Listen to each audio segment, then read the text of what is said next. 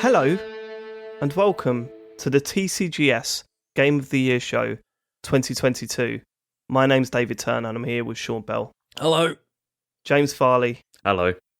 Matt Murray. Hello, I'm scared. I was going to say, why do we get like this? James sounds really confident and calm. He sounds all right. Yeah, he always sounds great and confident at the start of these shows. It's the end of them where it matters. Where I listened back to last year's show today, actually. And James at one point said about a game where he was trying to defend to get someone to change to his game. He went, is a game? And that was it. And do you remember, James, what was the deciding factor for Death's Door winning last year? No. Do you remember what happened? What did happen? You went on a big long rant about how It Takes Two should win, and then I asked you to name the two main characters. Oh, yeah. And you struggled, and then you suddenly come out with them, and I asked you if you cheated, and you said yes. Right. Although to be clear, this year is going to be fully legit. Well, whatever game wins is going to be through, a rigorous process. It's going to be, there's not going to be any We have started later than we usually do. I am not expecting there to be a decent reason why we've picked a game of the year this year. I'm just giving you the heads up. It's going to be absolutely watertight. Go on, sorry. I'd like to start the show by thanking our Patreon producers this month, and bear with us, there are a lot. And thank you so much for supporting us and going, full Nels! Our Patreon producers are Aaron Patrick, the QuickBooks chap, Simon Nelson, Jack Oven, Moomin Biscuit, Trans Rights are Human Rights, Dave Ernsberger, Colin Brown, Gazman, Rocketman76, Grey Dragon Claw, Fred Fenge, Smooth Monkey, Don Whiskerando, Colin Smith, Richard Sawyer, Tom S., John Tempelli, Laser Quest, Andy Palmer, Jackie Sniper, Garrison Savannah, and two new Full Nels members. I mean, it was only last week we were talking about how crazy it was that we had so many. It's Lord Stock Lord Stock equals Best Dad Worst Gamer. Okay. Best Dad Worst Gamer. Right, I think that's right. Okay, I mean, it's better than the other way around, right? Definitely. Yeah, Worst Dad Best Gamer. Yeah. I don't know, sometimes I feel like that, Sean, if I'm honest. And Merry Christmas Wolf Sword. What a name. I fucking love that. I hope that's another one that stays throughout the year. Never changes the name. Yeah. And that's not me saying, I hope they give us money every month. I'm just like the name. You can support us by going to patreon.com/TCGS. We really do appreciate it. Marvel calls, all of that sort of stuff. I don't want to bang on about it too much because, my word, you really have supported this month, and we really do appreciate it as we sit down in preparation to record what is one of the most tense shows of the year. It doesn't get bigger than this. It's really Game of the Year. How are we all feeling? I feel horrible, but can I just ask a question first of all before we begin? No. Go on. What are you sighing for, David? I didn't sigh, mate. Honestly, that was in your head, that sigh. Okay. Okay.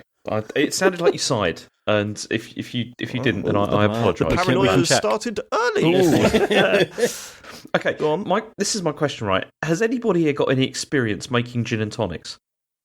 Yes. No. Well, yeah, actually, yeah. Why? It's not hard. No, I know, but I'm just wondering, what do you put in first? Is it tonic or is it the gin. water? Right. Okay. Gin. Right. The water. I don't know why I said that. I meant the gin. Why are you putting water? He's making G&Ts with tap water. It's dry tonic water. I got confused for a second, right? So you put the gin in first, not like the whole bottle or whatever, and then some of the water, then some water or tonic water rather. Tonic, yeah. Right. Okay. Have you ever drunk gin and tonic before? I have.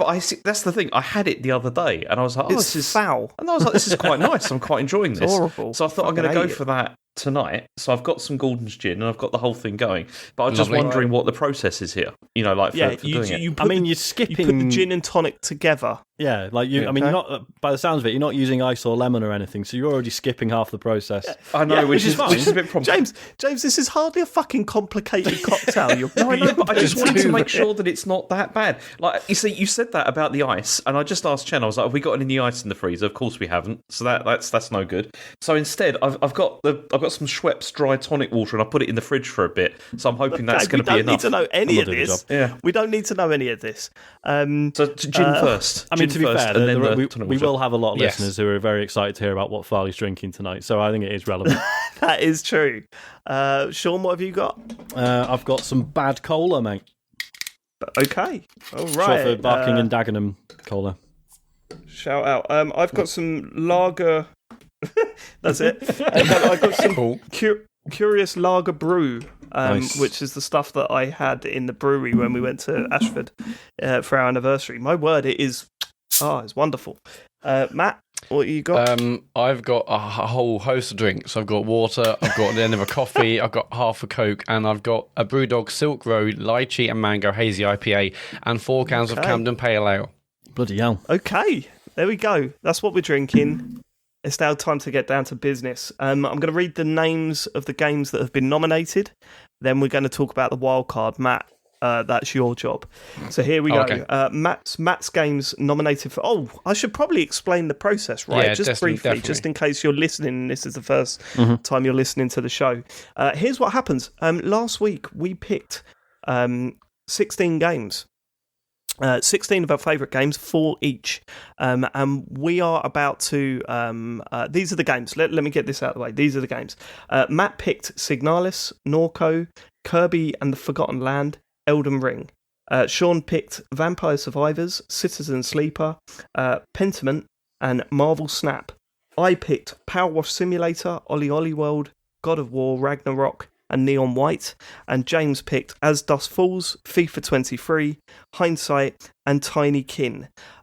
Now, what we are about to do is put all these games, bar one, but I'll explain that later, all these games into a pot, pull them out one by one, explain why we chose which game is in that pot. We'll go into depth about why we love the game so much, and they will have to face off against each other all the way through to a final. Think of the World Cup.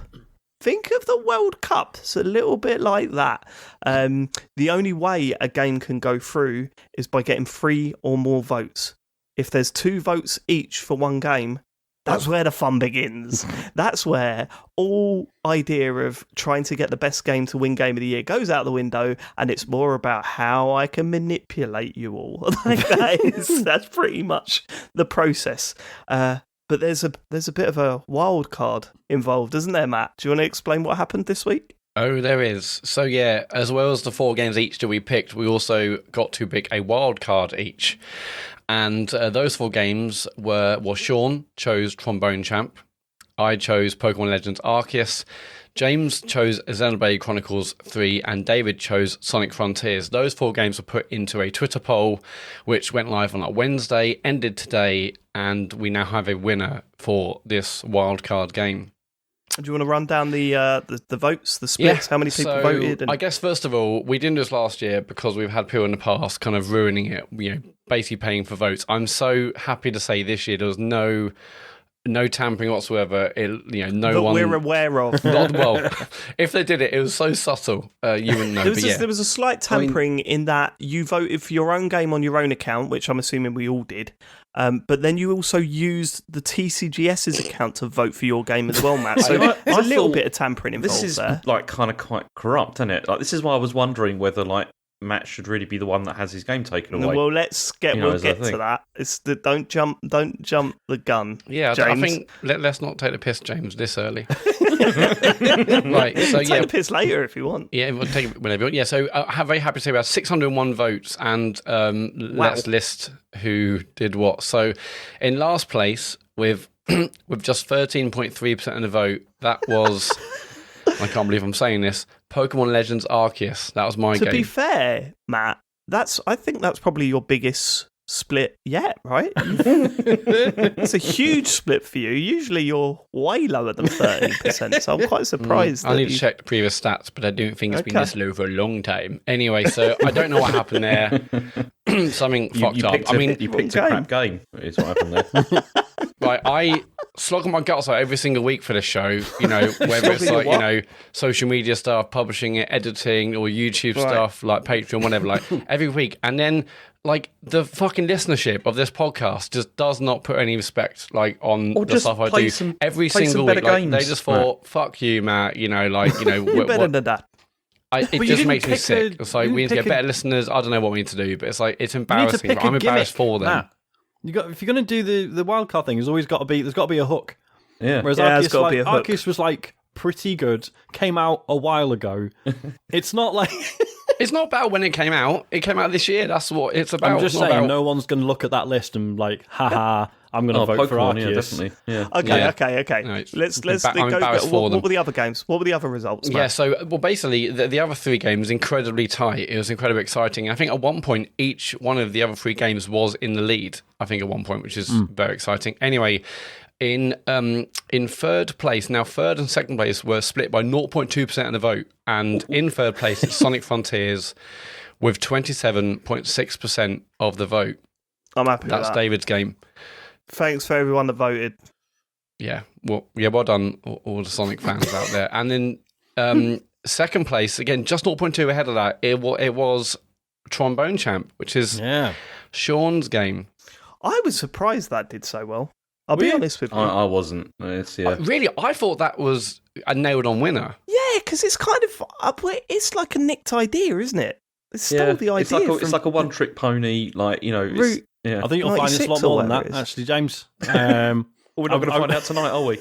No, we're not. The thing with Trombone Tramp is that they saw a mini game in another game and went, we'll just make a game out of that. I'm still not on board with that, Sean. Oh, whatever. Still not on board with it. Whatever. Neither were the listeners. Well, it doesn't matter now. I would say go and watch my Christmas stream, but half of it's muted on YouTube because it uses copyright music. That's so annoying. Yeah, it's ridiculous, isn't it? I did watch the mince pies bit though, Sean. I thought it was quite good. Good. Yeah. Oh, it's incredible, yeah. Okay. So that all leaves the winner, which is Xenoblade Chronicles 3, which has 31.3% of the votes. Again, only 4% or so above the other two. But yeah, James's Xenoblade Chronicles 3 has won the wildcard vote, and that game will be going into our list. I would just like to say, I'd just like to start by, James, I did not know you were capable of such shithousery. So I didn't really pick up why you'd nominated this game at the time. I didn't even know that it was a secret that you hadn't completed it. I thought you had, or I just didn't really care about that series, so completely forgot about it. But the fact that you were holding your opinions on Xenoblade Chronicles 3 to ransom, that you were only going to say what you thought of the game if it won the vote, I was like, you're a fucking genius. That is such a good move. Yeah, I hate to admit it, but yeah, it's like, fucking hell, he's absolutely done us all here. It's absolutely... really. And none of us can do that again, because who gives a shit? but like... To pick that out and do that and spend the time. I mean, fair play, James. Yeah. It was incredible. I think it was absolutely deserved to win, given what you went through to play that game in secret and then hold everyone to ransom. Well done. Yeah, and to be clear, it's the best game probably did win this, right? Like it's probably not close. Did it, Sonic? Did it? Sonic's. We'll find out, pretty James. good. If it turns out you didn't like it all that much, then this is going to be. Then that's even better. But what this means for this competition is that James's games are going in the hat already. So that's Tinykin, Hindsight, FIFA 23, and As Dusk Falls. They are currently in the pot. So what our next task is, because James wins immunity by winning the winning the wildcard vote. The next task, and I don't know how we're even going to do this, because I'm looking at the games in front of me, and usually there's one that sticks out, and you go, that one's going to get replaced. Well, James had all of those. So yes, I was thinking that. So here we go. So we got Xenoblade Chronicles 3. Here are the games that one of these has got to go. Signalis, NORCO, Kirby and the Forgotten Land, Elden Ring, Vampire Survivors, Citizen Sleeper, Pentiment, Marvel Snap, Power Wash Simulator, Ollie World, God of War Ragnarok, Neon White. Let's whittle this down like we usually do. Which ones are definitely in? Elden Ring, right? Yep. You think that's it? Oh, God, yeah. Are you kidding me? You think that's it? Any others that stick out as definites? I can contribute to this, right? I can say yeah, what of I course. think. I mean, I think God of War should probably be in there as a certainty. Really? I'd agree. No, Matt? Well, I mean, that's not a definite, but yeah, I mean, it's obviously a very good game. I think. Okay, well, Citizen we'll put Sleeper. it in maybe. See, this is the problem, right? We're actually doing the work here. I don't want any of your stupid nonsense of turning this into a fucking battle between us all. Just let's get to that. Yeah, let's try and work together for a bit. Fuck off. I mean, Citizen Sleeper, definitely. Yeah, that stays in. Really? No, actually. No, I think we can put that in a maybe pile. Yeah. Dave, can we James. try and work together, please? Citizen Sleeper's in. Okay, I think Vampire Survivors is in. Yeah. Yep. That's in. I mean, I'll be honest, I think all of Sean should probably stay in. Oh, thank you, Matt. Pentiment, I haven't played. Marvel Snap. See, that's the problem. Played, but Marvel Snap, I think is too big not to go in. I don't think. I think that got so much buzz. Any objections? No, I think those four should probably go. Marvel Snap's in. Yeah. I would like to think that Neon White is in. Only because I'm very, very passionate about that game. Okay, I'm not hearing much support, so I thought it was in the maybe pile. On the maybe pile, yeah. All right, let's go. Signalis. That should be in the maybe pile as well, I think. Maybe what? pile. Signalis on the maybe? Yeah. Okay. You liked it, didn't you, James? I did like it, but... Ollie World? So maybe for me. That's a maybe as well for me, yeah. Maybe, really? I thought we all loved that. Pentiment? I mean, for me, that's essential, but obviously... Yeah, it's a maybe pile. There's been a week since we last talked about it. I don't know if any of you have played it. Kirby and the Forgotten Land? That's got to stay. That's got to go through. Definitely. That stays. I'm agreeing with that. NORCO? I think stays. Maybe. And then Power Wash Simulator. I personally, I didn't get on with it. I don't think you liked it, did you, Dave? I thought you were... I mean, I kind of want to save it until it comes, but yeah, of course I did. All right. Why did I have It was just the way you talked about it. It was, I don't know, it sounds like Stockholm Syndrome or something. It kind of was, yeah, but I guess, like... Yeah, but sometimes you can spend hours on something and not really like it. Oh, so here's our maybe pile. Arceus, for example. Yeah. Here's our maybe pile. Power Wash Simulator, Signalis, Neon White, God of War Ragnarok, Ollie World, Pentiment, NORCO. That's all of them. Jokes aside, I don't know how God of War is in this maybe pile. No, neither do I. That's crazy. Okay, let's get it in a definite pile then. A definite pile. I don't even know what NORCO is. That's not NORCO's fault.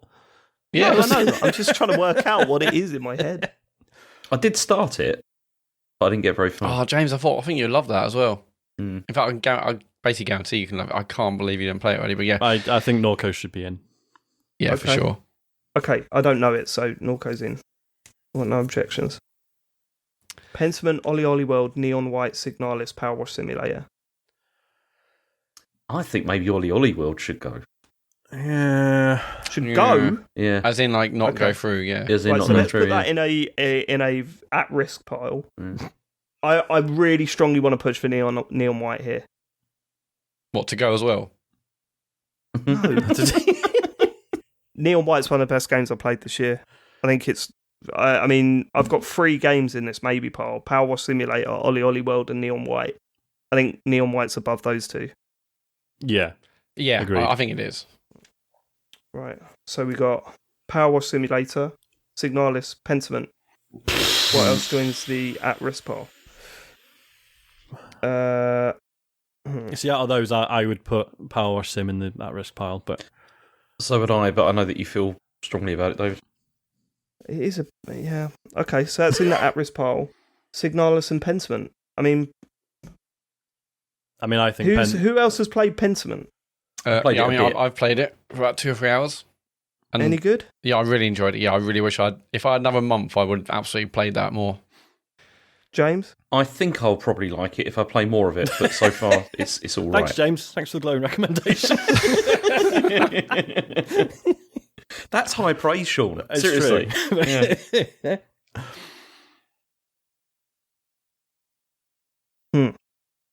And Signalis is absolutely excellent. It's really, really, really You're good. the only one that says that, though, Matt. James, you liked the same it. about Ollie Ollie World and Power Wash. James, you liked Signalis, didn't you? I did like it, yeah, but it's also got quite a few problems as well. That's the one that sticks out for me. What's the list currently, sorry? Power Wash, Ollie Ollie World, Signalis, and Pentiment. I'm surprised I had to argue this much for Ollie Ollie World. Because I thought we all loved it when it came out. I know, but exactly, it was quite good. I mean, I enjoyed it. I had a good time with it, but it was wasn't brilliant for like a week. Yeah, I'm not sure it's like... I played it for much longer than a week. I don't know. I don't want to because I feel like I'm getting away relatively unscathed here, so I don't want to be like, yeah, fuck that game, get that out. Like, do you know what I mean? But that's part of the game. No, maybe it's got to be a little bit like that. Sean. Come on. Maybe it should be Signalis, seeing as how Matt cheated with the he cheated and he lost the vote by some margin. Yeah, I think that is probably a good shout. What is it about the margin or just losing? I don't think just I because a just larger think we're at margin. a point where we can't decide which one goes, and now that seems like a good enough reason to suddenly use. Okay. So I've got 2 games in, right? Mm-hmm. I've got 2 games in this maybe poll. Yeah. I'm going to save Power Wash Simulator. Okay, is that okay? Yeah. So then you've got Ollie Ollie World versus Signalis. So it's Ollie Ollie World, Signalis, or Pentiment. Yeah. Well, it can't really be Pentiment because I think that's like Sean's a big fan of that. I really think it should be in. Yeah. Okay, it's in. We're down to Ollie Ollie World and Signalis. I think Ollie Ollie World should go. I think Signalis should go. Interesting. 2 reasons. First, we all have fun with Ollie Ollie World. Mm-hmm. Only one of us has had fun with Signalis. That's not true. James had fun with it. I did have fun with it. I just don't think it's a Game of the Year contender. I think that's the more decider. Game of the Year talking contender about than Ollie Ollie World, though, James. Oh, come on, James. Do you remember when you said it was like Mario and that you got all the way through to the end? You suddenly clicked with you and you loved it. That's true. That is true, actually, yeah. I did. I mean, if gun to my head, like, you can play one game right now, Signalis or Ollie Ollie World, it's Ollie Ollie World. Yeah, same here. Without hesitation. We should do a vote. They're up against each other. I mean, we can do it. It seems like it's pretty much agreed already, but let's do a vote. Why not? All right, James. Does Matt get a vote, since he cheated before? Yes, I do get a fucking vote, James. Go on, James. I'm going to vote to keep Ollie Ollie World. The same. Yeah, same. Sean? Same. Signalis is out. Sorry, Matt. Genuinely sorry. Like, it's obviously a very cool game, and I know a lot of people will be upset at it going out now. Here's the thing.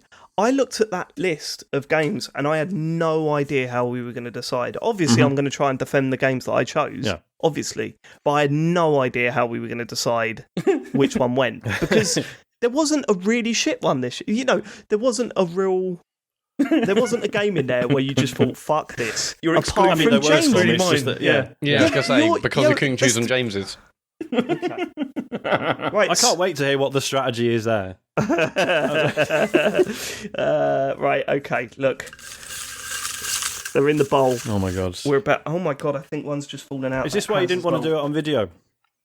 So you can fuck with the... I will never fuck with this, ever. It's just too good the way it works out. I just never want to fuck with it. Yeah. Right, here we go. This is the bit. Are you ready? Are you ready for the first game? No. Okay. The first game out of the hat is Matt. NORCO. Ooh. Excellent. Well, let's talk about NORCO then. Can I just say, you sound a bit angry. Am I? Do I sound a bit angry? Yeah.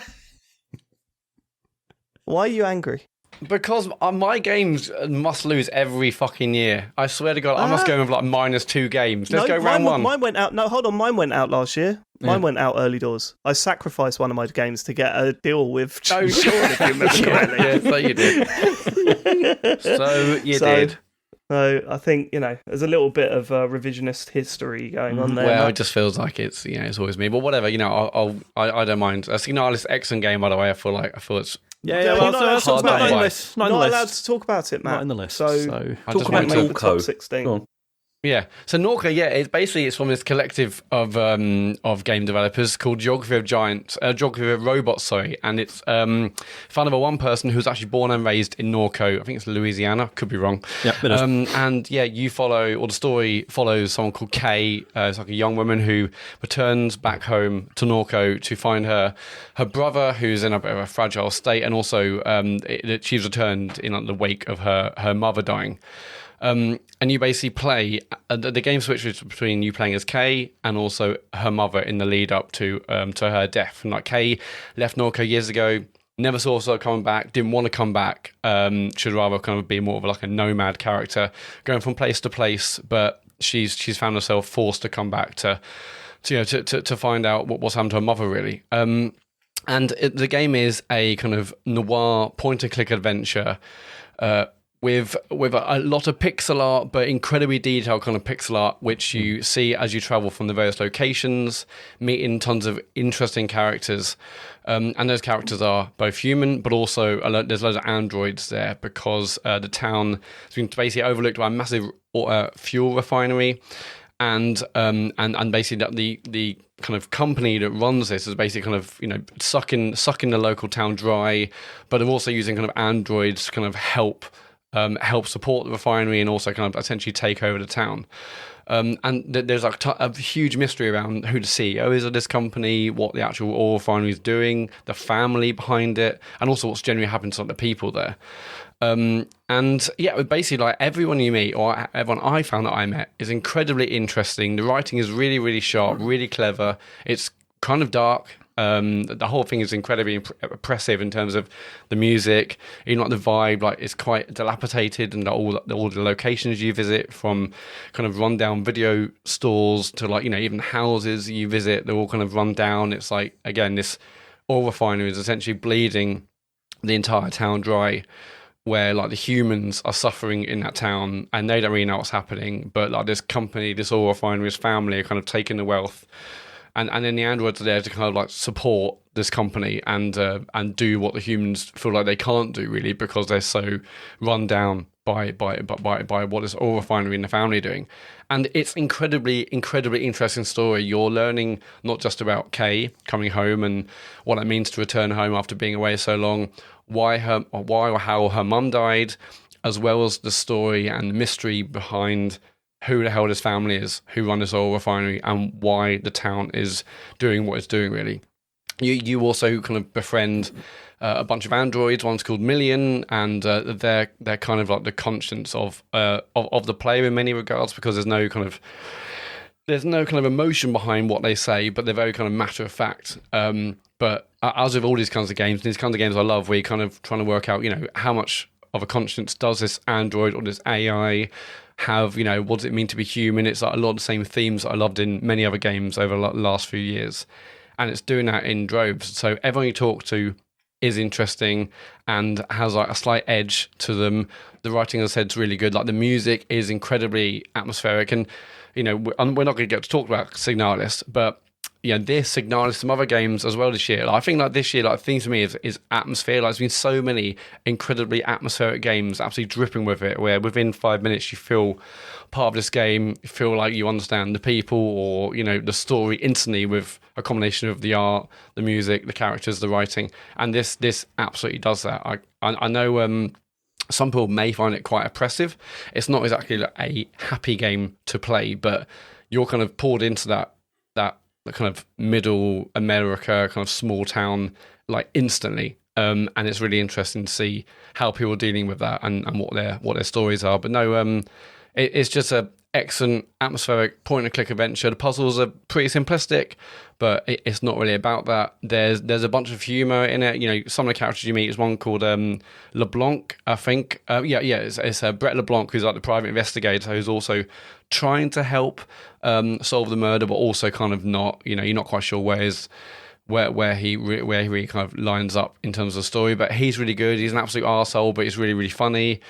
You meet kind of like our high school friends and you know who are still in the town and they haven't left, but now they're starting like a blog to talk about the real news. You know, don't trust the mainstream media and this, that, and the other. So almost everyone you meet is interesting and adds like another kind of shade to the story.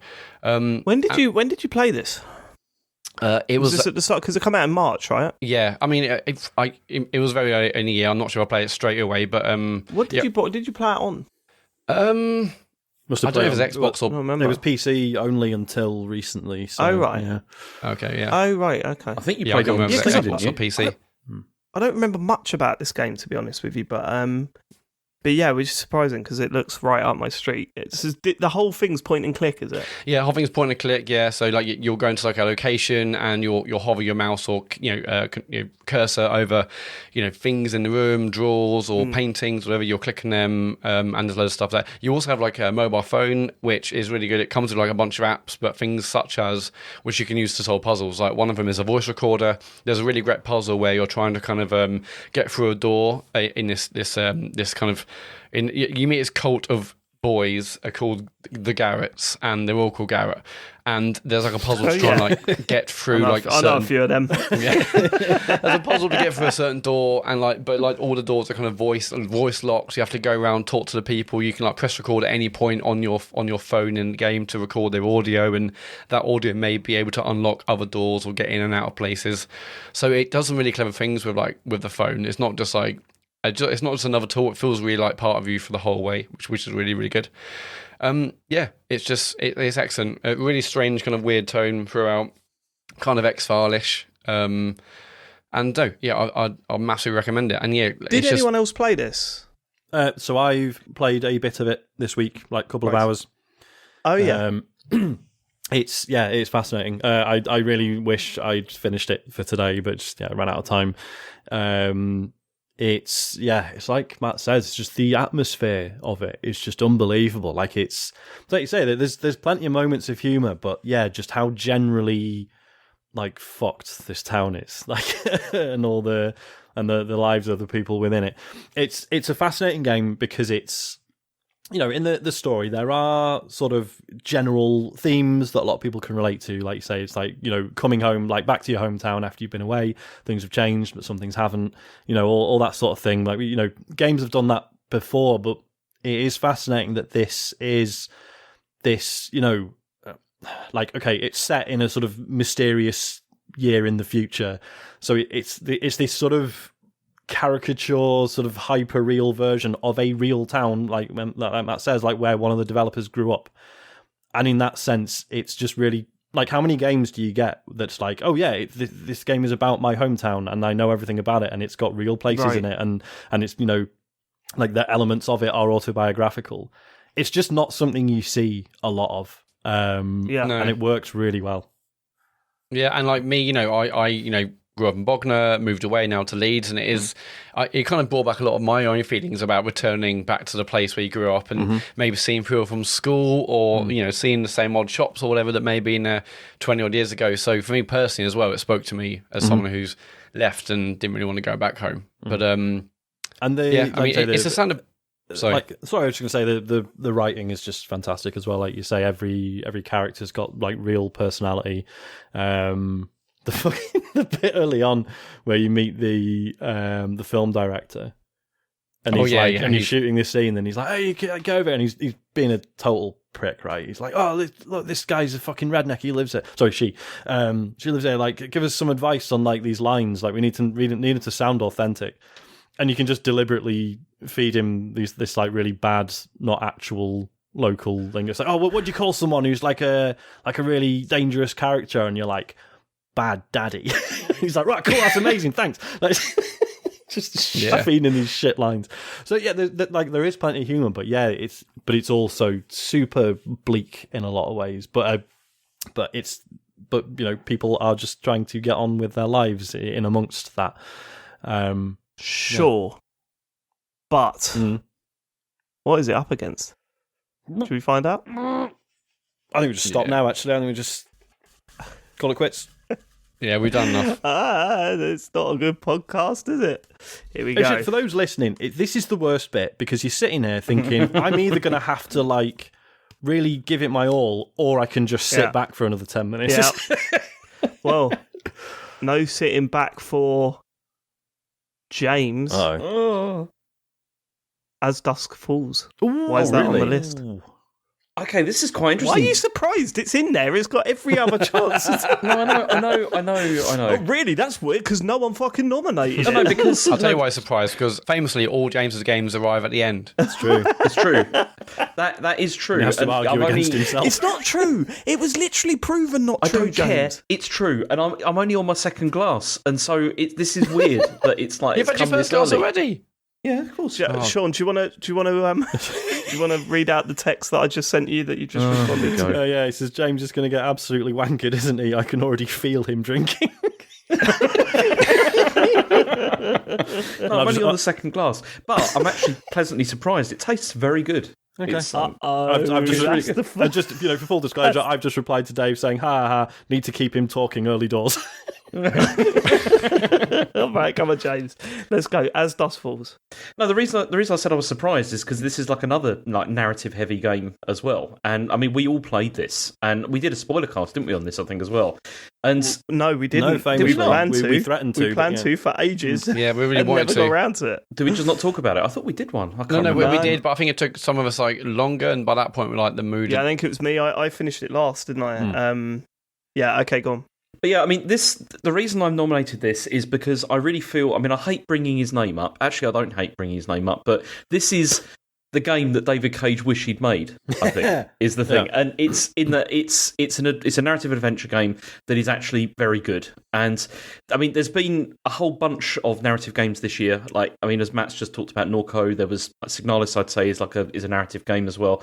But this one really stood out for me. And I think the reason why is, I don't really want to go massively into the story because we've already talked about it extensively on the show before. But I think one of the reasons I really liked it is because structurally, this avoids the tedium that I've experienced in many other narrative games. I think you could talk about the story. I mean, we didn't go into the story much at all, really, because it ruins the game, and we're not. We'll talk around the major plot points, but I think it's important to talk about the story at this stage. Yeah, I think at this point we kind of have to. I mean. So okay, well let me talk about the structure first because that's the thing that I found most interesting about this because it's, as I said, you don't have to click on things to move forward, which is kind of nice, and instead it keeps the strength is mostly on just focusing on these dialogue choices instead. And this is simply, see, I'm a huge fan of visual novels, and this felt more like a visual novel to me because you don't have that whole thing of having to walk around, click on stuff and all that kind of thing. Instead, the choices really just come through dialogue choices instead. Totally, yeah. But in comparison to Japanese visual novels that I played, the reason this really works is because the choices come significantly more frequently in this, and they have real impact. It feels as well. And I think the fact that this does the Detroit thing of showing all the the flow chart of possible options and possible things that could have happened. And when we talked about showing off, isn't it? It's just pointless showing off that. I don't care, but look at what you could do differently. But when we talked about it on the show, we did have quite different paths that we took. We really did, yeah. I mean, although by the end things do sort of get funneled towards a sort of I'd say a reasonably general conclusion, even with a couple of different things. It still works, and it still gives the impression that you're really making proper choices.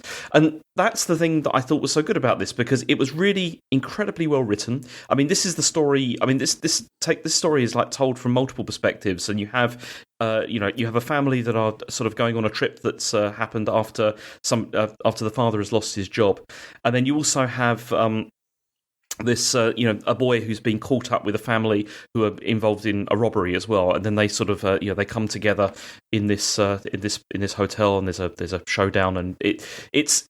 I mean, the reason it works is because the characters are so well written that I found myself rooting for them, and I was also rooting for other characters to fail as well. And that's real buy-in, like that you've got from that. If you actually care, about what's going on here and what's going to happen, to these characters. And there's stuff in this that is genuinely shocking, that happens. I mean, I had a situation where, a policeman got killed in my one, but it didn't in yours. Is that right, David? I think. Do you remember? What was that, mate? There was in my game, I ended up, a policeman got shot and killed. Whereas I know there was just loads of stuff like that where one of the main characters died in my game, and I know that main character can last to the end, and the whole bloody ending changes in a big way. It's I think the genius of As Dusk Falls, right, is that it's like do you remember what was it, Gardens Between, right? Yeah. And I said what was amazing about Gardens Between is that it was very, very linear, and all you could do is fast forward and rewind, which as a mechanic isn't the most exciting. However, they took advantage of how strict everything was, how it knew where characters were at any one time, no matter what you were doing, right? So there'd be moments where characters would touch each other or reach out to hold hands or walk along side by side, or one of them falls over, the other one goes back to pick them up. You don't get that in games because games, anything can happen at any time, right? So they can't allow for stuff like that. In Gardens Between, it was very strict, and they took advantage of that to show you stuff you've not seen in games before. I think what As Dusk Falls does is it doesn't have to render every scene. There's not. I'm assuming, and maybe I'm wrong. I'm pretty sure I'm not. Creating a scene in As Dusk Falls is a lot more. Is a lot easier, less time consuming than it would be to completely do a 3D animated render it. 100%. Right? So what they've done, or what they seem to have done, is said, we can only really afford to do 2 or 3 little branches here, and they've got to come together at some point. They've got, let's do 6, and then maybe they can come back, because it's, they can go off in further directions because it's not as limited as most narrative games are that we play. And what they also decide to do, which is brilliant, is remove all the stuff that slows down, like Life is Strange games, right? We're huge fans of them, those games. And the amount of times we've gone, I just wish it would drop the puzzles.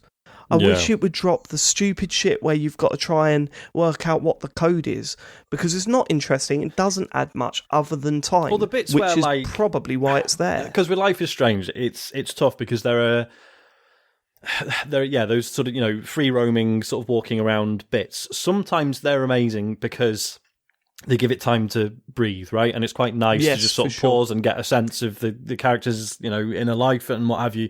But then there are some of those where it's like you're in your friend's dorm room, fucking go on a computer and read your emails because there's going to be a vital clue in there for later. And you're like, what? And it's trying to encourage exploration, but in a way that's really nosy and weird. And ruins the. It takes you out of the experience. Yeah, definitely. And that's what really works with this, because this is what I mean about structurally how they organise this so that you with this I felt like I was watching a really good TV drama. Yeah. Whereas with something like Life is Strange, it's true I'd say you are more sort of inhabiting the character that you're playing as. But that can be quite tedious as well, like in places. Yeah. Whereas with this, I didn't get that. I mean, also the other thing that I think this was what was really good about this is the characters were so sort of multifaceted and interesting as well.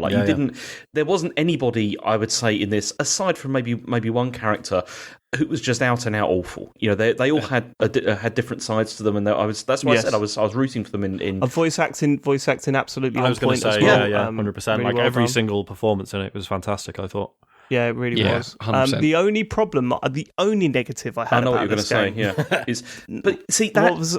I know you're going to say the end because there's you see the thing because the majority of the end was great. Yeah, that's what. But there's I can't remember what it was, and that I was trying to look it up just now. But there was one line said by one character that I just thought that ruins everything. Well, it doesn't ruin everything. It didn't ruin everything. But you look at it and you go, why? What? Why? It felt like we need something to like maybe sort of hint at a sequel, and it didn't need that at all. It did a Squid Game, like basically, where it was like this could have perfectly been like a standalone, just one series would have been amazing, because the story it tells and the conclusion that you get for the main character in this is also like excellent, really good. And what they hint at the end does. And what's so crazy about that as well is the other reason I think this is an excellent game is because things evolve like pretty logically in this, and there's not really any sort of ridiculous twists either, no nonsense like throughout it. Yeah. There's definitely some like crazy bits, but it's all feels earned. It all feels quite logical, as you say. Yeah, it's all grounded in reality, I think, isn't it?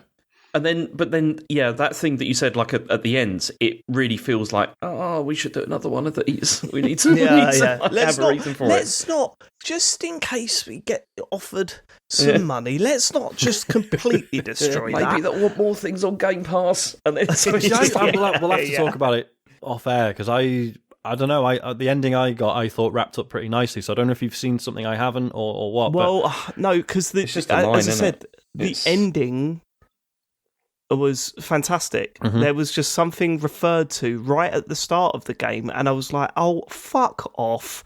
And I don't know, whatever. Mm-hmm. Look, I think it was on my list for Game of the Year. If you didn't nominate it, James, I was definitely going to.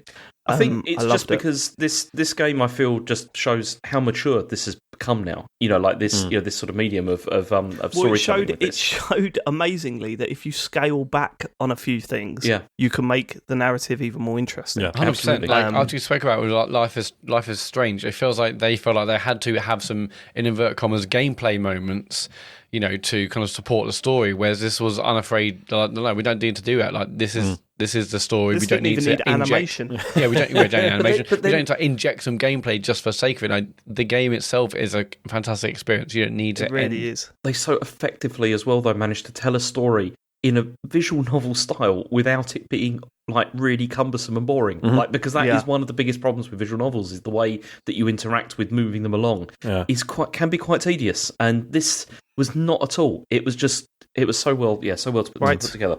Oh yeah, for me, I also love this game. But just like you mentioned that being a TV show, but I had that same kind of pang of sadness when the game ended, as you would do when you're watching a show and that ends. And I was like, oh no, it wasn't. In a year of great TV, just felt like very much like the bridge between a great game and a great TV show. And 6 hours, they flew by. Each chapter just an hour long. I thought, it was really good. It was brilliant. Let's vote. I don't want to start with I don't want to. Let's James. not do it. Let's leave it. Well, I'm voting as Dusk Falls, obviously. This is the easy one, isn't it? Go on, Sean. No, it's not easy at all. I don't know. Oh, right. Okay. Well, let me go. I'll go as Dusk Falls as well then. Matt. I'm gonna go Norco. Okay. Just be honest, with yourself. I just being honest, obviously I finished as Dusk Falls, but it shouldn't just go to the one that I finished, right? Yeah, but you could have finished Norco and then found out it was a stinker. You don't know that. I think this is sometimes. I think sometimes we have to worry about collective fault when it gets to deadlock. I think initially you should just go with what you think. You know what I mean? And if you think that you shouldn't just go for the one that you finish, then don't go for that. I don't want to make an enemy of Matt Murray, Dave. That's the problem. No one wants that. Don't worry, have you seen his games? What's he going to do? He still hasn't forgiven me for booting out... Actually, we do need his vote at some point, don't we? He still hasn't forgiven me for booting out Outer Wilds through the year, so... Well, let's not get into that. I don't want to cry this early on the show. He's got Elden Ring and Kirby. Don't worry about it. That's true. He's fine. Yeah, that's unfair. Just because I have some other games, you think, we can fuck his first two off in the first 2 minutes. Well, look, I mean, I'm not going to try and sway you yet. It's up to you. We need your final vote, Sean. Sean, I was expecting you to have played and finished Norco this week. We need your final vote. How long is it, Matt? I can't remember. It didn't feel like a very long game. It's pretty short, right? Eight. But also, what's the point of asking me? Everything's like 3 times the length for me, so I think it's 10 hours probably. Okay. It's got to be As Dusk Falls. Sorry, I really loved it. I love both games. but I like 3 versus 1. But like As Dusk Falls is like the first thing I've sat and played with new, start to finish in years as well. Like we haven't done that in ages, and it was just such a good time. It's a good game. It's a very good game. It's a good game. Yeah, I mean the thing is, I also out. absolutely loved As Dusk Falls as well. It's absolutely one of my favourite games this year. So it's a tough one, and all the things we mentioned, it did it so well. Well, let's see what's next out of the hat. Are we ready? Yes. So that's NORCO gone. Yes. NORCO's out. The next game out of the hat is another James game. Oh, brilliant. Hindsight. Hindsight. Okay. Again, this is another narrative game, which is, but it's a different style of narrative game entirely. I mean, none of you have played this, have you, at all? I played and completed it this weekend. Oh, excellent. Oh, you did? Okay. Yeah, I finished it, yeah. Yeah, you see, I've got a feeling that this is probably going to be one that's going to go out like quite quickly, because I think it's one of those games that I really connected with and I found very interesting, because it focuses on a character that is going back to a parent's house and to sort of pack it up after somebody has died, and it's the reason that I enjoyed this so much is because the main focus here is on trying to look at things from different perspectives, and that's done in a gameplay mode whereby you like look at different objects and then you like rotate them, and then as you rotate them, it then will like zoom in, and then you get to see like another memory. And the thing that I found interesting about it was this idea that your memories that you have, sometimes you may look at them. You have a certain idea about something, but then when you look at it from a different perspective, maybe you not that you were wrong, but maybe that you were not thinking about it in the quite the right way. And I just found the game to be very emotionally affecting, and I think it's probably because like this year I've thought about this sort of thing quite a lot, and it's made me think a lot about some of these ideas. What did you think of it, David? I mean, I have to ask you, like, because it's only about 2 hours long, and it's a very simple game, and it really doesn't take very long to get through. But did you find it interesting at all, or not particularly? I hated it. You hated it? Yeah, hated every minute of it. Can you explain why you didn't like it? I hated the story it told. I hated the way it told it. I thought, here's the story, right? The world's most selfish woman reflects on her own life after her mum dies, who is the second world's most selfish woman. Honestly, you don't even really know anything about the mum because she's so focused on herself. Yeah, no, but it's not though. That's not true, because you don't. She's not. No, she's not, because that's the whole thing. She's looking back at things that have happened, right, and she's seeing them from different perspectives. Sean, she talks about how she was a pastel artist, her mum, and in one scene you see the mum using the pastels to create art. You know what she's drawing? Herself. That's what a lot of artists do. They do self-portraits. Look, in terms of dealing with grief, there are various different factors of it, and I'm pretty sure that's going to come up later, right? Here, it focused on one, and that was self-reflection. Yeah. And within the 2 hours, it just felt that all she cared about was me all the way through it. And I was going, surely she's going to talk about someone else at some point. Well, no, because surely that's the she's whole going to point. reflect this is supposed to be her surely she's story. going to reflect on what her mum went through to get to that. Nah, doesn't really go into it. The way it transitions from scene to scene, I think looked really great, right? So it's not like all bad, but my word, the amount of times you're sitting there and going, so to progress in the game, right? And I've got no problems with a game being anti-game, right? I've got no problems with a game saying, look, you don't have to, there's no really a game element here. As Dusk Falls is through, that backs me up. Hindsight, you have to kind of like either look around and find a ghost version of the character to move forward into the scene, or you find an object that's flashing, and then sometimes it asks you to do a little mini puzzle thing where you slide things about, but sometimes that's part of it and sometimes not. Like the letters on the fridge, James, were you I know, at it the is letters a bit on the fiddly. fridge for ages? Yeah, it is a bit fiddly, where you're trying to figure... I'm spelling different things and nothing's happened. It turns out you don't even need to touch the letters on the fridge. It does nothing. Yeah, it's true. It's absolutely nothing. Yeah.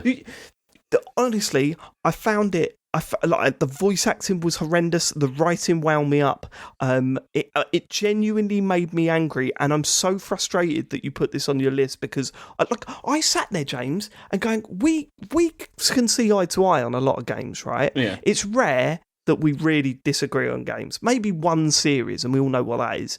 But with this, I do not get how you played this and put this on Game of the Year, and I'm pissed off that you did because I paid £12 for this. You didn't? I didn't even know this was on phones. It was £4 on the phone. I checked this morning, so I've paid way over the odds for a game that I fucking hated from start to finish, and it's all your fault. This isn't going through, mate. This ain't going through. Honestly, the whole game she's sitting there going, I did this. And then I did that. Yeah, because listen, fuck off, right? Listen. No, she's trying to. This is a self-reflective, like personal story. This is what this is supposed to be. It's not supposed to be about other people. She's looking at this purely from her own perspective. And you're allowed to do that, David. You're allowed to do that.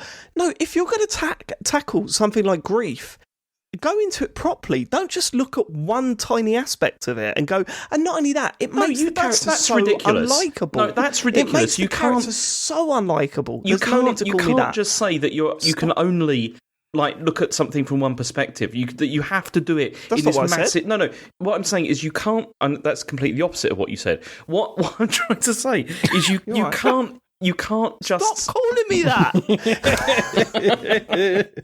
God, sorry. I'll stop that. I was just about to say you can't again, and now I can't. No, you can. I'll stop doing that. James, honestly, I didn't have... Right, look, maybe I'm being a little bit too direct, right? Here's my overall feeling. I played it for 2 hours, right? I had no feeling or interest in the character, and I had no understanding of that character, right? I didn't know what her motivations were. I didn't know how she really felt about her mum passing away. But that's the point. I really didn't. No, then what's the point? Exactly. Explain the point to me. There is no point. That's the point. Right, okay, I fucking hate that. How many times have you said that about a game? We've done this before on another game. I swear we've said this on another game. Because I remember James saying those exact words about, that is the point, there's no point. It's a waste of time because sometimes people have feelings and they're just trying to process them, but then they don't, there's no grand narrative to this. There's no sort of dealing with all of their issues and everything. Right, but there's just the fact that they're just expressing what they're feeling. Her self-reflection was not... The only connection that I could make from her self-reflection of her life and her mum's life was she was very demanding and she took that into the kitchen with her. Yeah. And that's how she became a good chef. Right? That's the only connection. No other aspect of her life is covered between her connection between her mum and dad. But that's the point, though, isn't it? Is that's what she got from that relationship, and then all the other stuff was missing, and that's why this is so sad. But that's bollocks, because you don't just get one. No, you don't just. No, you don't understand. One aspect. Listen, no, you don't understand. The whole thing with this is that she got that one aspect right of the fact that this inspired her to become a chef, right, or whatever. That was the thing. But then the sadness from this game is the fact that that is all that she got from this. That there wasn't anything else, and that's what's really fucking sad. And that's why I thought it was interesting. I don't think that's how it works. I don't think you get one aspect of your parents' personality. No, you don't get one aspect. And that's the whole point. Oh, for fuck's sake. Look. You're going around in circles. What? No, you're saying because she only got that one thing and she didn't get anything else, and that's why it's sad. And then she didn't just get that. So what is it? It's sad that was the thing. I wish this was pulled out towards the end of the thing, because I'd love to hear this slurring. Go on. Forget it. Look, just what's it up against? No, don't forget it. No, you got a point to make. Make your point. I've made the point. The point is that this game is sad, and the reason that it is sad is sad. It is sad because all she got from her relationship with her mother was the fact that it inspired her to become something, but then there's everything else is missing, and that's what is tragic about this. Right, but I don't think that's a very regular occurrence that you only get that one thing from your parent. It doesn't have to be a regular occurrence. It's just a story it's trying to tell, surely. Yes, but it doesn't tell it well, Matt. It doesn't tell it well, though, Matt. So if you want to defend the game that you're not playing, then you carry on. You understood what it meant, though, didn't you? So, but I hated everything about it. I know, but that's. Yeah, I understood it. You're absolutely right. That's the positive I could say about the game. I understood it. I hated everything about it. Okay, we'll see up against.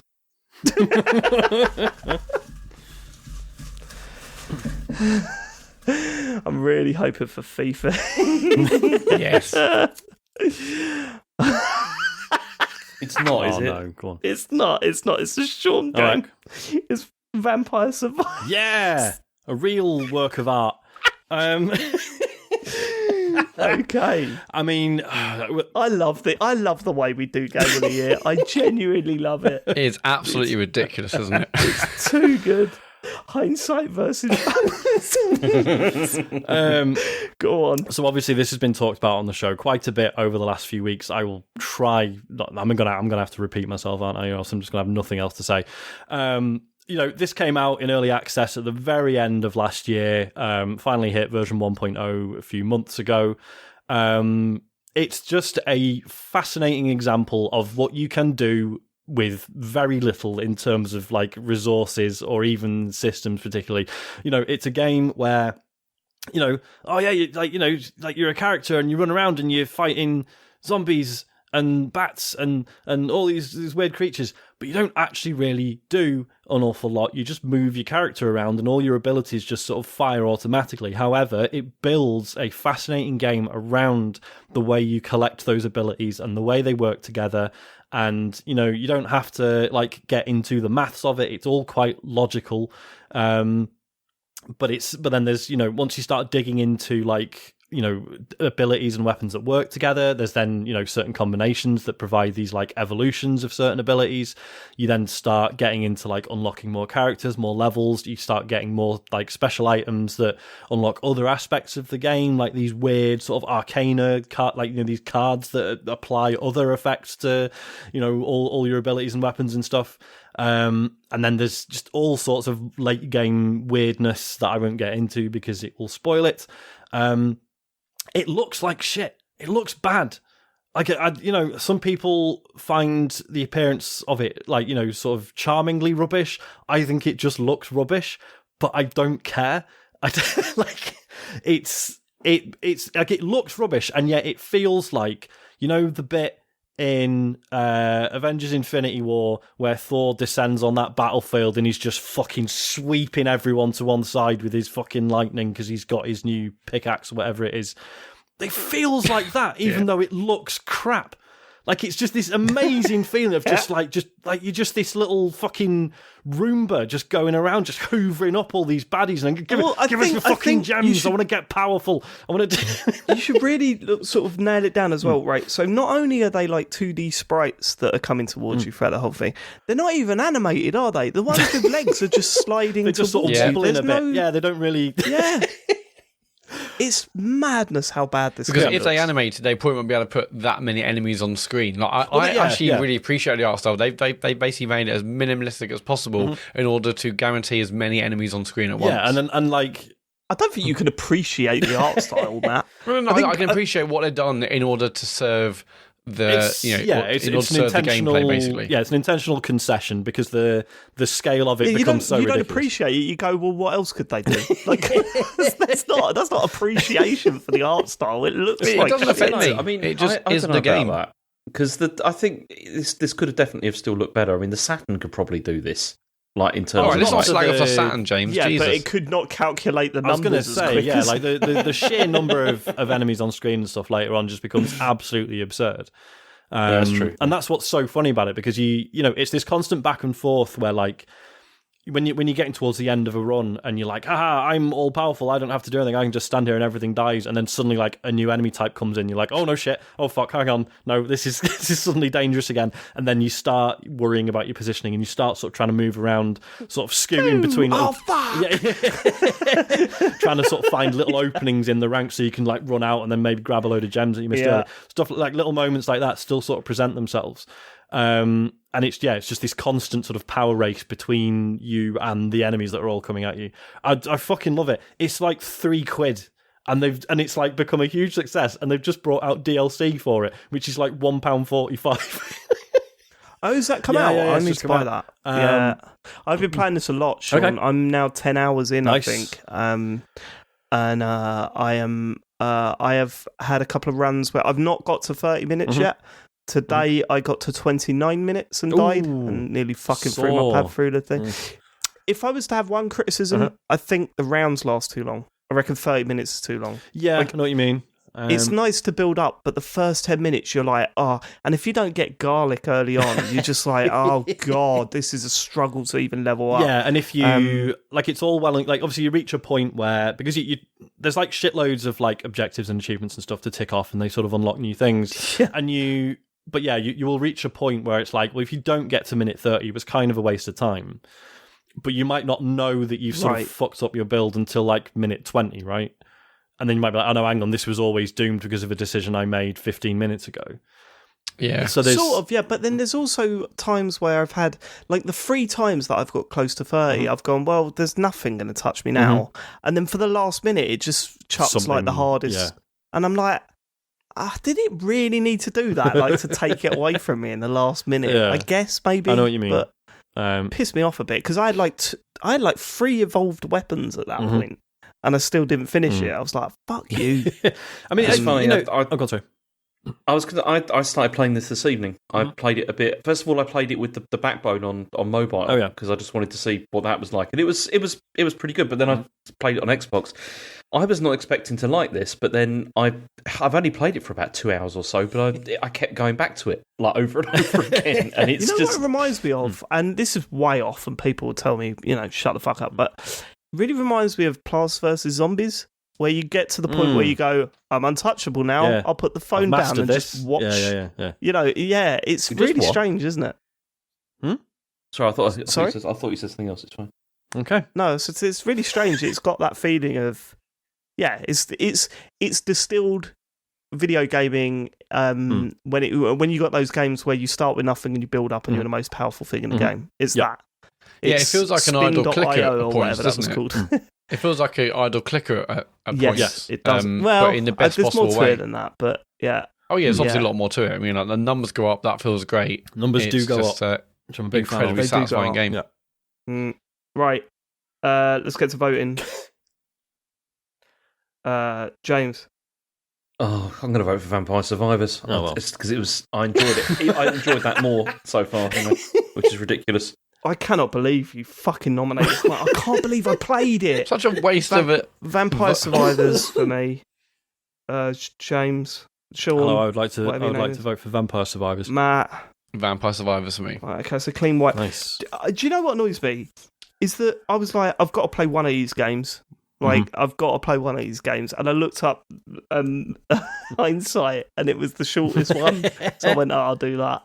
Could have played Norco. Pointless. What a waste of my time. You could have played Norco or Signalis. Or Pentiment. Came for a shootout.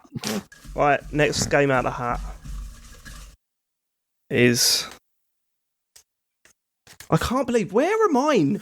Pentiment. Ooh, sure. Okay. So again, only talked about this recently, but I'll try and recap. So this is the sort of, narrative-focused... RPG from Obsidian. It's one of these sort of smaller projects they seem to be putting out while they work on Avowed, presumably. And it's a it's a story of he plays this artist called Andreas Mahler who is living in this village in the Bavarian Alps, and he's an artist and he's working at this monastery, and it very quickly becomes a murder mystery, and that is that's sort of the focus of chapter 1, and other things happen in chapter 2, and basically you're sort of on several occasions you are called upon to sort of investigate crimes. What's fascinating is that initially you're like, oh well, that's the game. It's I'm a 16th century detective. This is cool, but it's about much bigger things than that.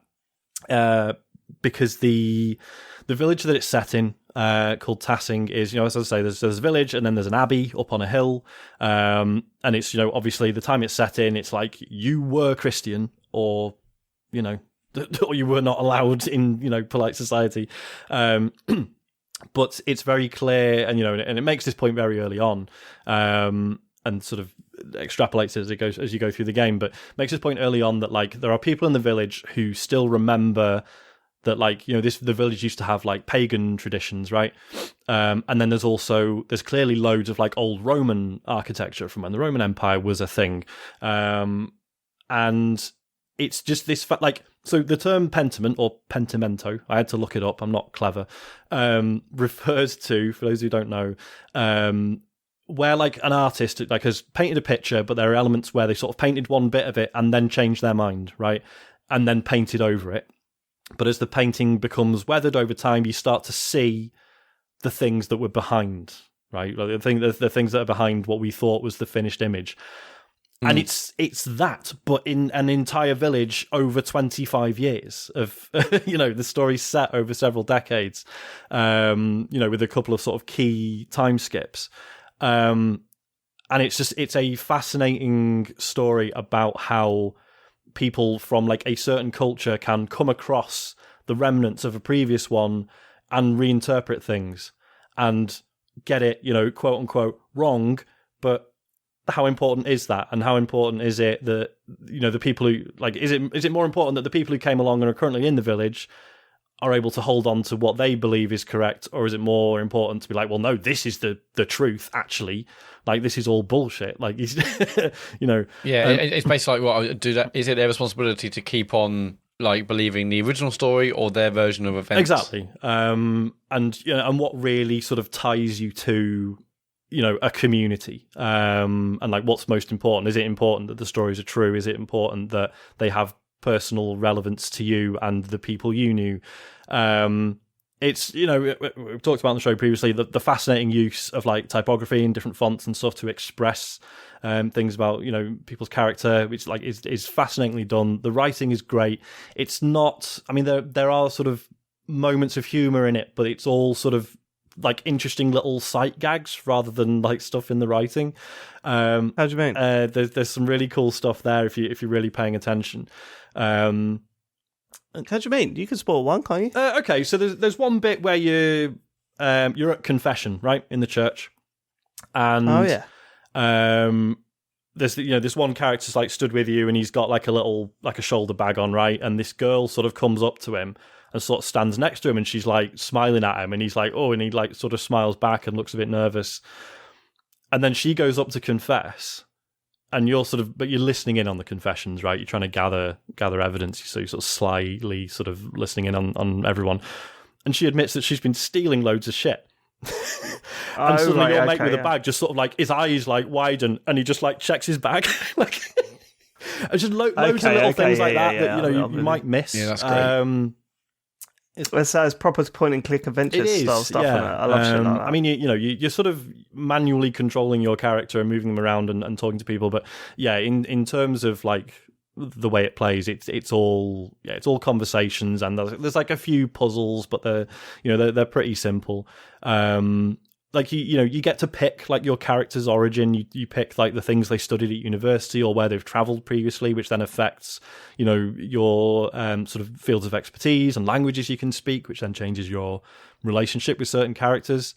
It's like the writing is just incredible. There's a bit that I will not spoil. All I'll say is it's about grief. And the way the way it exists and persists in a certain character's mind, and it fucking destroyed me. It comes up twice in the game, and both times I had to stop for a bit. It wasn't, it's not sort of manipulative. It's not, I don't know, like it feels very. Like it makes sense, and it's so beautifully written, and it's tragic, but it feels really appropriate, and it's so well done, and it's not even like it is a sort of contributing thing to the main story, I guess, but it's not like a big event. It's just a character like recalling something.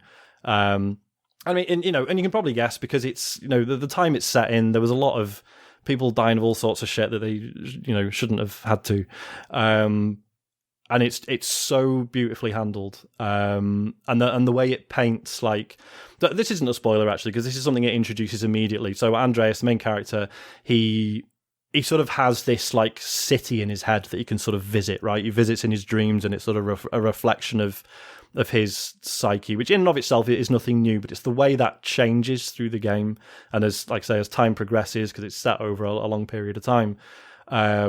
It's fascinatingly done. I'm so glad. I'm also really glad I played it around Christmas, because there is a bit. I mean, obviously, it only came out recently, which I do think was an intentional move, because there is a Christmas sort of becomes part of it. There's a bit late in the game that is set on Christmas Eve, right? And it's just beautifully done, because it's just this really nice moment of like all this stuff has happened in the game, but everyone sort of like everyone gathers around for Christmas, right? And again, it's making this point of like traditions, whatever your belief system is, whatever. Here's everyone gathering under one roof and just being like, fucking hell, what a year it's been, but we're all here, we're having a good time. It's hard to, like, as a big fan of Christmas, like, I really resonated with it. I mean, some people might hate it. I know not everyone has an easy relationship with Christmas or Christianity in general, but then equally, neither does the game, right? The game has a very, like, the way it portrays the church as an institution, but then also the individuals within it, is very complex and very nuanced. Broadly speaking, I don't think it likes the church in general. Like, it definitely has views, doesn't it? Yes, like it's very much, doesn't shy away from like the hypocrisies within, and basically the entire second chapter is like basically about how the abbey is like screwing over the village. And how the residents feel about that. It's a wonderful game, and I just can't believe it got made. I mean, I gather they were sort of working on it in secret and didn't really tell Microsoft when they bought them, when they bought Obsidian, and then apparently they kind of went like, "Hey, you're looking for stuff for Game Pass, right? This might be good." It's the humor is an interesting thing in it, because it looks like something from Monty Python, right? Because it's that style, right? Because it's like old sort of the sort of the marginalia in like manuscripts, or the sort of weird and wonderful drawings. It's all drawn in that style. So we are sort of trained to see that as like, oh well, this is going to be like a silly comedy, and it's really not. Like there's an option to like change the size of characters' heads. You can give everyone really big heads, and. Like, please. Oh, leave off. We've been doing that since the N64, mate. Yeah, nothing new. But yeah, like, but please don't do it, because there are so many scenes that would be completely ruined by that, I would think. I'm going to shut up now. Is it as funny as High on Life? Sorry? That's the question. Is it as funny as High on Life? Of course it isn't, Dave. It's the funniest game in the world that's ever been made. Okay. Well, I'm getting sarcasm now, and I don't believe you played it. But I will say... I haven't played High on Life. I had it installed because I wanted to play it, and so that I know, and I'm not just going, I saw the trailer and it was shit. Like, obviously we've got a podcast to do, and I finished Pentiment, and then I just looked at High on Life, and I just thought, like, the idea of playing High on Life right now feels like offensive to me. Because I'd had such a beautiful experience with Pentiment, and the way it wrapped up and the way it ended and the way it made me feel by the end, I was like, oh, fuck off with you. Everyone's gun swears at you. Like, and that's unfair, right? That is unfair. You arbiter of comedy. That is unfair. Listen to yourself. You've disappeared right up your own arse, boy. I'm just saying, like, in that moment, the idea of playing High on Life just felt so fucking inappropriate. Do you know what I mean? It was. I do. What's it up against? God, what's it going to be? God. One game I've got in mind that I'm really hoping for. I'm hoping it's something as well. FIFA. It's not. It's not. It's not FIFA. Is it it's time Elden to find out what James Farley thought of Xenoblade Chronicles 3. Oh, really? Yes. Wow. Let's go. Nice. Oh, it's a good job that this is a problem, because I'm a quarter of the way through the bottle. Fucking hell! Oh my god, that's a big old bottle of gin as well, James. Yeah, I know. It's 37.5%. We're not even. This is Keep it together, James. I want to hear about this game. This is only the third round of 16. We've got another 5 to go. Still, I've beaten John Denton's prediction. He thought it'd be 20 minutes in. We're an hour and 20 minutes in, so I win. Okay, good point. Yeah, you fucked up there, Denton. Right. Good day. Come on then. So, Xenoblade Chronicles 3. I played this, when was it? Over the summer, mostly. And I played it in secret because I did want to keep it for the wild card. Oh my God, so you've been saving it for all this time? He's pathetic, I thought you just smashed James? it in the last couple of weeks. No. I'd say pathetic. It's the most genius move I think we've ever experienced. So when I was talking about it on the show, you were just sitting there tight-lipped, just like, fucking hell. James, was this before or after Elden Ring? I guess before, right? It was before, it's before Elden Ring, yeah. Man. So when every week Ben was going, have you finished Xenoblade Chronicles 3 yet, Sean? I'm going, no, I will, I promise. You were just like, it's true. I was sitting there just thinking, I've done that. I've never wanted someone to hate a game so much, so I'm so interested to hear what. I really hope he comes in and just destroys it. I really want to go back and watch the old video podcast if we did them on video then, and every mention of Xenoblade and just look at Farley's camera. Well, I'll tell you, I could tell you what he was doing. He was almost falling asleep, Matt. That's probably what was going on that camera. There might be a little smile on his face as Depends if you were talking about Power Simulator or not. He was rolling back in his head. Yeah, because of all the gin. No, there are reasons why I played this. It wasn't just solely for the wild card. It is also because, you see, JRPGs have always been like an itch for me. As in, they're a kind of game that I've always wanted to like. But aside from the Persona series and Final Fantasy X, I've never really enjoyed one that much. But I've always wanted to. Like, it's one of those series that I've always wanted to sort of get into. Play Remake for fuck's sake, James. Maybe one day. But David said it's rubbish, and it makes me fuck not David. David said Hindsight's rubbish, and that's a solid gold GOTY contender. So very true.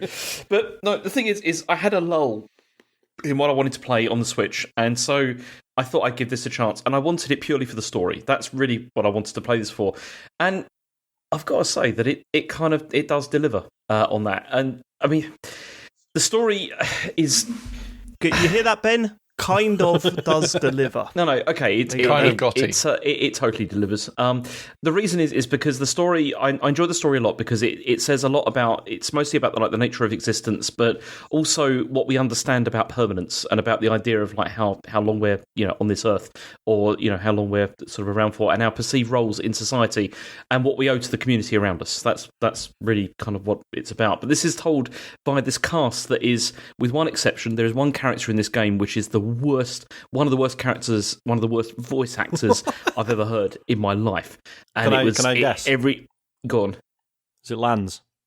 No, it's not. Okay. No, it's not.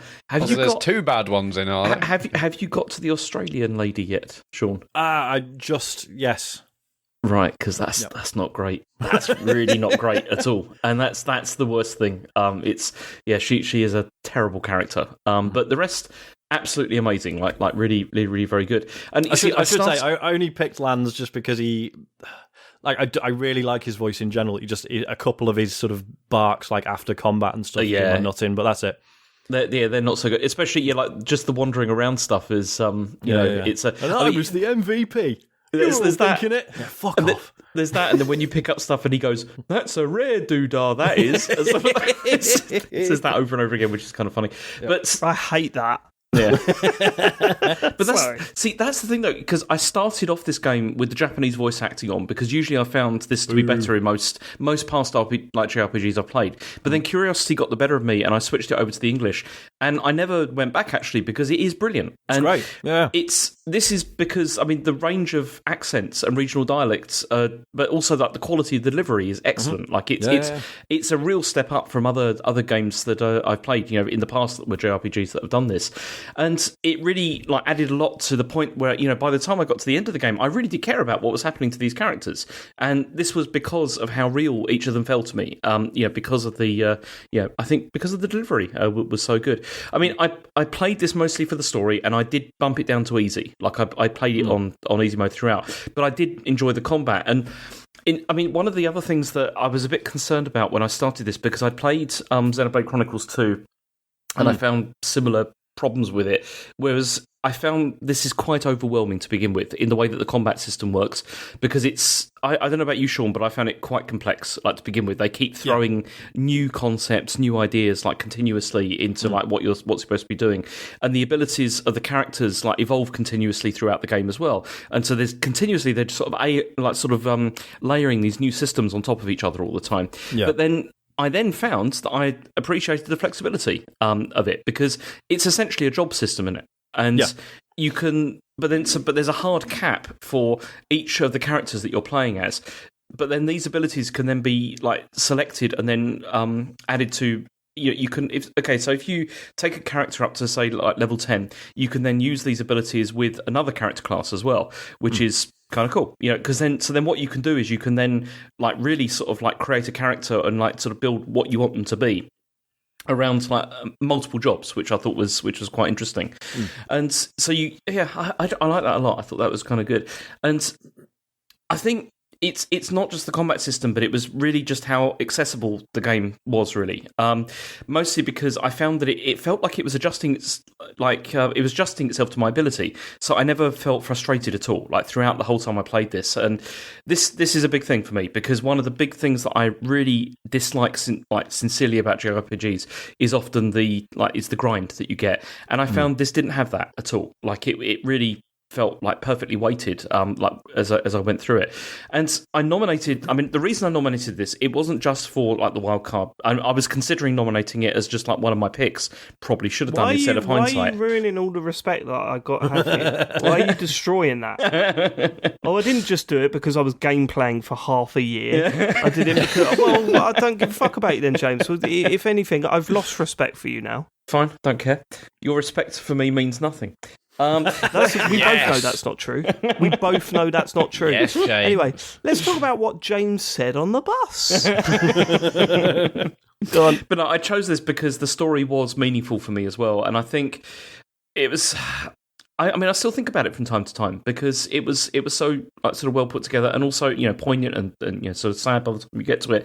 It does have some flaws, obviously. I mean, especially on a technical level, but it's one of the best JRPGs I've ever played, and it has made me feel that actually I probably would like to go back and maybe play some of the others at some point, because if this is sort of how they are, then I think probably I could get into this, because I had a great time with this. I really did. It's I did enjoy it a lot. It's quite a unique combat system, to be honest. I don't know if there's much else. Probably Final Fantasy 12 actually would be a good transition. I played 40 hours of this. I went back to it a bit this week just as a refresher, and confirmed myself I do really want to finish it. It's really good, and I bounced off Xenoblade Chronicles X on the Wii U, great console, RIP. Because it's, I don't know. I mean, in Xenoblade Chronicles X, for starters, half the music was just absolutely excruciating. Half of it was brilliant, and half of it was the worst thing I've ever heard. And also it had this really nasty habit of you'd just be around, exploring, and then it'd be like, aha, a level 90 enemy has just popped out of the ground for no reason. It's like, oh good, I'll run away from that then. And then the sort of weird sort of MMO style combat means that you can run away from an enemy, but it's it's still hitting you, fuck you. That doesn't really happen in this one, I found. It's pretty generous. There's a couple of bits where there'll be a big fucking treasure chest in the middle of nowhere, and as you approach it, a big enemy pops out of the ground, but you still have time to react to that and run away. So yeah, a lot of those irritations were gone with this, I found. And yeah, the story's decent. It's not only does it, it doesn't fall into a lot of the sort of JRPG stroke anime tropes where you see every plot twist coming a mile off and stuff. It's quite, I think I said when I talked about it back in the summer, I was it opens up where it's there's this endless war between these two armies that are clearly the fucking same, and and immediately this feels like bullshit, and then about 2 hours in it's guess what, it's all bullshit. Good, thank you. Because a lesser game would spend 10 hours going, oh, you didn't see this coming. Doesn't do that. like it actively mocks. There's like one character, one of the sort of the side characters that you can have in your party, and he's all mysterious and brooding, and he wears a mask, and he looks like a cool ninja, and he never tells you stuff. And like Uni in your party is just like, he does my head in. Why don't you just tell us stuff? Do you know what I mean? That stuff is great. Yeah, it's a really fucking good game. Particularly, I mean, that's the thing. Like the thing with the story that I enjoyed was just this idea of like, what your conception of reality and what you think reality is, and then like what your why you're here, and then it's like it all gets thrown into confusion, and and also like I mean it's not complex, but it's also like clearly the story is about like how people who should have loads of common interests can just be sort of really arbitrarily divided and made to resent one another. Yeah. Exactly. Yeah, it's that. Yeah, because it's really that sort of. I don't know if you've ever seen that like that picture of like nationalism defined. It's like our heroic people, and then their vicious enemy and all that kind of thing. And it's like it's basically it's very interesting. The way that's put together. Before we vote on this, have we ever actually spoken about what happened with what James said on the bus thing this year? Yeah, we did. Someone gave us the money and we had to politely return it. No, something else happened this year. Oh. So, everyone knew except for Matt.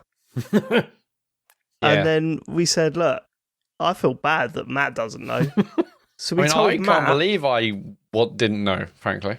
Yeah. Did he not laugh? We told Matt what James said on the bus. Yeah. After 5 years of build-up. And then he just tweeted it. Remember that? Did he? Yep.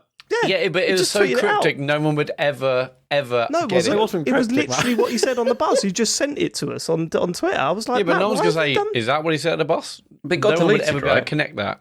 But even then, don't put it on Twitter. It was hidden in plain sight, Dave. No one would know. Put it on Mastodon at least. No one did. I did it on that as well, James. So me and James have known, obviously, for 5 years. No one's found out. Sean knew for about 2.5 years. No one found out. Matt found out 5 minutes. It's on Twitter. How many people have found out then, Dave, since then? Well, after I shouted at you and asked you to delete it. I didn't delete it, did I? Thankfully, you deleted it. Oh, did I? Yeah, okay, thank God for that. Otherwise, people would be searching for your Twitter feed. Anyway. It was so cryptic, no one would ever have got it anyway. I can't believe James said on the bus that everyone should buy Zombieland VR. Hashtag meta, I can't believe it. Pentiment versus Xenoblade Chronicles 3. James? Well, I'm going to vote Xenoblade Chronicles 3, obviously, because I had a great time with it. Sean? Pentiment. Matt? Now, this is a tough one because I've really enjoyed my 2 hours of Pentiment, and I definitely want to play it over Christmas. And like I said, if I had another month, I would have absolutely got this done in time. But I think James made a really compelling argument for Xenoblade, I'll be honest. And as someone myself who have only recently got, in inverted commas, got into JRPGs thanks to Remake and now playing Final Fantasy VII Original, I'm like, well, this does actually sound good. And obviously, it scored really highly in the year. Yeah, but consider this, Matt. It's Ben Syme's favourite game. That's the kicker, isn't it? That's the kicker. Ben Syme, for those of you that don't know, is a listener that has given all of us shit all the way through the year. All of the way through the year, he's given us shit. Each and every one of us. You're doing this wrong. You're saying that. I'm so tempted to hold that against him. Matt, if you vote for Xenoblade Chronicles 3, I'll play Final Fantasy VII Remake next. Oh, that's a good deal. That's a great deal. I mean, I'd love that because you'll fucking hate it, James. You won't. Why? He's not going to hate it, Dave, just because you didn't like it. It scored incredibly highly. It's a fantastic game. Right, I think he'll love the combat, and then he'll get so pissed off with how tedious the story is. I think he'll. I think there's things in that game that James will love. James. Do you know what doesn't have? There's things in the game that I love. Do you know what doesn't have a tedious story? Pentiment. Yeah? I don't know. The first 2 hours aren't that great. The only thing that's swaying me, Sean, is that James's tactic for that wild card was so good. Yeah. Oh yeah. I'll give you that. He's got my respect. You know what I mean? Like he might get a vote due to respect. For the first time ever. Right. Here's what's going to happen: is none of you are going to play Xenoblade Chronicles 3. But you probably are going to play. You probably are going to play Pentiment, and you're going to feel bad. That's very you're true. Feel bad if it doesn't go through. That's very true, Sean. That is a good point. Is that going to be this year's Red Dead 2 when James didn't finish it until after Christmas and is like, what the fuck have I done? I mean, the thing is, though, David, is you're never going to play Xenoblade Chronicles 3, but I don't think you'll like Pentiment either. Why is that? I just don't think you'll like it. Well, I've got what's that based Dave, on? I've got more faith in you than James. James doesn't think you can play our intellectual medieval game he about doesn't think you'll politics of understand the it. church, and That's not what I'm saying. You are convincing me the other way, though. James is like, you're like one of the peasants in the village, Dave. That's what he thinks. That's not what I'm saying at all. I'm trying to save you time. What's on the table here? Oh, what is on the table? Yeah, right. Yeah. So currently, obviously, James has voted for Xenoblade. Sean has obviously voted for Pentiment. So now me and David are kind of very much on the edge, aren't we, David? I could go either way. I'm waiting for benefits, Matt. I don't know about you. Me too. I'm ready for what we will get in return. So what hasn't come up yet that I really like? I will say this: someone has just texted me with an offer. Oh, spicy! I've had a text. You've had a text too? Might have done. Okay. James. You haven't shown me any names, Nick. Actually, it's a Love Island reference. What is James offering? Go with. I'm okay. I'm going with Pentiment because I clearly I would like that game more if I played it. I've got no interest in JRPGs, and there's no way I'm going to play Xenoblade Chronicles 3. So I think you're right. Although that move was so good, the wildcard move was so good. And I should say, obviously, I really want Pentiment to go through, but it does upset me a little bit that James's Xenoblade play it goes out in the first round.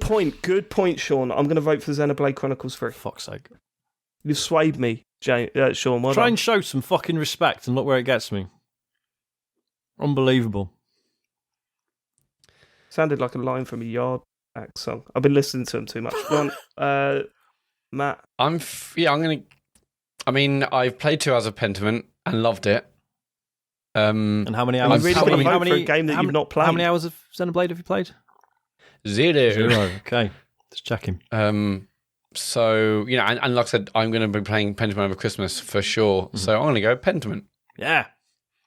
Okay. I mean, Matt. As I said, I'll play Final Fantasy VII, Matt. If you that's such a crap offer. Switch. Why is it crap? Why does Matt care if you play it or not? Well, no, because I'll talk about it and I'll back him up when things happen. What do you mean you'll back him up? You just lie about whether you like it again. Back me up when things happen. You might not back him. You might not like it. Okay, well, I've made my point that I thought the move was absolutely incredible. I should probably switch my vote. I don't want to be stuck in a deadlock between 2 games that I've never played. Think of how annoyed Ben will be. That's really, that's not kind. I'm pretty sure he really liked Pentiment as well, to be fair, but no. Yeah, that is true. Okay, I'll switch my vote. Pentiment. Okay. Yeah. All offers are now null and void. Well, obviously, because I didn't take you up on your offer. So of course it's null and void, James. Must have been That's a how shit offers work. Can we just have our first piss break of the podcast recording, please? Because I think it's probably needed. Go on, then. James, you must be desperate right now. Oh, I'm good. I'm fine. Oh dear. Oh dear. Oh dear. Oh dear. In a bit. Hello, is there anyone there? You do? Yeah, I'm here. Hey, Matt. Hello, is there anyone there? Oh, dear. Oh, God. How far are you in the bottle now, then? About a third of the way through. Oh, nice. Lovely work. Yeah. Yeah, it was my work Christmas party last night, so obviously I had way too much, and I thought, well, I'll have a beer now, and I'm worried it's unlocked some of last night's alcohol. It's fine. Hey, I'm back. Yeah, so James, you're feeling okay? I'm good, yeah, I'm fine. Yeah. Cool. It doesn't do anything. Is there anybody there? That's what I heard when James came in. I've only got one more game anyway. It doesn't do anything. To describe, so it's fine. It's going to be a banger. So Pentiment, That's out now, isn't it? It's gone through. No, Pentiment's in. No, Pentiment went through. Oh, yeah. Xenoblade's out. Yeah. Yeah, Xenoblade's out. Right, okay. Next one. Olli World. Ooh. The first of your games. First of my games. Yeah. Olli World was fantastic, really. It was a big surprise for me because I enjoyed Olli. I enjoyed Olli 2, but I didn't go all in on those games. Like, I wasn't like, this is it for me.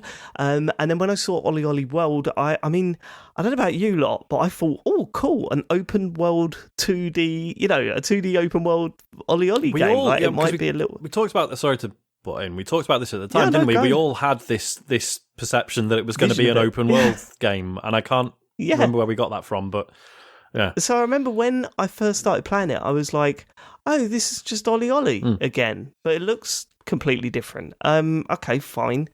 That's a bit disappointing. And then I just really zoned in on it. Like, I got so addicted to, firstly, initially getting through the game. That was the first thing that I wanted to do. But it had that sort of mix of, I want to get through the game, I'll push through this world, but I then want to go back and get every single achievement in that level. So I would just constantly go back. You would learn new moves. I love the fact that the game lets you use all the moves from day one. Like, there's all of the moves are unlocked. None of them are locked. However, it teaches you them as you go along. So if you were to boot that up for the first time, you've got your full move set there. But if if it is your first run, you don't actually know how to pull off those moves until it tells you. I think it blew me away on a few things. Firstly, how incredible it looked, and completely changing the art style of what Olli is, which used to very much be a silhouette skating game. And it turned it into a more cartoony look. And if you remember correctly, one of the things we spoke about at the time, it's got a character creation stuff. I didn't see one character creation character that looks bad. Like, all the clothes look brilliant. Everyone's character looked great. The amount of times you would see, like in loading screens, you see your friends' characters and you were like, wow, that looks brilliant. And just, it had that arcadey feel of, all right, you got to the end of the level, that's fine, but let's try and beat each other's scores. And there was so many ways of doing that. And by the end of it, like, by the time that I'd stopped playing it, I felt that you couldn't rest for a second. Whereas, like, when you first start playing it and getting used to the game, you can hit a grind and then relax a little bit until you get to the end of that rail, and then you've got to think about what to do next. You can't do that once you're really pushing for high scores. Like, you're constantly trying to change the way you're grinding mid-grind, you're spinning in the air, you're doing flip tricks out of rails and onto other ones. And then it had the various different routes that you could take, which opened things up, and various different types of achievements as you went through the level. I think it summed it up the best when James turned around to me and said, I'm really not feeling this. I'm really not getting on with it. And I said, well, what are you doing? He said, well, I'm trying to get all the achievements, but I'm not getting them. And I went, don't do that. Treat it like a Mario game. Get to the end of the level. That is your first, goal. Get to the end of the level. And some of these levels are really hard to get to the end of. It has that sort of trials thing where it's, it starts off more about how quickly can you get to the end of the level, and then it ends up, can you get to the end of the level? That's how it works. It's a lot easier than that, but you get the idea.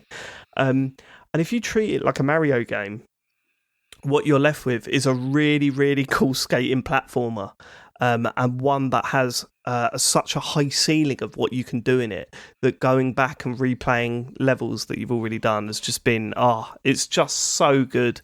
The race against that little bear thing in the rubber ring was just a real highlight for me when I finally did it, because you had to be so precise, you had to be so quick with your skating.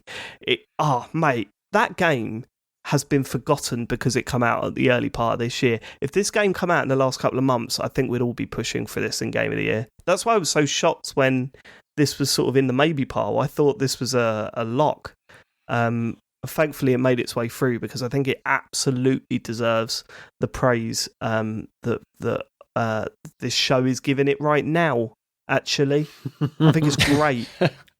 Did anyone else get to the end? James, you got to the end, didn't you? I did, yeah, I finished it. And but I went back and I did some of the other stuff to try and unlock as much stuff as possible. But yeah, I did enjoy it. I thought it was great. It was very good.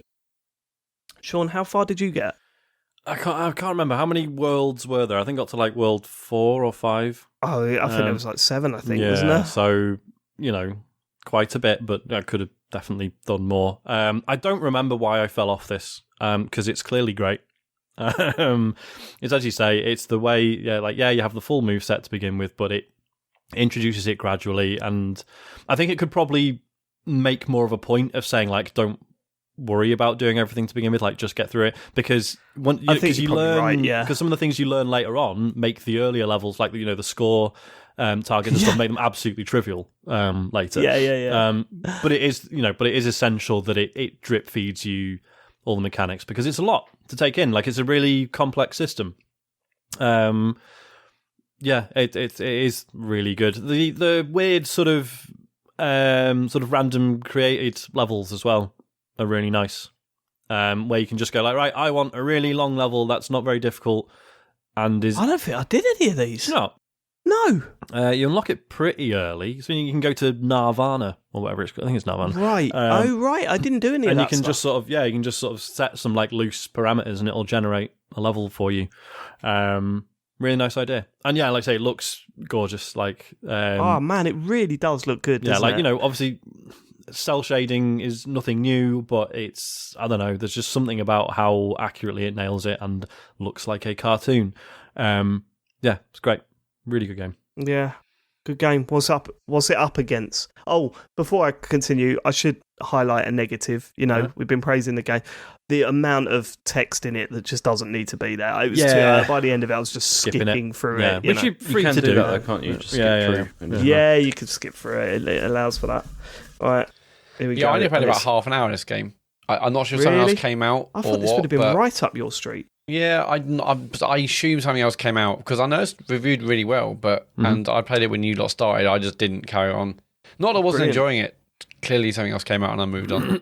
Well, something else has come out of the hat. No, go on, true. It's Matt's game. Kirby and the Forgotten Land.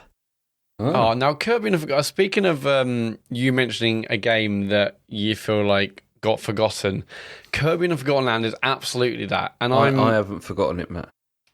Okay, that's good to know. Because I am astounded. You can forget where your gin is, though, James. Long way to go.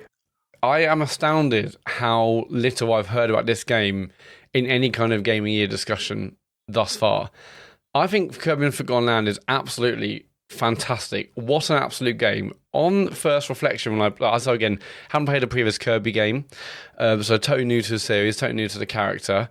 On first reflection, it feels rather simplistic. In fact, I was looking through my old notes I wrote when I first talked about this, and I was saying, gameplay is very simple. It's there's not a lot of challenge there. But then, thinking back on it now, and after I finished it, my view totally changed, because actually I think the kind of the challenge there makes it an incredible game. Now, the game itself, it's very simple. You basically you go from one end of the level to the other.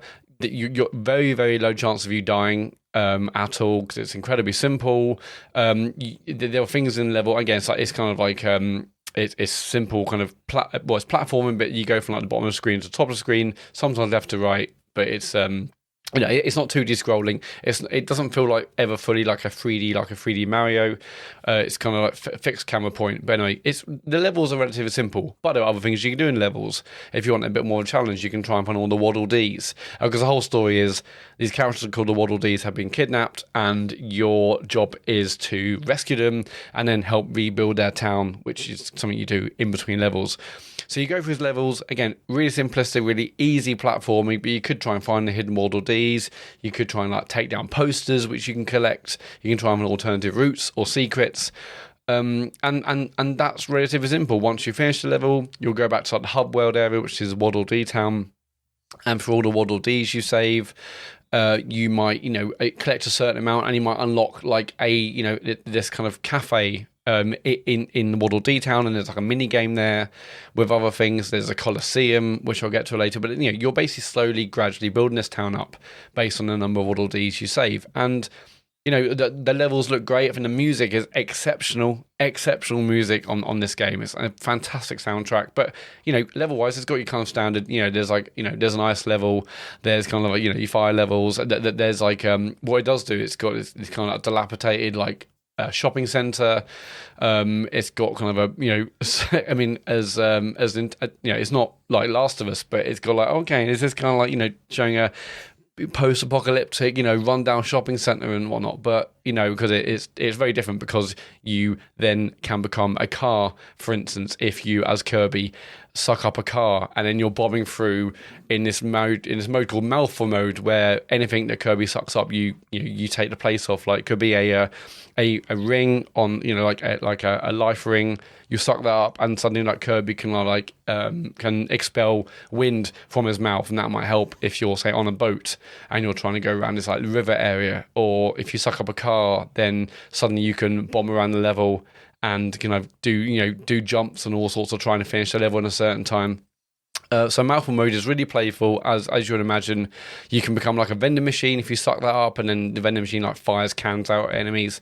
But this is all pretty simplistic. But it got to the point where, just like the best Mario games we love, where it's not about your first run through the game, it's about what happens when you finish the game and then you go to the end game or the post game stuff, or, as in my case, you want to 100% the game, because I wasn't expecting to want to 100% this game. There's probably plenty of other games coming out at the time, but I just absolutely loved the gameplay loop. Was fantastic. You'll go for a level, you'll get it done first time, then I guess I can collect these things and go back. But the more I was playing it, the more I was enjoying it, and the more I wanted to see. I didn't want the game to end, and the challenge massively ramps up. So there's these bosses at the end of each of these kind of worlds. And the bosses are get gradually tougher, but then when you go to the post game stuff, they're incredibly hard, I thought, but I think a perfect level of complexity, perfect level of difficulty. You also, during your gameplay, get to unlock new abilities. There could be swords or ice things or fire things. Each of I think there's more 12 or 13 abilities. They can all be upgraded 3 or 4 levels, and I did find that I was constantly juggling those abilities to get certain tasks done in levels, and all getting done within, say, a certain time limit. Or there might be a challenge like doing it without dying, or doing it only using this certain weapon. And so there is some strategy, there is some complexity in this, even if on first glance you might think this is just such an easy game for babies. What's the point? But no, there is, like the best Nintendo games and like the best Mario games, there is complexity if you want to find it. And as someone who hadn't played Kirby before, I absolutely wanted to find this, and I absolutely loved it. My love for the game just grew and grew, and I can't believe more people aren't talking about this game. I think, for me, this isn't quite Mario level, but this is up there with a Mario quality game. I think it's doesn't quite hit that same level, but it does all the great things that we loved in the Mario games. But it's in the Kirby flavour, and yeah, I mean, there's so much more to it. There's these treasure road stages, which are kind of mini We're just going to ignore levels. James in the background there. We're just going to ignore him. Sorry, I didn't hear. What did James do? I just said it's a very good game. Yeah. It is. Excellent. How many of us played it? Sorry, I know James did. David? Yeah. It just did not click with me. I found it a little bit dull, to be honest with you. Yeah. Oh, that's mad. I really love this game. I thought it was fantastic. I got to the point where I was just I'm not actually enjoying getting to the end of these levels, to be honest. I don't know, it's weird. I really enjoyed it up until Isaac decided that he was scared of one of the enemies, which, normally maximum sympathy for. I don't ever want to show him stuff that I know is scary, but I was like, mate, what is scary about this? Yeah. It's not... Yeah, no, oh, God, James has fallen over. Sorry. I dropped my glasses. Sorry. Drop your glasses. Yeah. They've fallen off your sled. I just imagine him sitting there with his hand on his forehead and then just slowly sliding off the bridge of his nose. It's because I sat on them recently and they're kind of broken. And so they keep falling off. They keep falling off. I mean, get new glasses, James. I am. When I come back, I've got an appointment. It's fine. I've got an appointment. What? Do they not sell glasses in Germany? They do, but I can't be bothered to go through the whole trying to explain what's going on and all that kind of thing. It's just How is your German coming along? Can you speak it yet? Not very well. It's not very well. Give us a little drunken German. What should I say? I don't know. Ask where the nearest I've drunk too much alcohol. Okay. Ist the Bahnhof in the near? There you go. Why have you got to put the... Yeah, you don't have to sound like you're on fucking hello, James. Jesus Christ.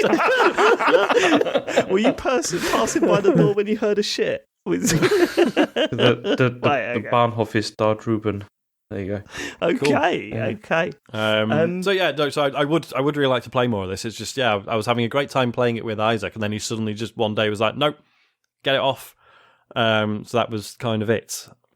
Yeah, because co-op in this game is also excellent. I mean, Elodie and I played a bunch of it.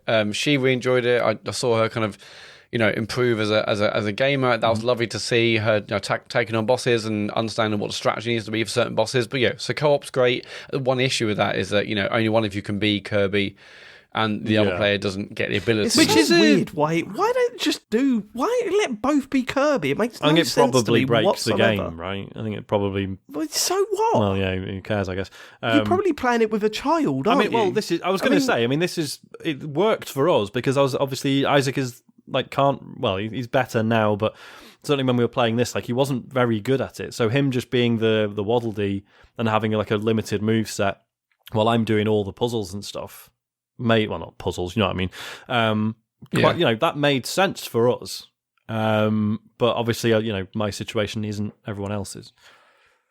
Can you tweet that picture that James just sent us, please, incling his message underneath it, Matt? Yes, I'll do it in a minute. For the TCGS account. But there's loads more to this game. Here's the other thing. Harry taps out of it as well. Did he? He got to the point where he just found it a bit dull. Were you making him be the Waddle Dee, though? Were you letting him be Kirby? No, we weren't playing co-op. Right, okay. He won't play co-op with me anymore. He's past that. He was really into it, and then he just stopped playing it. It is weird, isn't it? Because Asher loved the Star Allies one. He played that so much, and this one he didn't seem so interesting for some reason. Same, yeah, exactly the same. Harry just absolutely smashed Star Allies and that Boss Rush free-to-play thing. Oh yeah, but just couldn't get into this. I get it. Because I think this is brilliant. Yeah. All right, should we vote? James, I think I know which way you're voting. What are the games? So it's Kirby, and what's the other one? Olli World and Kirby. Okay, it's got to be Kirby in that case. Yeah. Okay. Matt? It's Kirby for me. Olli World for me. Sean, you've got to do the right thing. It's really good. It's got to be Curbs. Sorry, mate. Yeah. That's outrageous. It's one of the best games this year. This would have been on my list. Kirby is one of the best games this year. I for sure. I loved it. I thought it was brilliant. Fuck off. Yeah, no, I cannot understand. I'm a fireman now. I tried to play. What's your language? I tried to play this over the weekend some more, and I was like, okay, yeah, this is fun. This is fine. Mm-hmm. I didn't say it's game of the year, but it sounds like it's one of the games of the year. I will say this about it, right? It fucking looks incredible for that console. There's some of the stages. It looks gorgeous for that console. Seriously, 30 frames though. What is it? But I don't go to my Switch for 4K 60 or listen. This Mario is what I expect can do 60. Why can't Kirby? That's true. Right. Okay. Next. Right. Okay. So we're only halfway through the round of 16. We're 2 hours in. Next game out of the hat is James. Oh, what is it? Talk about Tinykin. Why is that on the list, mate? Tinykin. Okay. Tinykin. Did you forget that you nominated it? No, I didn't forget because this was a good one. And I mean, it came out of nowhere. This game, it completely came out. I was not expecting. It didn't. It did. It didn't. It didn't. Sean banged on about it for months before it came out. Yes. I don't remember that.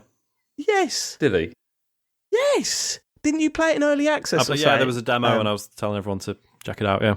Yeah. You were like, "Get this! It's really good." Sorry, Sean. That's all right, mate. Because it was good. It was. It's a very good game. But no, I mean, I finished this in nearly one day because it was so good. And I chose this time because one of the reasons that I like this game so much is because I just feel it got everything pretty much right. And that's quite rare for that to happen, particularly with a platform game, because it absolutely nails the controls. And that's one of the reasons I couldn't put it down. And everything with the game feels like it's sort of designed to reduce the friction that you would get. With I can't speak anymore. This is terrible. I've got to stop doing this. It's the worst. Like, I don't know why I do this. Stop doing what? Drinking? Yeah, I don't know why I do this. Sean, James, every fucking year I tell you that's enough now. Yeah. That's enough. This is your third year in a row where you've got wankered for no reason. You're not a drinker. Like, this is what I've said this to you a million times. You don't drink throughout the year. Your body's not prepared for it, and then you down half a bottle of gin. It's not half a bottle. That is? I'm a third of the way through. It's fine. Yeah, but it's not fine because I've just seen the photo you sent us. Yeah, it's all right. But yeah, Tinykin is very good. And one of the reasons that I thought this was particularly good is because of the way that you can, like, the Tinykin are... I mean, this is supposed to be like Pikmin. That's what I thought this was going to be when I first started playing it. But then it ended up being much more of a sort of a standard platformer, really. But as I said, the reason this is good is because of the way that it does feel designed to reduce friction, whereby the Tinykin are auto-selected all the time according to whatever task you're trying to do, and the focus is really just on the enjoyment and getting around. And the puzzles aren't difficult, but there still is this sort of massive satisfaction that you feel through getting around them. And it's just, the exploration was excellent, and you never feel like you're doing anything particularly wrong. It's just there's just enough sort of objectives for each level, and I enjoyed just collecting everything. I mean, I pretty much just 100%ed this because I enjoyed it so much. And it's, I don't really know what else to say about it. It's a joke how good this game is. It's insane. If there's there's various different crossovers in our gaming preferences, James, one of them is definitely 3D platforming, and we always tend to agree on 3D platformers, you know. Like with Kirby. Well, it's not really a platformer, is it? Well, it's a platformer. Yeah, it is. Yeah. It's not a platformer, is it? It is a platformer. Yeah. But you're not really jump around on platforms. Yeah, but there's no like challenge in jumping around in platforms because you literally just you do the little floaty thing over, and then you wait and you let go. Wow, so you're saying a platformer can have a platformer if it's challenging? No, that's not what I'm saying. Don't be a twat. What I'm saying is that a platform, or part of a platform, is that, you're jumping, you're climbing, you're trying to hit the platforms. Whereas, like, Kirby, you're not really doing that. That's more of it feels more like an action game to me, Kirby, because you're just fighting bosses with various different power-ups. It doesn't require the precision that this requires, I think, is one of the big differences, I think. Anyway, I'm not comparing it because, like, I just think Tinykin, the one thing Tinykin does so well is that it removes any friction that you experience in these games. Anything that... No, I know, but you've sort of mumbled your way through it. I know, but I mentioned it like 3 times. It was... Not the friction... Right, okay, all right, James, well, I won't back your game up. It's fine, you can totally back it, because it's brilliant. It's It is brilliant. It was one of the best games I played this year, without a shadow of a doubt. And as I said, we have a lot in common when it comes to 3D platformers, James. And I think I played this and knew that you would love it. Like, I knew you would love it instantly, because it just has that... I mean, it impresses in the size of the levels, in the detail within the levels. With everything you do, just feels like fluid and fun to do. Like, I got to the end of it and I didn't really feel done with it. Like, I could have done another length of that game if it was able to keep up the ideas that it introduced throughout the game. I loved it. I think it's one of the best games out this year. So yeah. And one of the other things about that is with the controls is that it's really difficult to sort of you shouldn't underestimate how difficult it is to do that. Like, to make a platformer that feels right, to play. And this absolutely everyone tries, no one achieves it. Exactly. And this one does. Like, as much as I liked Sonic Frontiers, that judging where you are, where the platform is, and what you've got to do to get to it is terrible in that game. And yeah, we've like Psychonauts 2, another one. Like a game maybe you can compare this to. Yeah, I heard some people comparing it to this. Yeah, does not get that platforming as right as this game does. No. The gliding around in this just feels perfect. Oh man, what a game! Well, no, even like like going across like the kind of the lines feels awesome. When you're kind of gliding around. Oh god, when you get the old soap out and you're the soap and everything feels awesome. Yeah. Oh mate, but it's also so just good. Like, the puzzles, like, they're not complicated. They're not difficult at all to do, but they are just really, like, well executed, and it's like you can figure it out, like, pretty quickly, but then you still feel something good from managing to do it. Yeah, what I love about them is sorry, from what? To do it. Managing to do it. There you go. Fucking hell. From munching to do it. What I love about the puzzles is often they take you around the whole like environment, and so you feel like you're always wherever direction you're going in, you're always maybe on the way to solving one or some of the many puzzles you've got in the room. Like you never feel like any trip around the map is wasted at all. Yeah, because it's like, you know, the Dark Souls thing of like, oh, you make a load of progress and then you kick a ladder and it's like, oh man, that's really cool. That links back. Tinykin does that every 5 seconds, and not in, you know, it's not like as awe-inspiring as it is in Dark Souls, but it's just very cool that like every bit of progress you make, you're just like, right, cool, that's like another, you know, another zip line set up. That's like another, you know, like I've dropped a little vine that I can climb up, and you're constantly sort of building this little, essentially like this sort of, you know, fast travel network within each level. So that if you do, you know, say you climb to the top of a bookcase and you kind of like, right, okay, I don't really know where else to go now. You fucking grind back into the middle level and then you just kind of look around and be like, right, where next? And you just, you know, conquering bits of furniture and what have you. Well, that's the thing that does it for me, Sean. When you talk about that stuff, what amazes me when playing this game is that you'll look at an object, and in any other game you'll go, I'll have to remember that object because I'll need that later. Not in this. The Tinykin can just pick it up. Yeah. And then, so going back to what you're saying, everything you're doing feels like progress, even if you come across an item that you cannot use yet and that you've got no idea what it's for. Yeah. You know, it's still progress because you got to that point in the stage and now you've got that item. Yeah. And when you find out what it's for, you don't have to go back and get it. Yeah, I love that. Yeah. It's just a masterclass in design, isn't it? And as you say, James, it's one of those that must be kind of frustrating for the developers because it's that whole thing of, you know, good design is invisible. Like you don't notice it because everything is so fluid. And there's just zero sort of irritations or anything. And that is really fucking hard to do.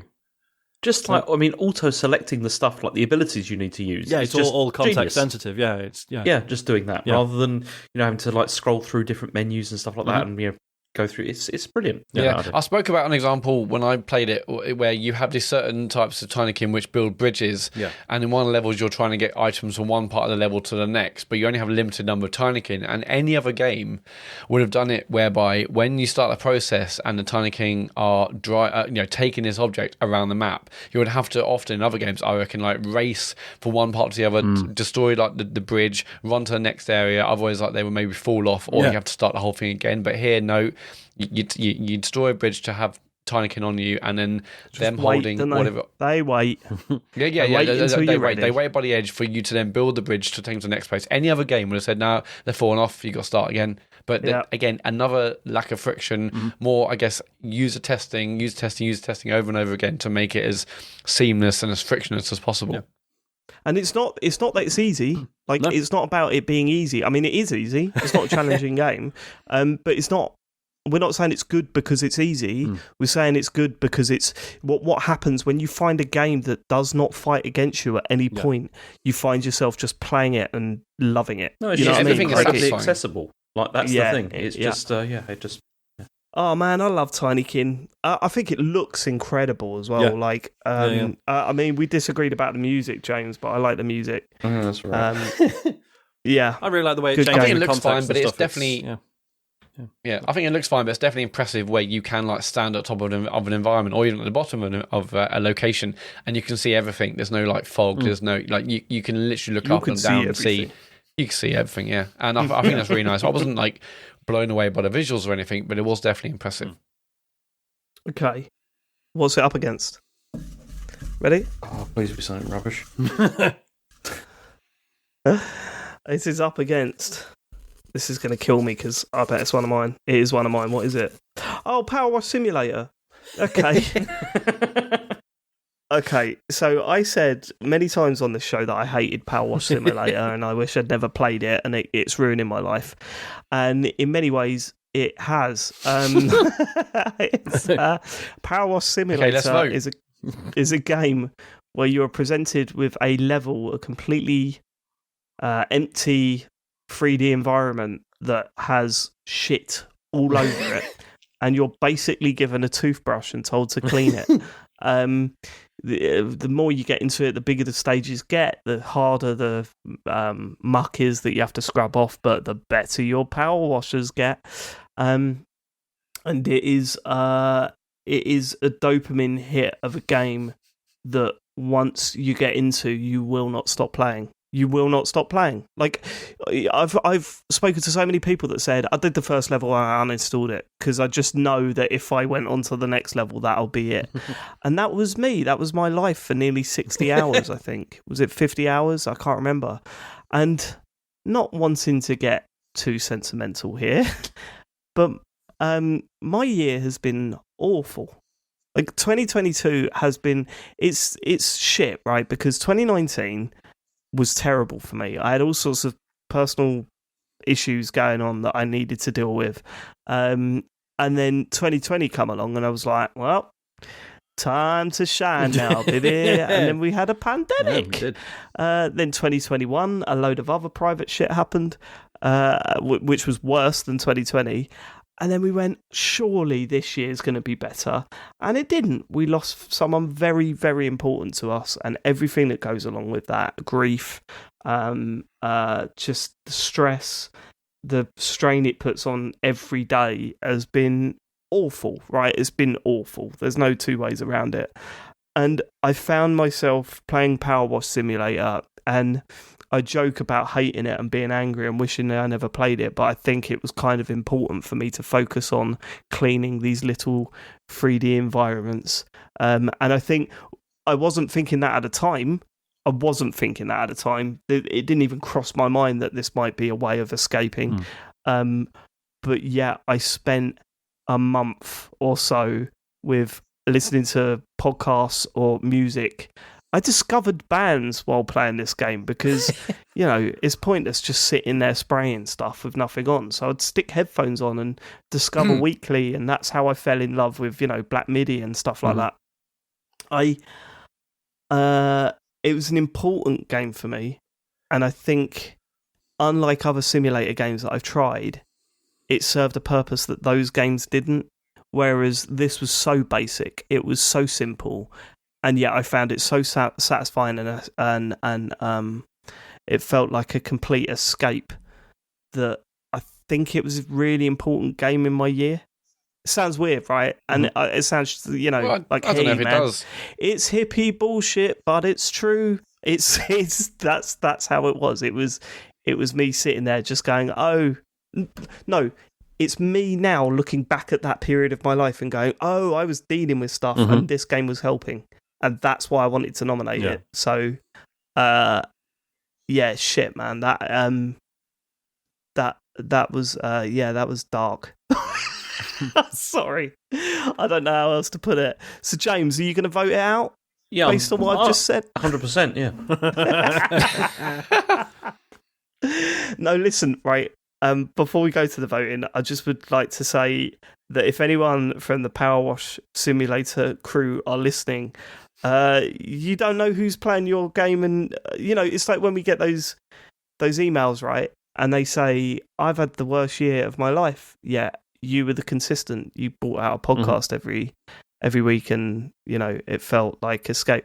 You know, I want to just sort of pass that message on and say, you know, you don't know what people are going through when they're spraying water at your 3D environments.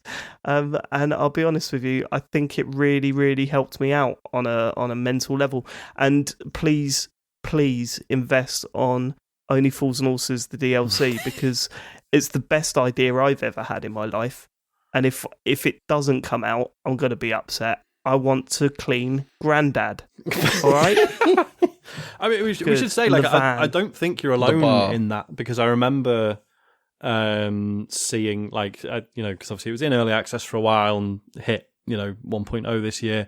Yeah, and there were tons of stories of people not necessarily, you know, responding to, you know, major sort of tragic life events and stuff, but just, yeah, people finding it weirdly beneficial because it was just something to focus on. And I don't know, yeah, people have found it really therapeutic. Like, that is a known thing. Yeah. Yeah, and I saw people saying I love the streams that you did of it because I sort of just phased out. But then you watch those streams back towards the end, the last half an hour of those streams. I look at that and go, oh, that's a guy in trouble there. I'm going, okay, I've got to go to bed now. I've not been sleeping. I've got to go to bed. I'll just do this wall and then I'm done. And then I'll do the wall and go, just do another one. I was like, oh shit, man, you're not okay at the moment. Fuck. Right, let's get to voting. James. I'm sorry, but I have to vote for Tinykin. Matt. Tinykin. Sean. Whilst fully respecting and appreciating Dave's openness about why he voted, why he brought in Power Simulator, Tinykin. Okay, I was going to vote Tinykin, but I think as a mark of acknowledgement, I'm voting Power Wash Sim. So that it's not being beaten 4-0. What an important fucking game in my life. That's a period I'll be thinking about for the rest of my life, I think. Shit, man. I went on holiday and was playing it on iCloud at night. How fucked up is that? Yeah. That's bad, isn't it? I mean, yes and no. If it helps, then no. Yeah, it did help. Yeah, it did help. Fuck it. I'm not worried about it, right? Okay, Jesus Christ. 2022 sucked. Right, here we go. Hang on. Before we do have some minor breaking news. I say minor. Oh, love a breaking news. Love it. Go on, Matt. It's TCGS flavoured. I will say that much. Have we been fired? Oh, it's not Activision and Microsoft. It's not. No. Oh God! Do you know what, man? I'd fucking love it if we got acquired. I'd love it so much. What, like during the pod? Oh God, I'd love it, Matt. The amount of Marv just turning up with a Rolex. All I've been thinking about is buying a Rolex. Look, recent. Cheers, Sean. Talking about mental problems. Fuck you. Go on. What's up? It's not that. It's we've got a new Full Nels paid for the entire year. Oh yeah. What the fuck? And the 23rd Full Nels is Safe as Records. Thank you ever so much. That name. Safe as Records. Thank you so much for the support. What an absolute hero. I really hope that Safe as Records was listening to this and going, they didn't hang on, it's not Safe as Records, it's Safe as Records. Yeah, Safe as, yeah. What did I say? You said Safe as Records. So, that's Safe as Records, that is. Safe as Records? Yeah, I mean... Yeah, as in like a Safe as. As in Safe as, yeah. Yeah, as in the phrase Safe as. Wait, Safe as Records? Yeah. Right, that's what I said. What did you think I said? You just said Safe as Records. As if I don't know the difference. This is mad. I don't know the difference in what you're saying. I don't the phrase is Safe as. It's like... Yeah. Yeah. There's like an emphasis on as. Yeah. Right, okay. Sorry. I didn't mean it to be a big thing. I just... Well, you do with this stuff, Sean. You always come across as a bit... All right, let's see what the next matchup is. The first one out of the hat. Well, they got them. I'm just saying, you've got to read it out for the next year every week, though. So let's get it right now. That's true. Matt, Elden Ring. Why the fuck is this pile of shit in the game? God. How has this happened? So, little known indie title, Elden Ring. It is obviously FromSoft's latest and greatest in the Soulsborne series. Fucking good, isn't it? I mean, I don't know where I even begin with this, but Elden Ring is... Do we even need to talk about it? Probably not. Let's see what it's up against. No, let's not do that. Of course we do. Yeah, I mean, so this is FromSoft's kind of open world Soulsborne game, and what a game it is. This came out earlier this year in March, and I played a bit. I think we all played various bits. It wasn't until James hammered it later in the year that kind of inspired me to get back on it. It was always kind of there niggling in the back of my mind every day. I'm like, I've got to get it finished before Game of the Year. Got to get it finished. Other games came out. I stopped. I went back a bit. I stopped. But James finishing it in record time kind of inspired me to do that. And I'm so glad I did. I mean, I think I put like 30 or 40 hours into it anyway. I don't know. I think it's 30 and then stopped. But obviously, even at that point, I was a big fan. But yeah, Elden Ring, you are, as the story goes, you are tarnished of no renown, and you're on this path to become the Elden Lord. in the Lands Between, and the Lands Between is an absolutely stunning. I think everyone knows what it is, Matt. I don't know if we need to. Well, that's what we do for all these games. I don't think it is it? We just why is it good? Let him give his explanation. Yeah. James is out. James is just like it's slumped in the corner. Occasionally, just pipes up. I was like, oh fucking hell, James is talking. James, how are you feeling compared to previous years? Better, worse? Fine? Pretty good. I'm feeling pretty good. Okay, you sound worse. Really? I'll tell you that. You think so? Yeah. I don't know. It's been a couple of years where in the break, like, fuck, yeah. Listen to him now. I've stopped. I'm not drinking any more alcohol now. You've said that before on previous episodes. No, absolutely, 100%. I've stopped now because in previous years you've said I've stopped, and then we've heard you unscrew the cap of whatever it was you're drinking. It turns out that John Denton was right, and that gin is quite strong. Yeah. Mm-hmm. Anyway, Elden Ring. Okay. Open world, Dark Souls, basically Soulsborne game, and it's basically what this enables you. What it's given players is basically absolute freedom to go wherever they want and do whatever they want in what order they want, basically. And whereas, unlike say in previous games, you might be stuck with a boss, this enables you to run away, get on your horse, and get the fuck out of there to find another adventure elsewhere if you're maybe stuck on a particular boss or particular area. And this whole game for me is about the freedom to do whatever you want, where you want, whether it's, the moment you come out of that first kind of tutorial cave and you step out into that Limgrave and you can see that huge kind of like massive like world tree lit up, you can see forest, you can see like mountains. I mean, this is kind of like the old Skyrim thing. If you see it, you can go to it. And from there, some people may go into some ridiculous areas where they're absolutely stuck. I actually spent the first 20 hours just exploring Limgrave. Not really. I think I might have done one boss, but I mostly spent 20 hours just wandering around. Why it's so good? What is I'm talking about my experience of the game. Go on. You were talking the tutorial. Go on. No. What I think is so good about game is the freedom. As I've basically mentioned, you can go anywhere, do anything, and find it, and basically explore at your own pace. It's about this game basically rewards curiosity, whether it's asking you to go a certain place or you go the complete opposite way to find your own adventure. No one's done it the same way. And basically, that is just brilliant. And also the freedom. That I agree with. Like, you cannot underestimate that. Like, you cannot. That is such an important part of this game. You can go any direction. You can go anywhere. You can see something in the distance. You can go there, and there is something to be found. It's incredible how much it does that. Like, when you think, oh my God, there's so much of this world. It can't be this dense. It fucking is. How? How is there so much in this game? It's way more dense than you would even think. Like, yeah, like, and because totally. The whole sort of if you can see it, you can go to it thing. For the first 20, 30 hours, you might not think that's the case. You will see grand structures off in the distance and think, oh well, clearly there's no way to get there. That's just look at the map. The map's not big enough. Yeah. Like, well, that's just set dressing, and then eventually you will end up there. Everything everything you see, you can go to. Everything you can't see, you can go to.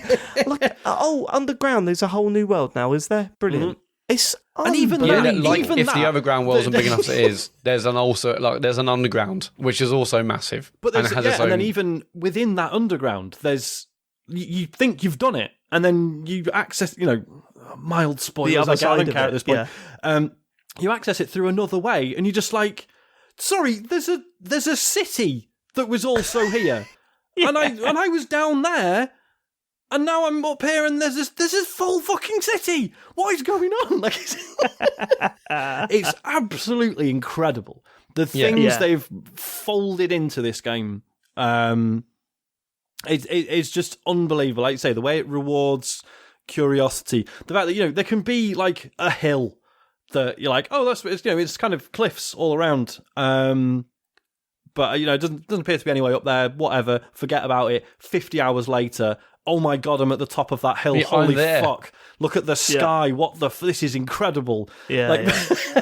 Yeah, it rewards you visually. It rewards you in terms of challenge. Mm-hmm. The first time you hear the bat sing, the first time you see the ghost in a boat. You know what made me laugh is that I was thinking, how much I love God of War and what a great game this year. I spent more time in Elden Ring than I did God of War. Yeah. Like, how mad is that? Like, God of War felt like a fucking long game. And then the Elden Ring felt like I spent like 45 hours and I barely touched it. It's so mad. There's so many things I love about Elden it. Ring is significantly more diverse, like in the way that you can engage with that than God of War is, I would say. Absolutely, yeah. I don't think that's the reason, but I just think that God of War focuses on exploration, and that in turn makes it, more of it's going to be more time consuming, isn't it? It's a less linear game.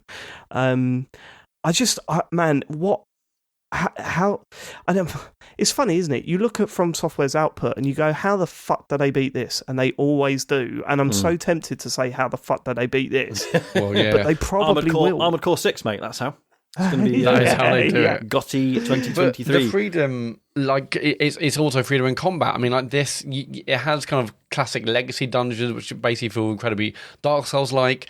You can have you can play as a samurai, like Sekiro. It's got kind of gothic architecture and combat from Bloodborne. Whichever your favourite FromSoft games you loved in the past, you can play this game like that. There is so much freedom in where you go, what you do, who you speak to, the order in which you do it.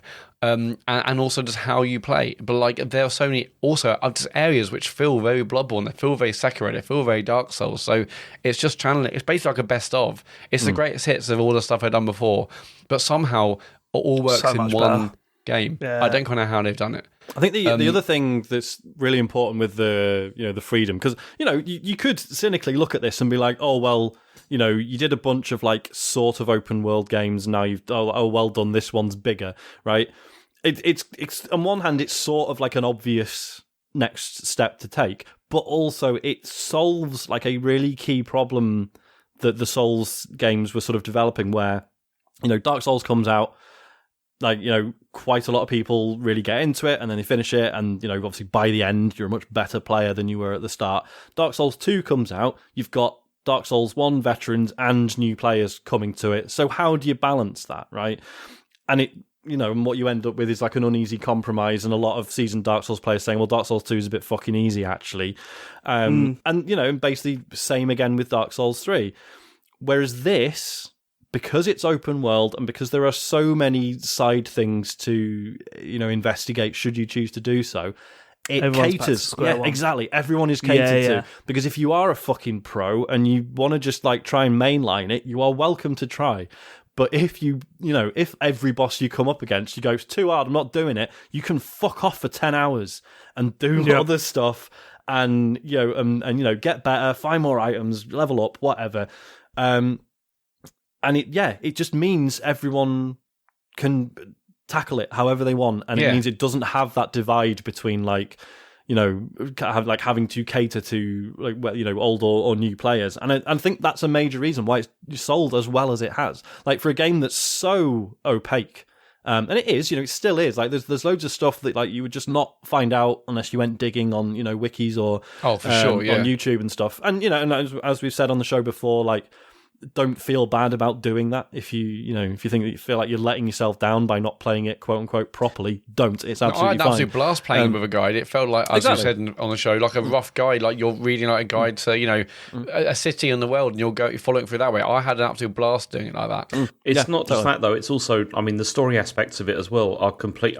I didn't really engage with that at all, and I'm sure I will say, I probably would have had. Okay, so this is what I've been keeping quiet about, because I do have a couple of negatives about this game, and the first being that I think I would like to see From Software move away from the obtuse stuff.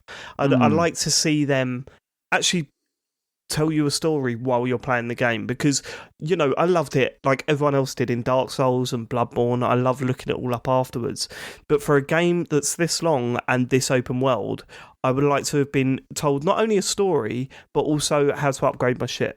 You know what I mean? Like the ashes and stuff. I had to look on a wiki about what characters to speak to in what order to be able to activate that in the. It's. I think I love From Software, and there's an argument to be had that no, you can't have all this stuff without that, right? And I get that, I understand that, right? This is how they do their games, and cherry picking the bits that I like, and then demanding that they make a game like that isn't exactly helpful or good criticism. But what I would say is that I'd love to see them design a game where I know the story as I'm going through it. I'd like to see how they approach that, and I don't see how that makes for a worse game. You know what I mean? I know, that would be my argument. But people really enjoy the whole trying to interpret what's going on through the architecture and all that kind of thing. They absolutely do, right? Yeah, and I get equally... that, but I can't do that every time I play a From Software game because eventually I get tired. And that comes to my second point. I suffered from burnout from this again. There's no doubt about it. I got to, like I always do with these games, apart from the first one, the first Dark Souls, sorry. I got to a point where I just thought, I kind of don't really feel like pushing through anymore. And that's kind of sad. I mean, it's understandable. Everyone's got different thresholds, right? And maybe mine's just a little bit lower than most. But why? Why is that? Is that because of story though, or is it just because of No, not because of story. I think I would have been a little bit more engaged if I knew the story as I was playing. But I got to that area, the fucking red sky swamp place, and I just thought, I'm back here again in an area that I don't really know much about, and that I feel that I'm going to be banging my head against the wall. I haven't got it in me to push on, and I said, I'll put it down for a bit, play something else, and come back. Of course, you never do. Because that's how it works. I mean, some people do, don't get me wrong, but I never do. I get to the point where I'm like, I've really got to try and get all into this again now, have I? And that's not the game's fault. This is all personal opinion, right? This is my reaction to the game rather than me criticising the game. This is just how I reacted to it. So I'm not really putting it on the game. But I do wish that From Software did try and change things a little from... it's a From Software game, it's really hard, it's really obscure, and if you want to know the story, then you've got to look it up, and if you want to know the best way of beating the game and getting through to the end, then you've got to look all that up as well, Yeah, I'm all for the obscure stuff, and, maybe this is my fault for being thick, but I should not be reaching hour 90 in the game, and people are like, who are you aligned with? What are you going to do by the end of the game? And I'm just like, I don't know what any of you are talking about still. See that? I don't know what I'm being asked. I don't... And that's what I'm saying. I really, really enjoyed this, and I love powering through it. But, the reason I enjoyed it was mostly because of the combat and the systems that has. Yeah, the combat's incredible. And, creating my character and that kind of thing. When I got to... the other day, somebody asked me, what ending did you get? I've no idea. I can't remember actually what ending we got because I just wanted to beat the final boss. Did that, and then it's all like, okay, what option are you going to choose? I have no idea. I can't remember because the story was really not really something I engaged with. Yeah. So for me, story-wise, the story wasn't actually that complicated. It's just that there's so much around it. There's so much extra lore on top that kind of, for me, just clouded what I felt I knew or didn't know. But for me, the best bit of the story was the side quests. Now, again, I was also trying to get through it before Game of the Year, and I thought I was no way I'm going to be doing side quests in this game that's, could take me 100, 200 hours, but the side quests were absolutely fantastic. They were absolutely the favourite bit of the story for me. Ranni's story was amazing. Iron Fist Alexander, the Sorceress Selen. There's just some really fantastic. Are you honestly telling me you understood and pieced all that together while playing? No, the side quests, yeah, because they're tiny little, stories where the characters are. I want to go here, or here's what my kind of needs or desires are. The overall story, no, because there's just so much. Every character you meet, they're talking about some other angle to the story, but I got the most story-wise content out of the side quests, which again didn't expect to play, but I played for most of them or loads of them through to the end because I really wanted to see, and maybe because I fully understood their stories rather than the overall one, which was just too much for me to really comprehend. So maybe I enjoyed it most because I could actually articulate and understand them smaller stories. But yeah, side quests also fantastic. I know you say you really enjoyed it, going through a wiki as you were playing, to find maximize it. Imagine a game like this where you didn't have to do that though. Do you know what I mean? Yeah. Wouldn't it be good if they brought out a game where you didn't have to have your laptop on your lap to work out where you're going next? But does it really matter? I'm not sure it really matters that much. Yeah, I think so. I think that matters. I'm not saying it's a bad game at all. But I love the mystery of the world. It does feel a bit like cheating to just be like, oh, well, the community will fucking pick up the slack. Do you know what I mean? Like, oh, well, they'll do wikis. But that's just what they've always done. It's just more that I want to be engrossed in... I want to sit down, put my headphones on and just watch it. I don't want to turn to a screen and go, okay, and then I've got to go there. And it's nitpicking, right? Because let's face it, Elden Ring is fucking incredible. It's incredible. Yeah. You know, there's I'm not putting this game down at all. It's just I look at From Software's output and just think, oh man, we've done this now. Can you just drop that side of it? Because I don't think it's... as I said before, I don't look at a very obvious story and pointing you in the right direction, all that stuff. I don't look at that and think, oh, that'll make for a worse game. And I will never understand an argument saying that it would make for a worse game. Do you know what I mean? I mean, I personally love the mystery of the game. Yeah, yes, if it had a story that was easier to understand, maybe I would have connected with certain aspects more. But I also really appreciate and love the kind of ambiguity of so much of this, because there's like a bit of investigation. I'm like, what is this about? And for me, I appreciate that as well. Personally, it's time to see what it's up against, because we're nearly. I've got loads more to say about this, but maybe we'll discuss that later, or not. Maybe talk about the tutorial again, Matt. I said it once. Here we go.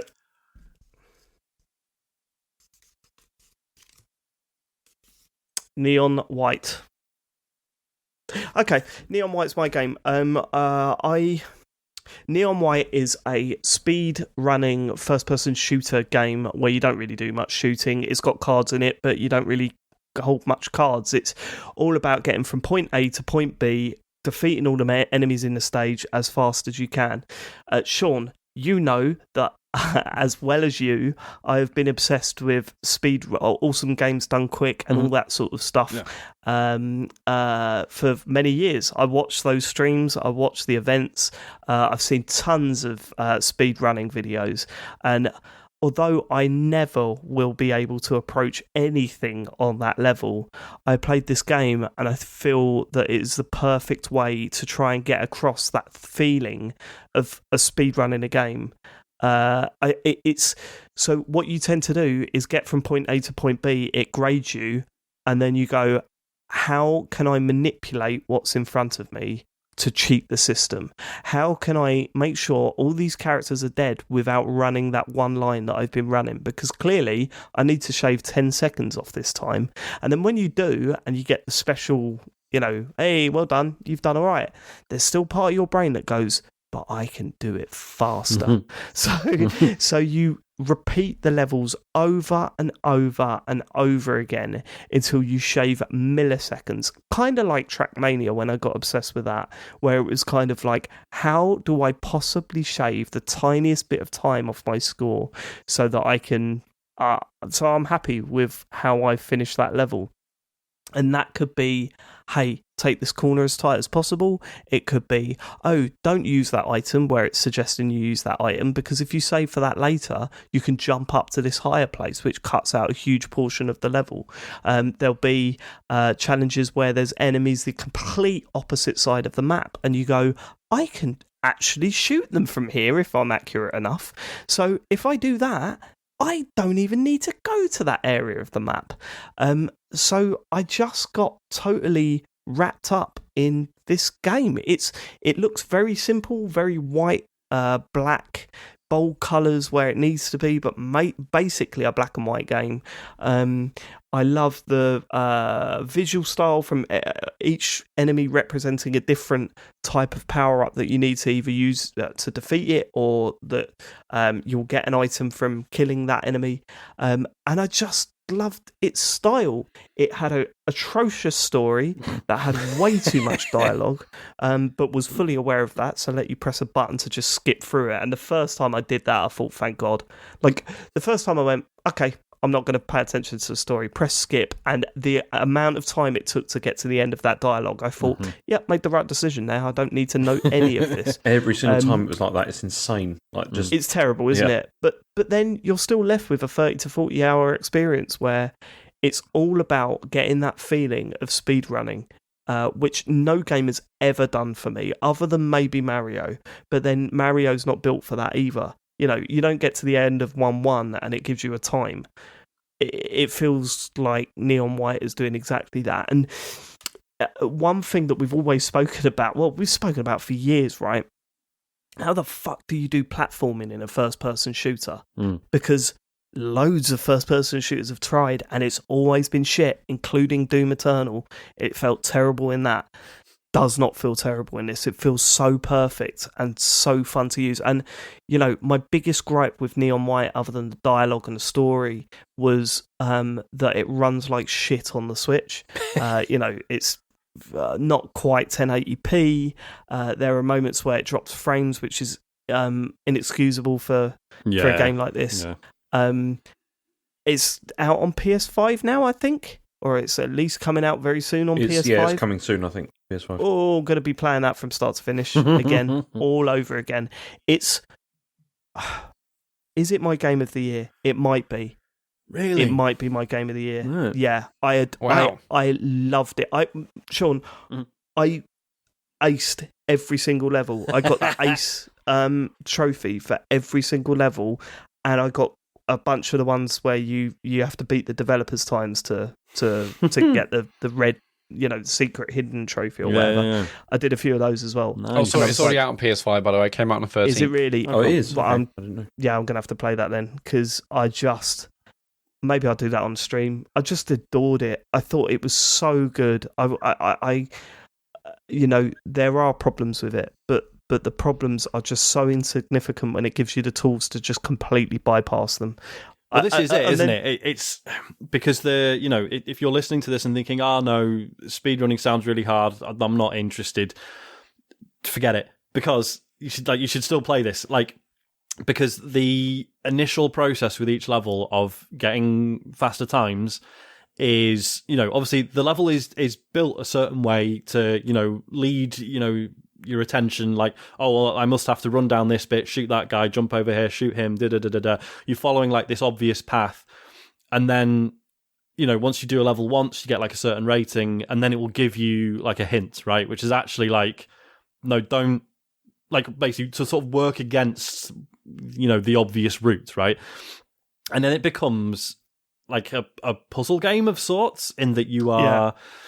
Yeah, you're sort of working against the design of the level, or that's what it feels like. Obviously, where you are still working with it, but it feels like you're going, no, right, I assumed I was being led in this one direction, whereas actually, if I jump over here and then use this item to then sort of bounce off this and do this and da-da-da, I save a shitload of time. So it's not...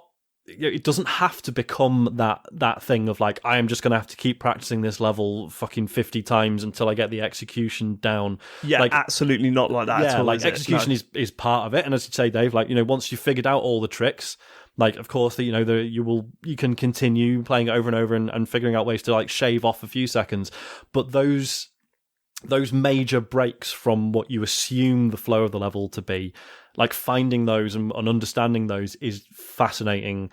Just from a design point of view, I say, as a sort of looking at it as a puzzle, effectively, rather than it just being I just need to practice this over and over until I get a good time. Yeah. That's not you can do that, but it's not crucial. You can figure out the tricks. Not about that. Exactly. You can figure out the tricks and get a great rating. To get the top rank in a level. Yeah. It's very, very achievable.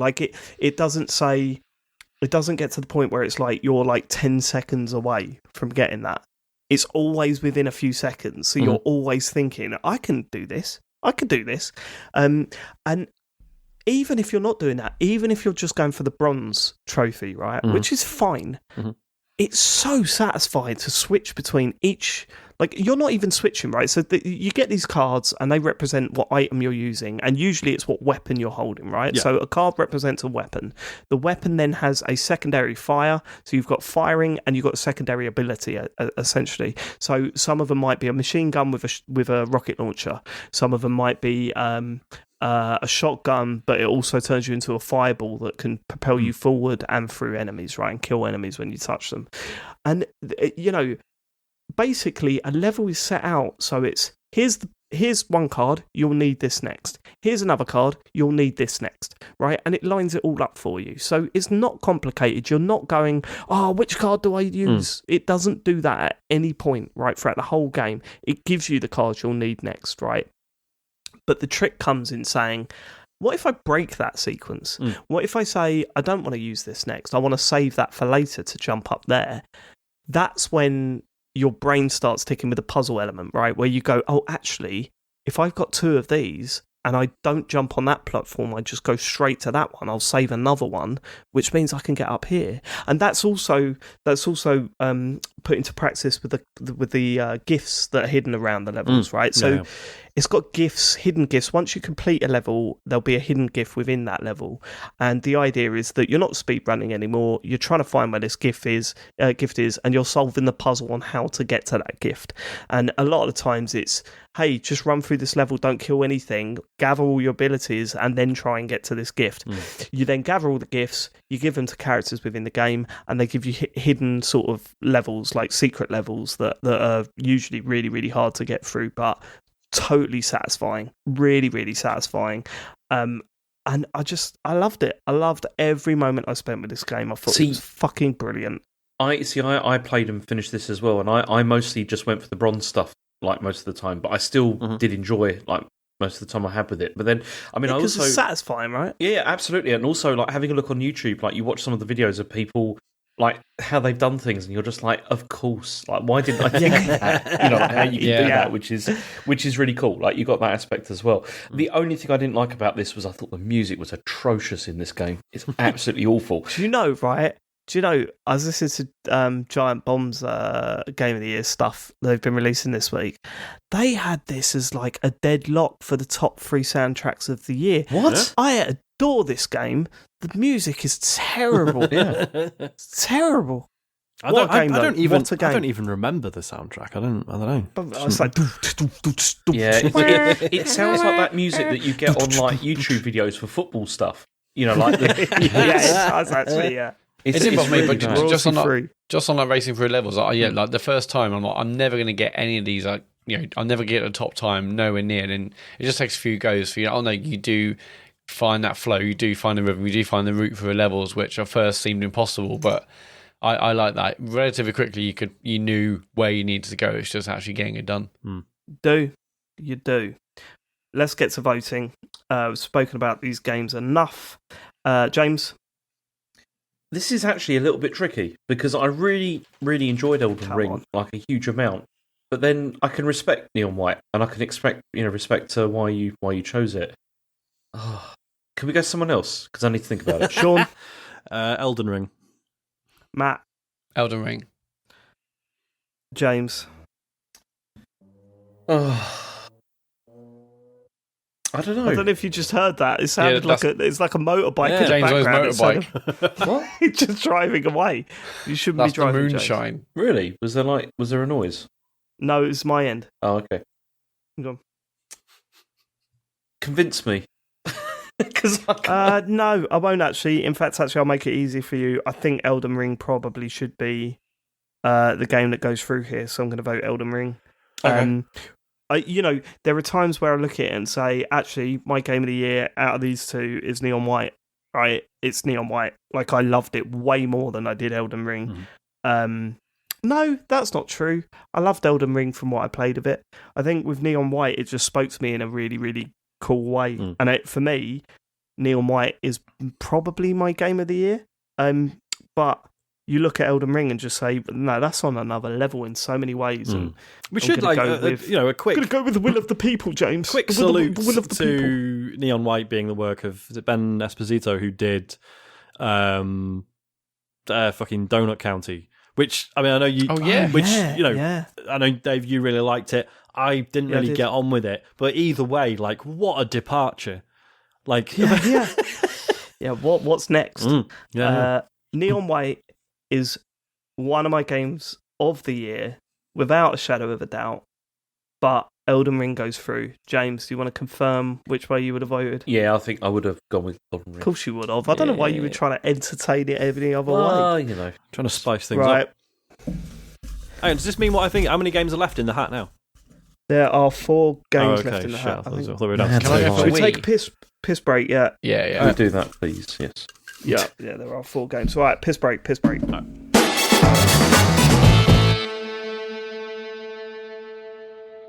Hello, is anyone there? Is that a negative? Hello. Hello. I'm going to eat a mince pie, lads. Really? Oh, that does fucking. I keep forgetting to go to bloody M&S to try one cookie dough mince pies, which everyone says is amazing. It does sound good, to be fair. I just ate a load of crisps, which I'm not very proud of. I think that's what you probably need to do in situations. I don't worry about it. It'll be fine. I've eaten a load of crisps and drunk loads of water. Sorry. How are we all doing? Good. All right. James? I'm good. Are you? Yeah, I'm fine. Okay. Have you really stopped drinking, or just taking a break? Stopped. Yeah, I stopped because it's ridiculous. Right. Are we ready for the next one? We're still on round 1. But this always happens. Yeah, but this is always the case. It's crazy, isn't it? We're like 3 hours in. I know. I was just looking at old Game of the Year lengths, and in 2016, the whole thing was done within 2 hours 24 minutes. Wow. Can you believe that? Marvel Snap, Sean. Marvel Snap is a free-to-play mobile game that does all the things. What are you laughing at, James? Sorry. No, what are you laughing at? No, explain yourself. It's a free-to-play. It's a free-to-play card game, yeah. It's a free-to-play mobile game, and it does all the stuff that you hate. It gives you a notification when you've got new quests or when there's a new season. You've got to buy the season pass if you want to unlock stuff.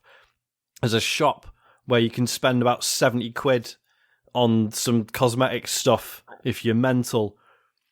But the thing is, when I get those notifications, James, and it's like, oh, your daily quests are available, I go, fuck yes. I'm going to go pretend to use the toilet for 10 minutes. And I'm going to go and play fucking Marvel Snap, and I'm going to do my fucking quests because I fucking love it. It's such a good game. To the point that all those things that would normally do my head in, it's all good news. When I get notifications from Marvel Snap, I'm like, yes, brilliant. An excuse to play Marvel Snap again. Every time I slightly need the toilet, I'm just like, Marvel Snap. It's just... is that what you do in the office? Just stand up. Yeah. Sean, have you spent any money on it? Yeah. I've been buying the season passes every month. £4,000, James. Sorry, every month? Yeah. There's a season pass every month, and they're a tenner each, and I've been paying my tenner, and I've been playing the fuck out of it, and I've been having a great time. £10 a month? £10 a month. I am waiting for the month where I'm like, that's themed around a character I don't really care about. Maybe I'll skip this one. Hawkeye. So probably Hawkeye. Hawkeye's part of my crew, mate. He's part of my favourite deck. He's such a piece of shit, that bloke, I tell you that. I don't know why you hate him so much. It's so weird. He was good in Endgame. My kids hate him as well. Me. So it's, Listen to me. Go on. It takes the, because, I said this on the show at the time. When it first came out, I had to go, and I was like, this is way too simplistic. The matches are really short. The decks are really small. Doesn't feel like there's, much strategy to it. Not really keen. Deleted it. And then everyone kept going on about it, so I reinstalled it. And it's, it is intentionally a light touch, but it's the pure fucking chaos of it is just amazing. Most games like this, your Hearthstones, your whatever the League of Legends one is called, I always forget. Legends of Runeterra, that's it. Your Magic the Gathering, it's all about right, you've got a deck with fucking 60 cards in it, and it's and you're weaving in all these strategies and things that you want to play out, right? And obviously there's the element of which cards do you actually draw, and how can you put those systems together in the course of a match. Whereas this is there's these 3 locations on the board, and each, first 3 turns. So turn number 1, one of them reveals. Turn 2, turn 3, and then the second and third ones reveal. And each of those has, some of them are minor, some of them do nothing. Some of them are this match is only 3 turns long. Enjoy. Which is half the length of a normal match. And you're just fuck, and that might happen on turn 3, and then suddenly shit, I thought I had 4 more turns, and now this is the last one, and I've just got to deal with it. And you can build decks where you're putting strategies together, and you'll have like a broad idea of how you want a deck to work using like a certain mechanic, or just a certain sort of play style behind it. But it wrong foots both players equally, so you both have to think on the fly. Sometimes there'll be a location where it goes, okay, you swap decks now. You got the other guy's deck. Enjoy. Yeah. What? Yeah, that doesn't sound good. Oh, it is, but it is. That's the thing. It's just interesting. Like you end up just not being particularly precious about winning or losing because the losses are just as interesting and just as fun, and you can see clearly just as long how as you keep spending money. Well, no, James, that's the thing. Is you don't have to spend anything, and there's no the season like. pass you buy every month. So with something, but you don't have to. Yeah, you don't have to. That's completely optional. Like the cards are basically unlocked randomly. Like there's no. James just writes this off. Yeah, no, well that's his problem. Have you even given it a go? Of course he hasn't. Fuck no. Like, yeah, you're sitting there just writing it. So something like Hearthstone, right? You play against someone who's really good at Hearthstone, and they'll fucking like. I'm not saying it's like completely imbalanced. But it's not uncommon to play against someone and then they just throw out some stupid fucking legendary card and you're just like, oh, right, well, that just completely wipes me out. And you think, all right, you spend enough time on Hearthstone, you think, right, I'm going to spend like 20 quid on like booster packs, right? I'm going to get a load of random cards. 90% of them are dog shit or cards I've already got. And I still haven't unlocked any like super rare, powerful ones. Whereas this is just like everyone. I'm going to spend £10 on a battle pass instead. Right, James, I know you think you're being clever, but the thing with the battle pass is that you see exactly what you're getting from it. Right? So, and even then, there's cards in there that you could just unlock randomly. Like, just by improving your collection level. I didn't think James and Sean would be the ones to fall out this year. I've got well, if he's going to keep just being a wanker about free-to-play card games, that's his problem, isn't it? Being a wanker, James. About free-to-play card games. Go on, continue. You see, but that's just it. You're not actually saying anything, James. You're just like repeating things I've said, but in like a slightly mocking tone. It doesn't really. You're not furthering the discussion, mate. I don't have to. Have you got anything you actually want to say about this, or are you just going to keep interrupting? You're the one who's got to fight for it. Go on. Well, I am doing, and you just keep interrupting and repeating things I'm saying, but in a funny voice. Have you got anything to add, or are you just gonna keep giggling? Okay, cool. James, do you not see the? Have you not had people like you in a lecture? Yeah, before? sure, yeah. Well, what do you do? I don't know, really. It's brilliant. That's amazing, James. Thanks for contributing. It's just that the pace of it is unbelievable. The fact, like I say, it's so chaotic. You never know how any match is going to go, even though, as I say, you might, you've put your deck together and you're like, right, cool, I know how this works. And you might not by the time that the match has played out. And it's like, it's the one card game where like I've got a WhatsApp group, which isn't like a Marvel Snap group, but there's like 3 or 4 of us who like every day will just be like posting screenshots of our like how a match has ended. And we all enjoy going, oh, fuck, right, so that means you did this, and then this happened, and that's why that card's ended up with, like, a stupidly high power value. And it's so much fun. I fucking love it. I've spent God knows how many hours on it. Like, Isaac enjoys watching me play it when he's going to bed, right? He always asks me to put it on for a bit, and I'm like, yeah, cool. And he will fall asleep watching me play it, and then I'll just sit by his bed for about half an hour and just carry on. Just keep playing it, because it's like, well, I could go downstairs, but I'd probably just carry on playing anyway. I may as well just stay here. I fucking love it. It's brilliant. And the music's awesome as well. Yes, it's all reactive and stuff. Like the fact even that stuff on the menu is really fucking good. Yeah. The fact that like Galactus, if you're a Marvel nerd, you already know Galactus's thing is he like eats entire planets. And yeah, like Galactus is one of the cards, and it clearly says his ability is that like, oh yeah, he destroys like the other locations, and you're like, oh okay, that probably means, because there are other cards that say like, oh that they'll turn like a card to like a ruin, right? Which basically means it has like that location has no abilities, and like, oh, it probably just does that, and then you play it and it's like, nope, it destroys the other 2 locations. There are no cards there anymore. there's only one of the three locations remains, and you're just like, what the fuck? Just completely obliterates 2/3 of the game. Just shit like that. Just it's full of stuff like that. I love it. Yeah, it's very cool. good. Should we see what it's up against? It's going to be Citizen Sleeper now, isn't it?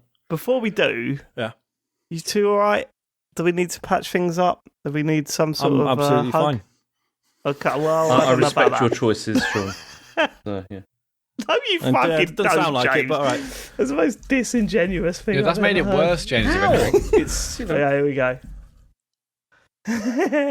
Marvel Snap is up against. I don't even know what FIFA 23. Yeah. James Farley, let me hear how you have voted one of the worst games of all time into the game of the year. I mean, this was actually. Oh my God, Sean has a chance to get you back. I don't want to stir the pot, but my word, if you heard Snark during the Marvel Snap thing, hold your horses. I mean, I think I'm just going to leave him to it, to be honest. I don't think this is going to need any input. Yeah, go for it. Okay. I mean, this was actually a very easy pick for me this year. Now, the reason for this is largely because this is the last FIFA. Because obviously next year we're getting it's going to be EA Sports FC or whatever they're going to be calling it. And one of the reasons that I've chosen this is because it's made me think about the series and all the time that I've spent with it over the years. I mean, I've been playing FIFA since the first Mega Drive version, which is a very, very long time ago. And of course, it has flaws, and there's been really rough years, especially during the sort of the early 2000s and late 1990s. But I keep coming back to this, and why?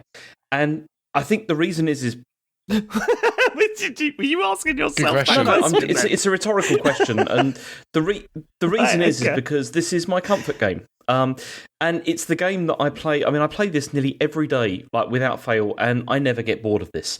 And I think the reason is because this is a game where I can take a team like Gillingham to the Champions League final if I want to, and I can get lost for hours playing this and just tweaking settings and formations.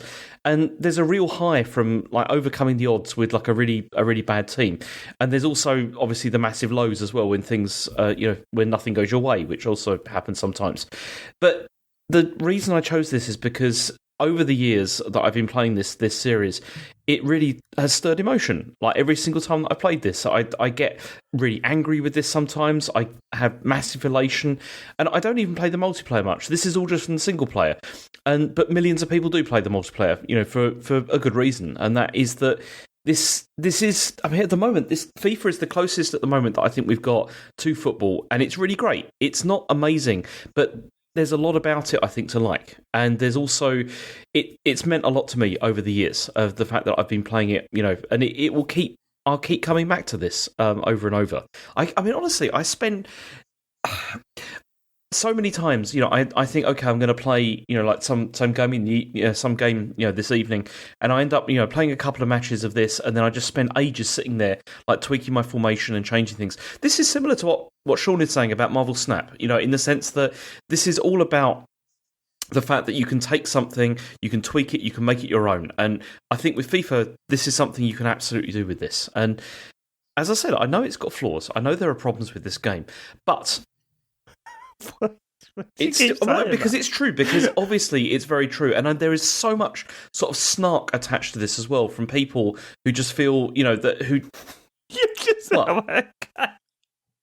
well, it wouldn't do for someone to be snarky. No, about exactly. Something, exactly. It's the same reason. I mean, I'm being an arsehole about Marvel Snap. Totally was being an arsehole about that. But people are equally arseholes about FIFA as well, because they're just oh, it's a mainstream game. Oh, it's just the same every year.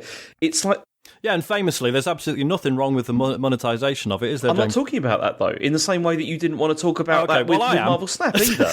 It's I'm talking about... What do you mean? I talked about all the monetization in Marvel Snap. Yeah, I know, but then also, one of the things you said was that it's optional, you don't have to do that. In the same way with FIFA, I don't have to do that either. I don't engage with Ultimate Team. I play career mode with this. Okay, all you have to do is miss out on one of the main... Well, no, because I take out of it what I enjoy from it in the same way that you do with Marvel Snap, Sean. It's the same thing. It's I play the career mode. I enjoy that, and it's great fun. I play this every year, and it's something which means a lot to me. Just look at all how many people are playing this game. It's good. It's a good game, and as I said, people slag me off for choosing this, say this is a ridiculous, choice or whatever. But this is the end of the line for this series in its current incarnation. I'm curious to see where it goes. Come on, I mean they're changing exactly, the title. But it's in its current incarnation, it's the end of the line, and I'm curious to see where it's going to go next. But it's, I've got a feeling it's going to be very similar with a different name. I assume so as well. But I don't know. I still think this has been, it's meant a lot to me over the years. Right, let's get to voting because it's getting really late. Matt. It's Marvel Snap. James. FIFA, obviously. Sean. Marvel Snap. I'm voting FIFA. Fuck's sake. Well, here's the thing. I almost nominated this. Yeah. Really? They've fixed pro clubs, and it's the most fun I've ever... I've just checked. I've played just shy of 100 hours of this game since it came out. It wouldn't have surprised me you nominating it, because, like I say, I know you... Like, the amount you've talked about the pro club stuff, like, I totally get that. They fixed it. Yeah. You can level up.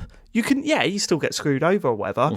But previously, in last year's iteration of pro clubs, you would spend, like, maybe 3 days in a row where you don't win a single game. You get hammered by teams that have gamed the system and got fully level players. But the leveling system's correct in this. It works. And yes, you still get, like, the matchmaking is a fucking joke. We're Div 6 and played a team last night who are in Div 1 and haven't lost a game. That side of shit, it winds you up. But ultimately, I don't think I've enjoyed playing a game as much as I have FIFA this year. I don't know how... I tried Marvel Snap. It's not my bag, right? So it's not a slight on the game at all. But I tried Marvel Snap and obviously didn't get into it. I can't vote for Marvel Snap over a game that I've put 100 hours into and that I will be playing again tomorrow night because all my mates are talking about playing pro clubs again. I mean, pro clubs is absolutely fantastic. It's just brilliant. Pro clubs is awesome. I don't know how we get out of this situation. I'm looking at it. We're deadlocked. I don't know how we get out of this situation. I don't know how we get out of this because we're 2-on-2 now, and I don't know how we get out of this. I mean, Matt's the only one that's played both, right? Yeah, but Matt clearly he voted for. Well, I see what you're saying. What I will say, Sean, is that FIFA's got a card game. It has, yeah. It does have a card game. It's just instead of Marvel characters, they've got football players. Is that such a bad thing? I mean, if they did a reskin of Marvel Snap with all football players in it, you wouldn't play it. No chance. Sure I would. No chance. They chance. both got aggressive monetization, but they're still good games. Yeah, I know, but James, you don't help yourself because FIFA you pay £50-60 for. Marvel Snap is free to play. Yeah. So you can't, please don't go down that route because I want FIFA to go through. Matt, SBAB, think of the characters. Think of the characters that we're not allowed to mention on the show anymore. I've loved my time in pro clubs. And I want to play more. What a game. What hilarious memories I've had. Like that free kick where you just... When you went through one-on-one with a kick, just passed it off. Those memories? I mean, that was probably a low point. Are you going to play it again? Yes, of course I will. Why have you stopped playing with us? You keep saying that, but then you keep saying, busy. "Oh, I'm not." You're not busy. I am. Off. You could play tomorrow night. I could play tomorrow night. Yeah, I haven't. Well then, play tomorrow night. Well, I'm busy. Vote for FIFA. That was resolved easily, wasn't it? I'm not upset if you switch. Oh my god, are you kidding me? What, Sean? I thought this was personal now.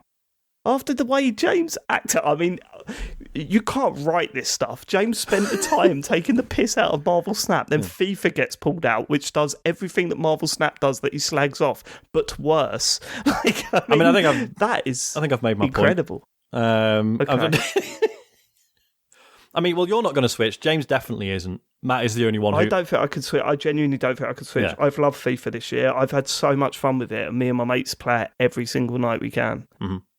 I mean, I can't switch. I've been saying I've loved it too. Absolutely.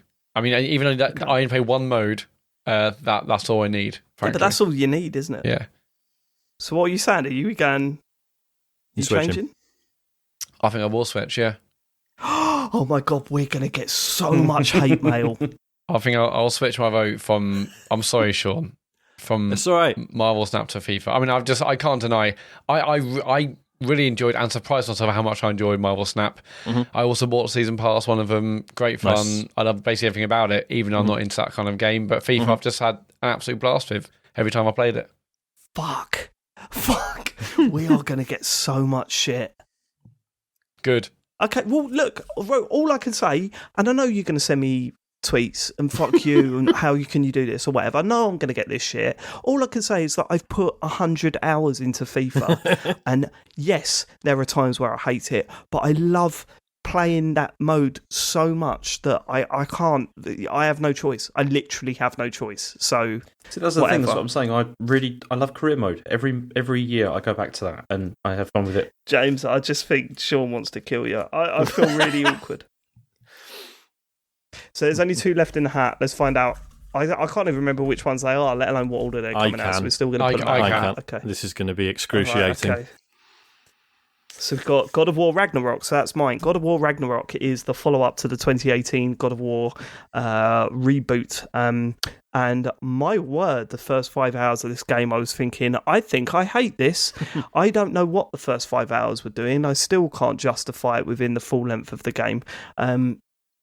But I think, what was it? I've completed it in 30 hours in the end, or 20, 25, something like that.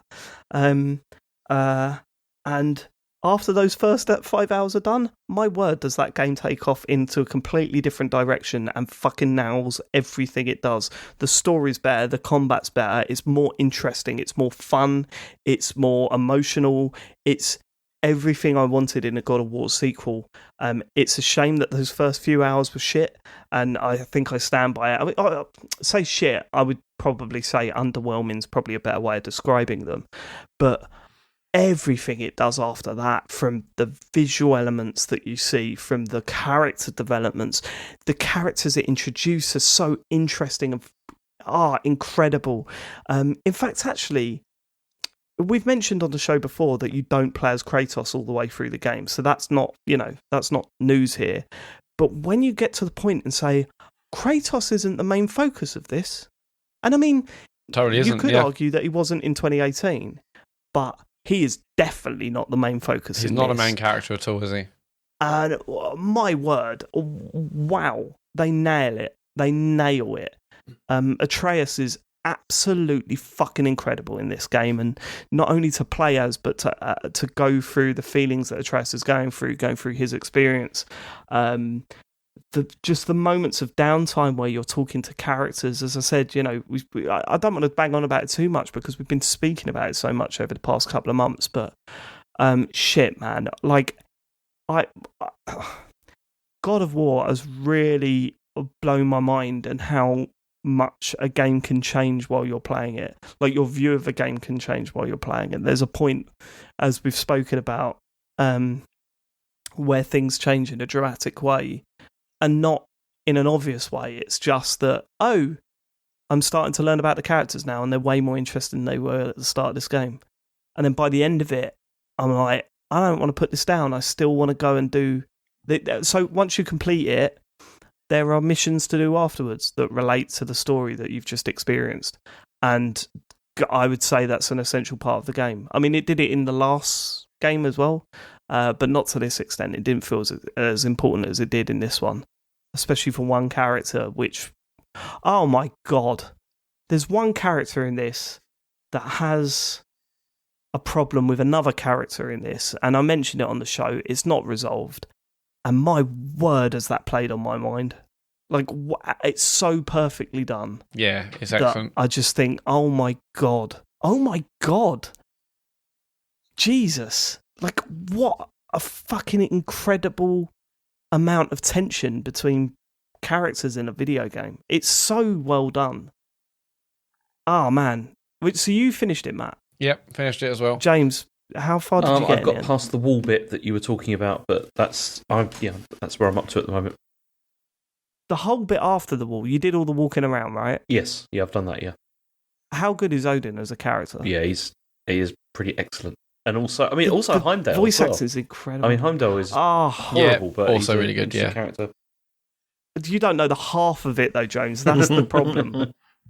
you don't know the half of it. Look, we're not going to bang on about this game. We've spoken about it loads recently, so I won't bore you again. God of War Ragnarok is again up there with my game of the years, which is incredible. Completely, the amount of moaning I did about that game when I first started playing it. It is up against Citizen Sleeper. Sean, yeah, Citizen Sleeper is another narrative RPG. I should say, like, between like this and Pentiment and Norco and probably others I'm forgetting, like Signalis.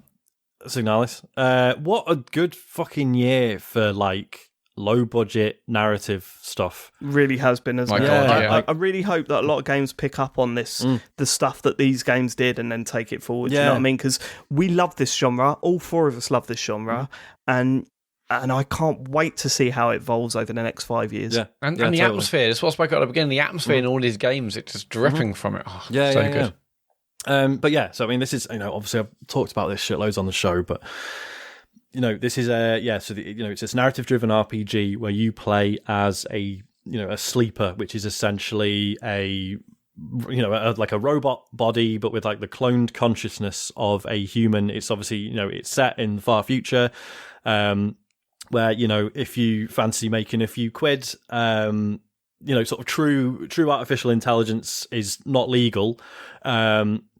But if you've got, there's like dangerous work needs doing somewhere out in space, you can take someone's consciousness, make a copy of it and put that in a robot. So, you sign up for this, you get put in, cryostasis or whatever, your consciousness gets cloned, put in a robot goes out into space, gets put to work, and you are that robot who was chosen because, basically, those robots are like massively exploited and treated like absolute shit, expected to do, horrible, dangerous work. You escape, and the game begins with you essentially being like, a refugee that has arrived on this space station. And it's all about, gaining your footing and, in a society that is full of like, other people who've been marginalized or mistreated for various reasons. But you have this added baggage of like, not everyone even believes you're a person, right? Some people are just like, well, no, you're a piece of equipment with, a cloned consciousness that doesn't even belong to you. And the corporation that owns you is coming after you because they, as I say, they believe you're a piece of equipment that's faulty and has escaped, and they intend to bring you back. But it's, and that makes it sound like a very sort of dark, stressful experience, and, elements of it are. It has this great sort of timer mechanic where, nothing plays out in real time. It's just as you perform actions and like, days pass within the game. But there'll be sort of upcoming story events and it will tell you like how many days away they are. So you're constantly looking at all these timers and working out what you need to prioritize, what you need to be doing, what you need to be taking care of before some of these deadlines start happening and the events start taking place. But yeah, like, there are loads of different ways it can end. And, obviously we've all played RPGs with multiple endings.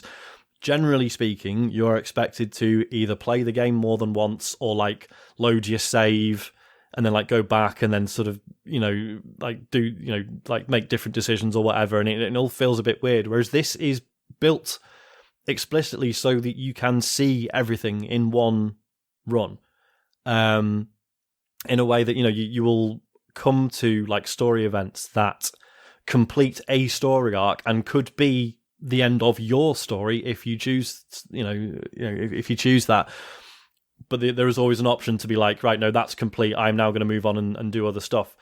And it feels respectful of the player in a way that other RPGs aren't. Like, talking about Pentiment, which I absolutely adored, that specifically does not give you enough time, right, to do everything, see everything, and learn everything that you might want to.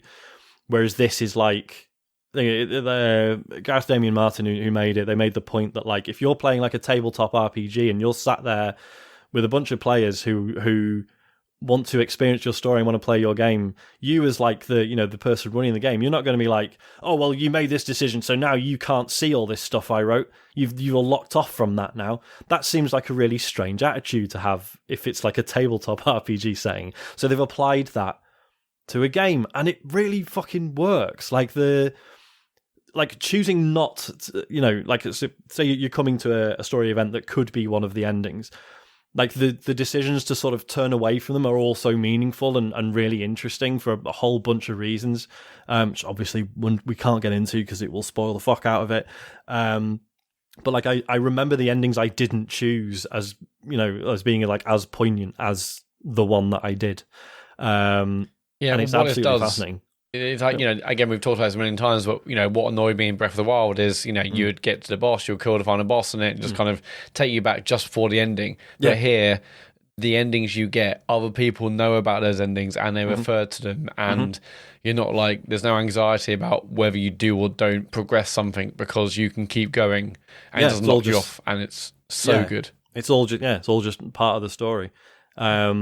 The game's full of characters and they're all amazing. Like there are very few sort of obvious villains. Like some people might act against your interests, but they've got their own reasons, and that there are ways around certain situations. Like you never. Do you ever get violent? You can do. I can think of one where you can potentially get violent. Broadly speaking, it's sort of non-combative, but like it just tells so many beautiful stories about all the people just trying to get by on this station, and the situations they're living in, and some people are trying to get out, some people are quite happy where they are, some people are really struggling, and as I say, it could be this sort of really depressing story about like everyone's like really struggling and this is shit, but it's about how those people help each other get through it and how they stick together. It reminds me quite a bit of Disco Elysium in that sense, and then it's like, look, the systems people are living under are not fantastic, but but you love the people living under those systems, right? Oh my god, yeah. I mean, like Lem and Mina's story is one of my favourites of the year. Like Lem's like a single dad working for a better life with his daughter. You can like do some like babysitting at points and all sorts. But like I saw that particular story to its conclusion. There's like a bunch of different endings for that one particular story, and like that was it's one of the few games this year that's made me cry. And like that story alone is absolutely stunning, even with the various endings of that one particular story. Like all of them got me upset. Absolutely stunning story. I mean, like there's other people like Emphis, who's like the he's got like the food stall. He's like, the mushroom food stall. He's got amazing stories. There's like Feng, who's like the idealist, and other people who like, I think there's a guy called Ethan, who's like a massive piece of shit, but like you kind of start warming to them, and other people who are trying to make sense of other parts of the eye, which is like the ship or the station you're on. Yeah, it's great characters. Good. And like the fucking soundtrack as well. Like, oh my God, absolutely unbelievable. Like, again, I've mentioned this on the show, but like, they're like, I'll often have it on when I'm working, and then I do exactly the same thing. Yeah, and whenever it gets to the ending music, like I have to stop what I'm doing, and I'm thinking about the characters. Start knocking one out. Well, sorry? Start knocking one out. Yeah, basically, yeah. It is that good. It's not the right time in the night for wank jokes, is it? Sorry. And I'm just like, I'm thinking about all those characters and all those situations that were happening when that, because that's like the music that plays during any of the multiple endings, and it's just like, oh fuck, Lemamina and the woman who works at the lab and the fucking so fucking good. And like I love the fact that the whole dice mechanic. Every day you wake up, and depending on like your health and stuff, you get a number of dice. So it rolls them. You get anywhere from 1 to 6, and then you then like spend them on actions, right? So a 6 is like a guaranteed success. 1 is a probably don't bother. You're probably going to fail. And it was really interesting reading stuff by like people who live with health issues or like chronic pain problems, who like really related to it. because they're like, yeah, I wake up each day and it's like, here's what your body's giving you today. Sorry. Or sometimes it's a good day, sometimes it's a bad day.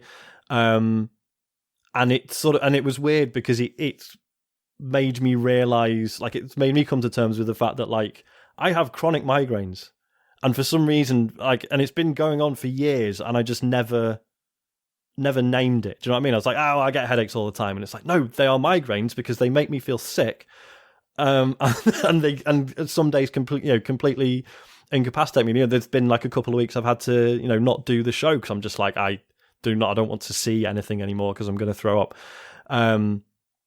So it was, there was a sort of a weird sort of personal realization in there as well. I think it's a fucking beautiful game. It's stuck with me. Cool. In a way that very few games have. I love it. Right. Let's vote. Matthew? Citizen Sleeper for me. Sean? Citizen Sleeper. I'm going God of War. James? See, I'm leaning towards Citizen Sleeper as well, honestly, because, Yes, mate. I enjoyed it a lot. Okay. I've always said James is my best friend. God of War. God of War. I mean, I love God of War, but I should say, like, from what I've gleaned about God of War, I did not want to see this go out in the first round. That's ridiculous. You'd love it so much, Sean. Yeah. It kills me. Yeah. You'd love it so much. And like, I know I will at one point. When it finally comes to PC or whatever. Have you played much 2018? You started playing. I've started it, but obviously then GOTY season kicked off, so. Shit. It's not been a priority. That over Christmas. Fucking hell. I really love and maybe it's a spoiler or whatever, but the fact that there appears to be this transition over to Atreus, it sounds really cool because those of you listening now that are angry that God of War has gone out, right? And I know you're there. I know you're listening. You're getting angry about it. And what can I do? Like, I'm with you, but what can I do? What can I do in that situation? Yeah. I can't do anything, can I? Yeah. So. I'm pissed off that God of War's gone out because it's one of the best games of the year. But what do you want me to do? Well, you didn't even try and persuade me. You were just like, okay, fine. Do you know what? Because you're fucking hammered. And you don't. I'm not hammered at all. I'm fine now. Okay. I'm fine now. Sobered up. Yeah. In 20 minutes, right. I've got really complicated things with God of War Ragnarok because a bit like it was the second Tomb Raider kind of reboot, which was better in every sense to the first one. I'm like, I know this is better than 2018, but I just like emotionally, I just don't really have. I know it's an excellent game, but I'm not like, I don't have the same feelings I did to like 2018 God of War, even though it does so many amazing things. It's better than that. Yeah, I don't know why I feel that way, but it's clearly an excellent game. I just don't have any like emotional attachment to it in the way I did with 2018. But it's a weird one, right? I'm looking at these quarterfinals. This is going to be rough. I mean, this is usually where things speed up. We don't need to go over the games anymore unless we're going head to head. This is dangerous. First quarterfinal: As Dusk Falls versus Vampire Survivors. Let's go with the voting, Matt. As Dusk Falls. I'm voting as. Oh, am I? James. I'm voting As Dusk Falls. I've got to vote Vampire. No, have I? Sean? Say Vampire Survivors. Oh my god. It's tough, isn't it? Because it's like, I'm not sure how I feel about Vampire Survivors because I haven't played it enough yet. Even though I have played it, I've enjoyed so far. Mm-hmm. But I'm certain that I liked As Dusk Falls a lot. I do worry that Vampire Survivors is just like too passive for me. Mm. And it's come up against a story where you would have emotional connections to characters and moments. But that's it. That's for me why that game would always be a game like Vampire Survivors. Yeah, but Vampire Survivors feels like a phenomenon. So taking my view out of it slightly, I look at what's going to be looked back on what come out this year, and I think people are going to be talking about Vampire Survivors more than they will As Dusk Falls. Yeah, but that's always going to be the case with narrative games. Like, narrative games never... reach the highs of those other sorts of games. I don't think that's an argument. I do find it weird how quickly As Dusk Falls seemed to disappear after it came out. It did. I think it deserved better. It really disappeared quickly, didn't it? But again, same thing about like Life is Strange and stuff like that. No one talks about those. They also disappears. It's a narrative game issue that happens. Huh. Vampire Survivors, I have put a lot of time into. There's part of me that goes, I'm just finding this way too, as I say, passive. Like I guess I'm enjoying it on some level, but there's part of me that's just like, well, I'm not actually doing much. But what you do is really fun. Oh man, this is really tough. Go on, what were you saying? I'm just saying, what you do in Vampire Survivors is immensely fun. Yeah, but you're not. Is it? Yeah, I think so. Yeah, it's really addictive. Because I really enjoy the. That's a different word. I really enjoy the process of like putting a build together within the, the fact that obviously everything's, you're sort of drawing random abilities, or from a pool of random abilities, I should say, and yeah, like I enjoy that, like grasp, your interactions with it in an action game sense are incredibly limited.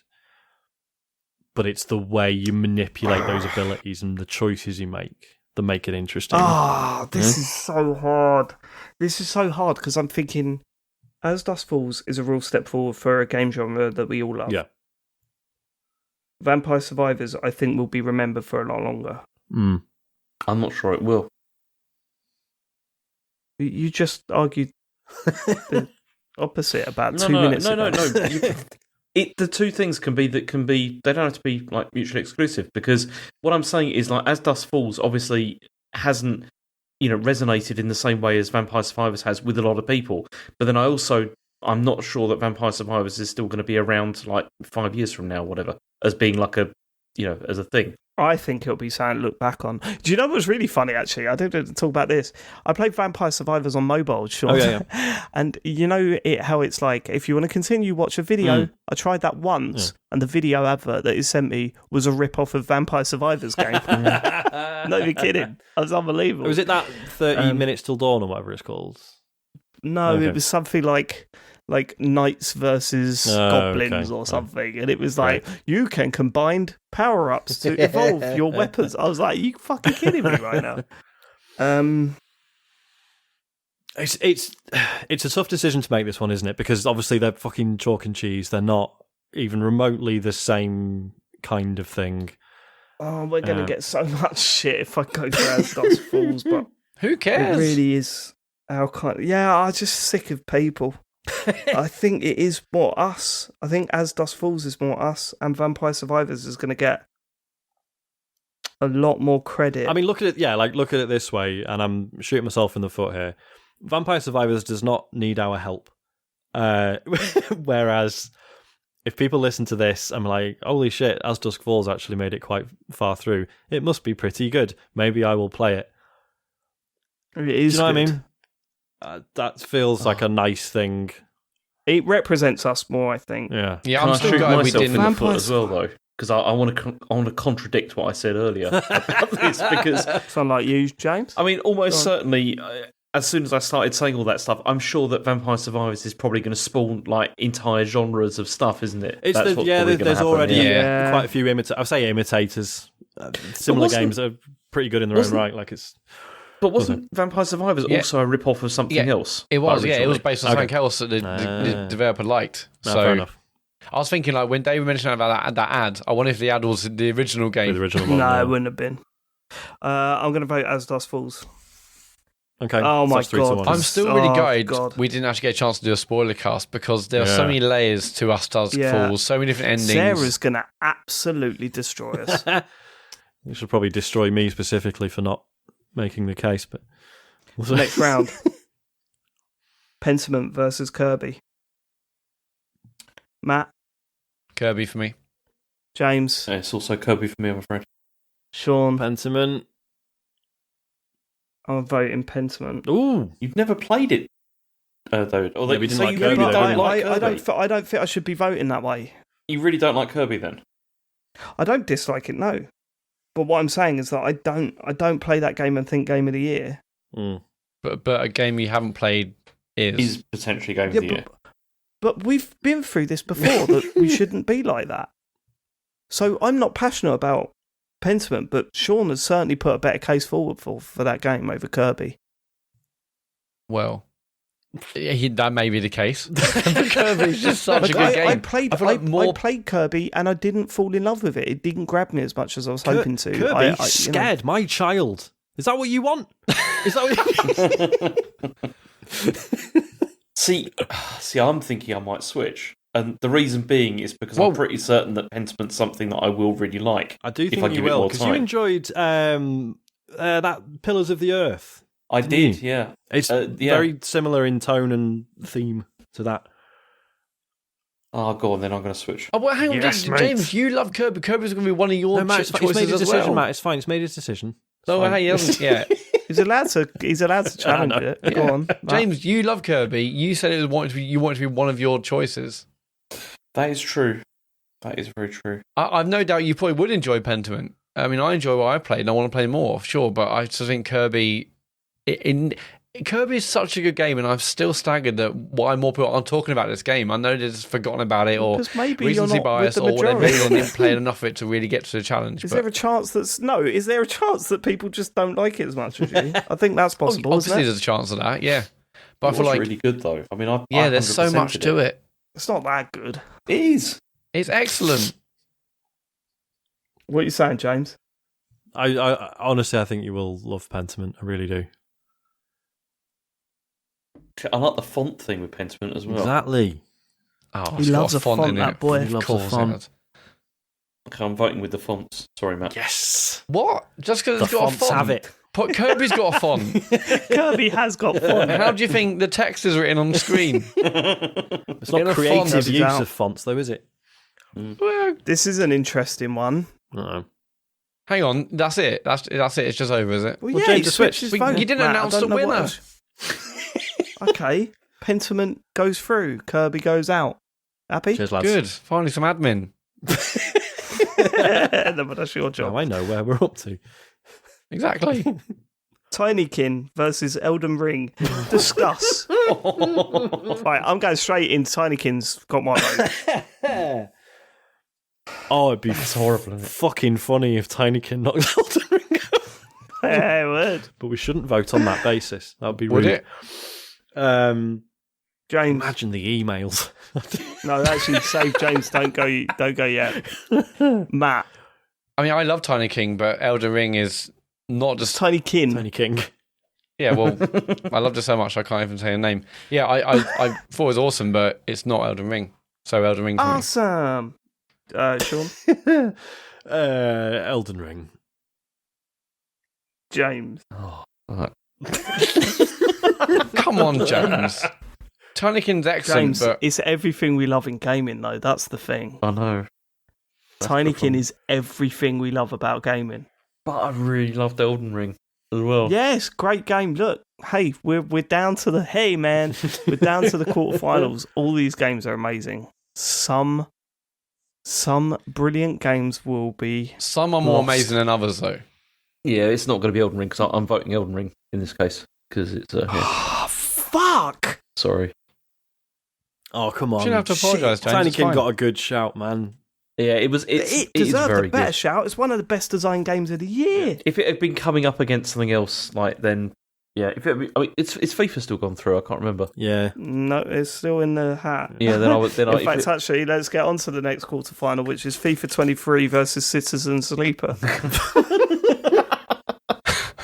Sean, which way are you voting? I fucking hate this format. Can we do it differently next year? No, worse. Which way are you voting? I'm voting Sean? for Citizen Sleeper, the computer game. Matt? No contest, Citizen Sleeper. Correct. No contest. FIFA 23. James? Oh, come on, James. Come on. I'll leave off James. No, because this is legitimately quite difficult because I really liked Citizen Sleeper a lot. Did you finish it? Yeah, of course I did. Oh, right, okay. Yeah. But FIFA is the last one, remember? That was the thing. It is the last one. Oh, yeah, FIFA really needs a helping hand, doesn't he? Really needs a helping hand. Yeah, it needs uplifting. Yeah. I just enjoy it. It's, more people need to know about Ultimate Team. How many hours have you put into FIFA? Oh no, you play on PlayStation, don't you? I can't check. There's a lot of hours. Yeah, but that's not a measure of anything. No, I'm just interested. No, it was just interesting. Calm your boots. One of the things that, like Sean said about Citizen Sleeper, that I really did like was the music. Like, I really love the music in that. Oh, what are you talking about? Yeah. This has got Jerk It Out in it. FIFA 23's got Jerk It Out by the Caesars in it. It's also got Song 2 as well. Is that still in there? Yeah, they've added all that in. Is that a thing? No, they've added it all in as like a legacy. Okay. Or, FIFA tracks. Or was it EA tracks? Yeah, tracks, yeah. Tracks, yeah. Oh, fucking hell. Citizen Sleeper is absolutely incredible. Yeah, man. FIFA 23 is the most fun. You think about the amount of time that you've let yourself drift away to get, what was it, Gillingham to the Champions League? Yeah, I got Gillingham there, yeah. Well, not even Neil Harris could do that. I was trying to get St. Pauli to the Champions League final recently. Yeah, but James, think about the bit where you have the choice between becoming a pure AI or remaining in your robot body. Spoilers. or trying to get a ticket for someone and whether you should or shouldn't. Yeah. Or go if you're going to bring Sterling on or Rashford in the semi-final. All emotional stories. If you're going to bring stories. Sterling or Rashford on in the quarterfinal, and maybe you should have gone with fucking Rashford over Sterling because he's not even been in the country for the past week. I mean, terrible circumstances, but fucking hell. Fucking Ankita's whole arc. Someone called Ankita is in that Someone game. called James. Ankita. Vote FIFA. Oh, this is horrible. This is really horrible. Think about How Rico. is this horrible? How is this horrible? When people sit down and listen to this podcast, they're not thinking that the agonising decision that James is going to make is over FIFA 23 or Citizen Sleeper, are they? All right, well, in that case, I'm voting for Citizen Sleeper. Yes. Oh, fuck yes, you, mate. James, you made the right decision there. Well done, James. All of that hard work. Mm. I just realised I haven't got any games in this anymore. Oh, shit. I'm sure FIFA will survive. Go to bed if you want. I might do. As Dusk... Oh my god, these are fucking shit. As Dusk Falls or Pentiment. Like, honestly, none of the ones that I was half hoping would win are in it anymore, so I don't give a shit. You've had a good couple of years, though, haven't you? I think I boss this shit, but honestly, there was nothing that I was insanely passionate about, so maybe that's it. Mate. Maybe I don't care, Sean, actually. Yeah, maybe that's why David. I haven't got left in. Old David T, it's about it. Semi-finals. Do we take a piss break now, or...? I'm alright, but... I'm okay. Yeah, I'm okay. I'm okay. Semi-final As time. Dusk Falls versus Pentiment. James. I have to go for As Dusk Falls, I'm afraid. So do I. Matt. Well, I'm going to also go As Dusk Falls. Well, that's that then. I mean, I'm going to vote for... You should have gone to Sean first. I'm going to vote... I'm going to vote for Pentiment, obviously. But yeah. Fucking hell, Pentiment's out. Damn. And yeah, I'm absolutely playing it over Christmas. I'm excited to see more of it. But Are you going to come back and say, I wish I voted for that now? no way. This is hard. Yeah, Elden I know what's Ring going to come up Citizen Sleeper. Oh, fuck. Sorry. Fuck shit. Was it Elden Ring Citizen Sleeper? Yeah. See, I was dreading this. Because... Shall I just... Go on. So, Citizen Sleeper and Elden Ring have basically been my two favourite games of the year for totally different ways. If I think with my head, it's Elden Ring, it's not just one of the best games this year, it's one of the best games of the last 20 years. I think Elden Ring. But, and we discussed the story. Right, you sat there and you fucking read a FAQ to get through it. Yeah, it's still an incredible game. It doesn't matter how you play it. That's what's so good about it. But Citizen Sleeper, I had such an emotional connection with that. As I mentioned, some of the stories are absolutely beautiful. I loved it in a way I didn't really kind of anticipate. Sean, I want you first. What's your vote? Citizen Sleeper. Fuck. Okay. And to be clear, that's not, that's not me being like, fuck Elden Ring. Clearly Elden Ring's fucking incredible. Well, I'm voting Elden Ring. Where are you at, Matt? I mean, I've been saying for ages how Citizen Sleeper is my game of the year, but in recent weeks I've kind of looked over Elden Ring and gone back to and looked for my notes and kind of watched videos. I'm like, it's just an incredible game, isn't it, Elden Ring? And But yeah, what think about the free DLC for Citizen Sleeper, Matt? good point. Didn't think about that. Value. Yeah. All right. I can't look past Elden Ring now. I just can't. It's all the things we mentioned. That's also early in the year. I'm like, hang on. If Elden Ring is not just again one of the best games this year, best game of the last 20 years, but I was still like Citizen Sleeper. But yeah, I think for me, I can't go past Elden Ring. I just can't. So it's Elden Ring for me. James? For me, it's Citizen Sleeper. Fuck. Come on, Matt. Why, James? Come on. Because I enjoyed Elden Ring a lot, but I still feel that I have more of a connection with Citizen Sleeper, I'd say. Yeah. Particularly, as I said, because of just the incredible atmosphere of that game. Mm-hmm. It's amazing. I mean, I've said I also had more of a connection with it. I'm open to changing. But Elden Ring, I never completed, and I burnt out on. Mm-hmm. Yeah, but you burnt out on a lot of Soulsborne games, haven't you? Apart from I don't really give a Dark shit. Souls. Yeah. I get to the hardest bit, get over it, and then just ditch it usually. Yeah, so I don't think that's a comment on this game. By the sounds of it, with Elden Ring, I was nowhere near the hardest bit. Yeah, I mean, I don't think I said, so I did go back to Elden Ring in the last few weeks with a view to finishing it for this, and then realised I'm still like fucking 40 levels off being able to actually do the final boss. I thought I was near the end, but no. For me, Elden Ring does feel like a kind of a next-gen Breath of the Wild, where we loved the adventure. We weren't sure what's going to be around in its corner, and this feels like that. And I didn't think that someone would go further than Breath of the Wild, but this kind of does it for me in almost every aspect. Like again, no way. Right, if we take another game like Horizon Forbidden West, right? I played 60 odd hours.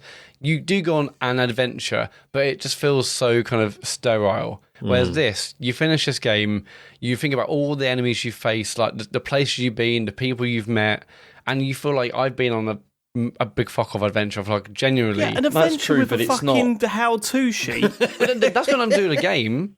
That's got nothing to do with the game whatsoever. To do with it's the game. True, but you also can't compare it to Breath of the Wild in the sense of like if you think about one of the things that was wonderful about Breath of the Wild was the way that you could explore that world. Yeah, like the way you could climb things. You can't do that in Elden Ring. Like you really can't. Explore. You can get on your horse and go loads of places. Yeah, exactly. There's no climbing. You can on your horse. You can't, and you have to find teleporters areas with. Yeah, exactly. Yeah. It's not like Breath of the Wild. The amount of times you go into a place and go, I don't belong here. I'm getting fucking one-shotted. You didn't get that. There's still adventure in that. I think. No. I get that. Like I get that. I just. Shit. Oh, fucking hell. I know Breath of the Wild is different, and it just is different, but this for me is this felt like an evolution of that game, which I didn't expect to have maybe until Breath of the Wild 2. But having all the places I've been and the way in which I experienced this game, looking back on it, I had the same kind of sense of adventure. That's funny because I don't even think we're even close with Breath of the Wild 2. Honestly, genuinely, I think Breath of the Wild 2 will be a good game. I don't think we're even going to get anywhere close to what that first game was because it was so fucking out there that it's not even going to touch it. For me, the difference between this and Citizen Sleeper is that Citizen Sleeper, I felt like I connected with all aspects of that game. Yeah. Whereas I don't feel like I did that with Elden Ring. Mostly because, as David said, like the stuff with the story and all that kind of thing, like I didn't really care. At all. It was zero emotional connection to what was going on, other than the sheer, awe of like visually and the design, the locations, etc. Like stand by all that, but I got nothing narratively from it. And that doesn't make it bad. It's just that I just don't feel it's quite as complete an experience. I just don't know. I just don't know if I'm there. I'm not as confident that I'll play Citizen Sleeper and love it. Did you do any side quests, James? That's the issue I've got. Hang on, everyone spoke at the same time then. Yeah, was that James? I was saying, but you're never going to go back to Elden Ring, David. That's true. No, I'm done with that. That's true. I started Citizen Sleeper, didn't I? And then you weren't in the right. It is one of obviously it's very text heavy. If you're not in the right headspace for it, it's not an easy one to get into. But Dave, when they announce the next FromSoft game, maybe not, Armored Core, mate. But the next kind of Mech one. But do you think you'll bother? I think I'm done. Honestly, I think I'm done. You don't think you'll start the next one? Nah. No, I mean, I can look at them and go, these are stunning games, right? They're stunning games. I can admire them, but I'm not going to spend. I just hundreds of hours doing that same. I can't do that, and I don't like the idea of playing a game with an FAQ on my lap. Yeah, like I really am kind of against that. Actually, I think there's ways around that. And of course, you can play Elden Ring without a game FAQ on your lap. Of course, yeah, you but it'll take you 250 hours instead of. But it takes 200 hours, and I ain't doing that either. I'm going to switch my vote. Yes, mate. I'm going to switch my vote simply based on the fact that Elden Ring is going to get a hell of a lot. Like, we are down to fine margins here, right? Mm-hmm. We are down to fine margins. Yeah, absolutely. And Elden Ring is going to be over. I mean, it was the Game of the Year at the Game Awards. I mean, for a good reason. Yeah, and totally. And that shouldn't put me off. Yeah, just because one elsewhere doesn't mean we shouldn't reward it. That's the thing. I don't think we're choosing this on those grounds. I think we're choosing this because, as I said, for me, I feel that Citizen Sleeper was a more complete experience for me. Mm-hmm. I feel it achieved. Okay. What it was trying to do. But is that because you played Elden Ring in about 14 minutes and didn't do any side quests? Yeah, but then again, as we've been saying all along, there's no illegitimate way to play Elden Ring, right? You did do you remember when Matt did that with Red Dead? Here's a question. Mm-hmm. I'm going to ask it to James because I think he'll give me an honest answer. I just think James knows me really well. Would I like Citizen Sleeper, James? I think if you give it time, yes, you would, actually. How long is it? It's not long. But I think you have to be in the right sort of frame of mind to play it. Right. Is the thing. Answer the question. If you're in the right frame of mind, yes, I think you will like it. Right. So I'm going to play this over Christmas. Okay. I'm going to buy it for my Switch. Yeah. I'm going to play it over Christmas. And you're confident enough to say that I'll come out of it saying we made the right decision. Yeah, I think so. Well, yes. Yeah. Well, what was that? Well, no, because I don't know how you're going to feel about it compared with Elden Ring. But I'm confident that you will like it. Based on what? Well, based on years of doing this show with you. You know that wasn't me that just said based on what, right? I know, it was Matt. Oh, right. Okay. Shit. How is this the sticking point? Well, no, for me, this is always going to be the sticking point. If these two went up against each other, same. This is what I did not want. Yeah. I thought Tinykin versus Elden Ring would have been harder than it was.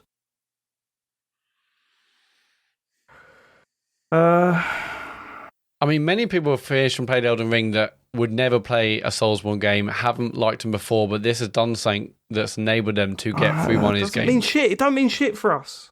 I'm just talking about other ways in which this game takes things forward. Okay, right. Okay, but do you see Sean or... I'm just talking to you now, Matt. Do you see Sean or James switching to Elden Ring? I can see James, but not Sean. Okay. So if you could see James switching to Elden Ring, talk to James, get him to convince him. If you convince him, then fine, we'll go with Elden Ring. If you don't, then I'm going to have to switch my vote. That's how we're going to do So, this. James, is it really all about the fact that you didn't gel with a story in Elden Ring because you blitzed through it and didn't do any side quests? Not helping don't yourself here, Matt. Him. That's not helping. If you're trying to, you don't know how to do this, Matt. What are you doing? I'm not going to change my vote right now. It's like... Why did you but James is marking it down for things that he kind of actually didn't engage in. Forget that. You're trying to convince him to switch the vote. Sweet talking. James needs a little bit of tender, love before you can manipulate him. You need to... You need to tweak his nipples a bit, Matt. It's too late now. You fucked it because I'm not changing. James, you messaged me earlier saying I'll literally support any game you want if you vote for this. That's true. What? Yeah. Do you remember that? Yeah. Do you remember when I switched for FIFA? Yeah. And you said I'll literally support any game you want if you vote for Here we this. fucking go. If you vote for what? FIFA, yeah, for FIFA, and I switched to FIFA. James, what? have you been playing us all? James, Because you've been texting me about how you want us to vote for FIFA.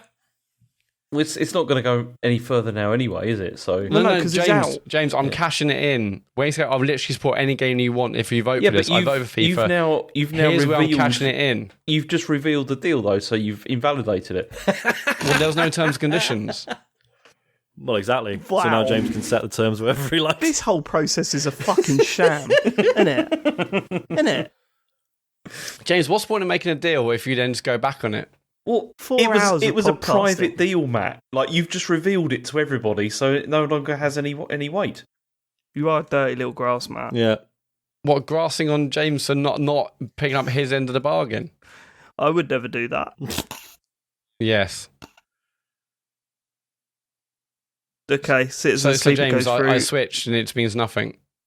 Well, now that you've grasped me up, no. I was saying, if I messaged you privately, you would just said, "Oh yeah, I will switch." Actually, And then you would have had to make up a reason on the spot. I might well have done that, actually. Absolute bollocks, James. Well, you never know, will you? Instead, you just had to have your little moment of like revealing that.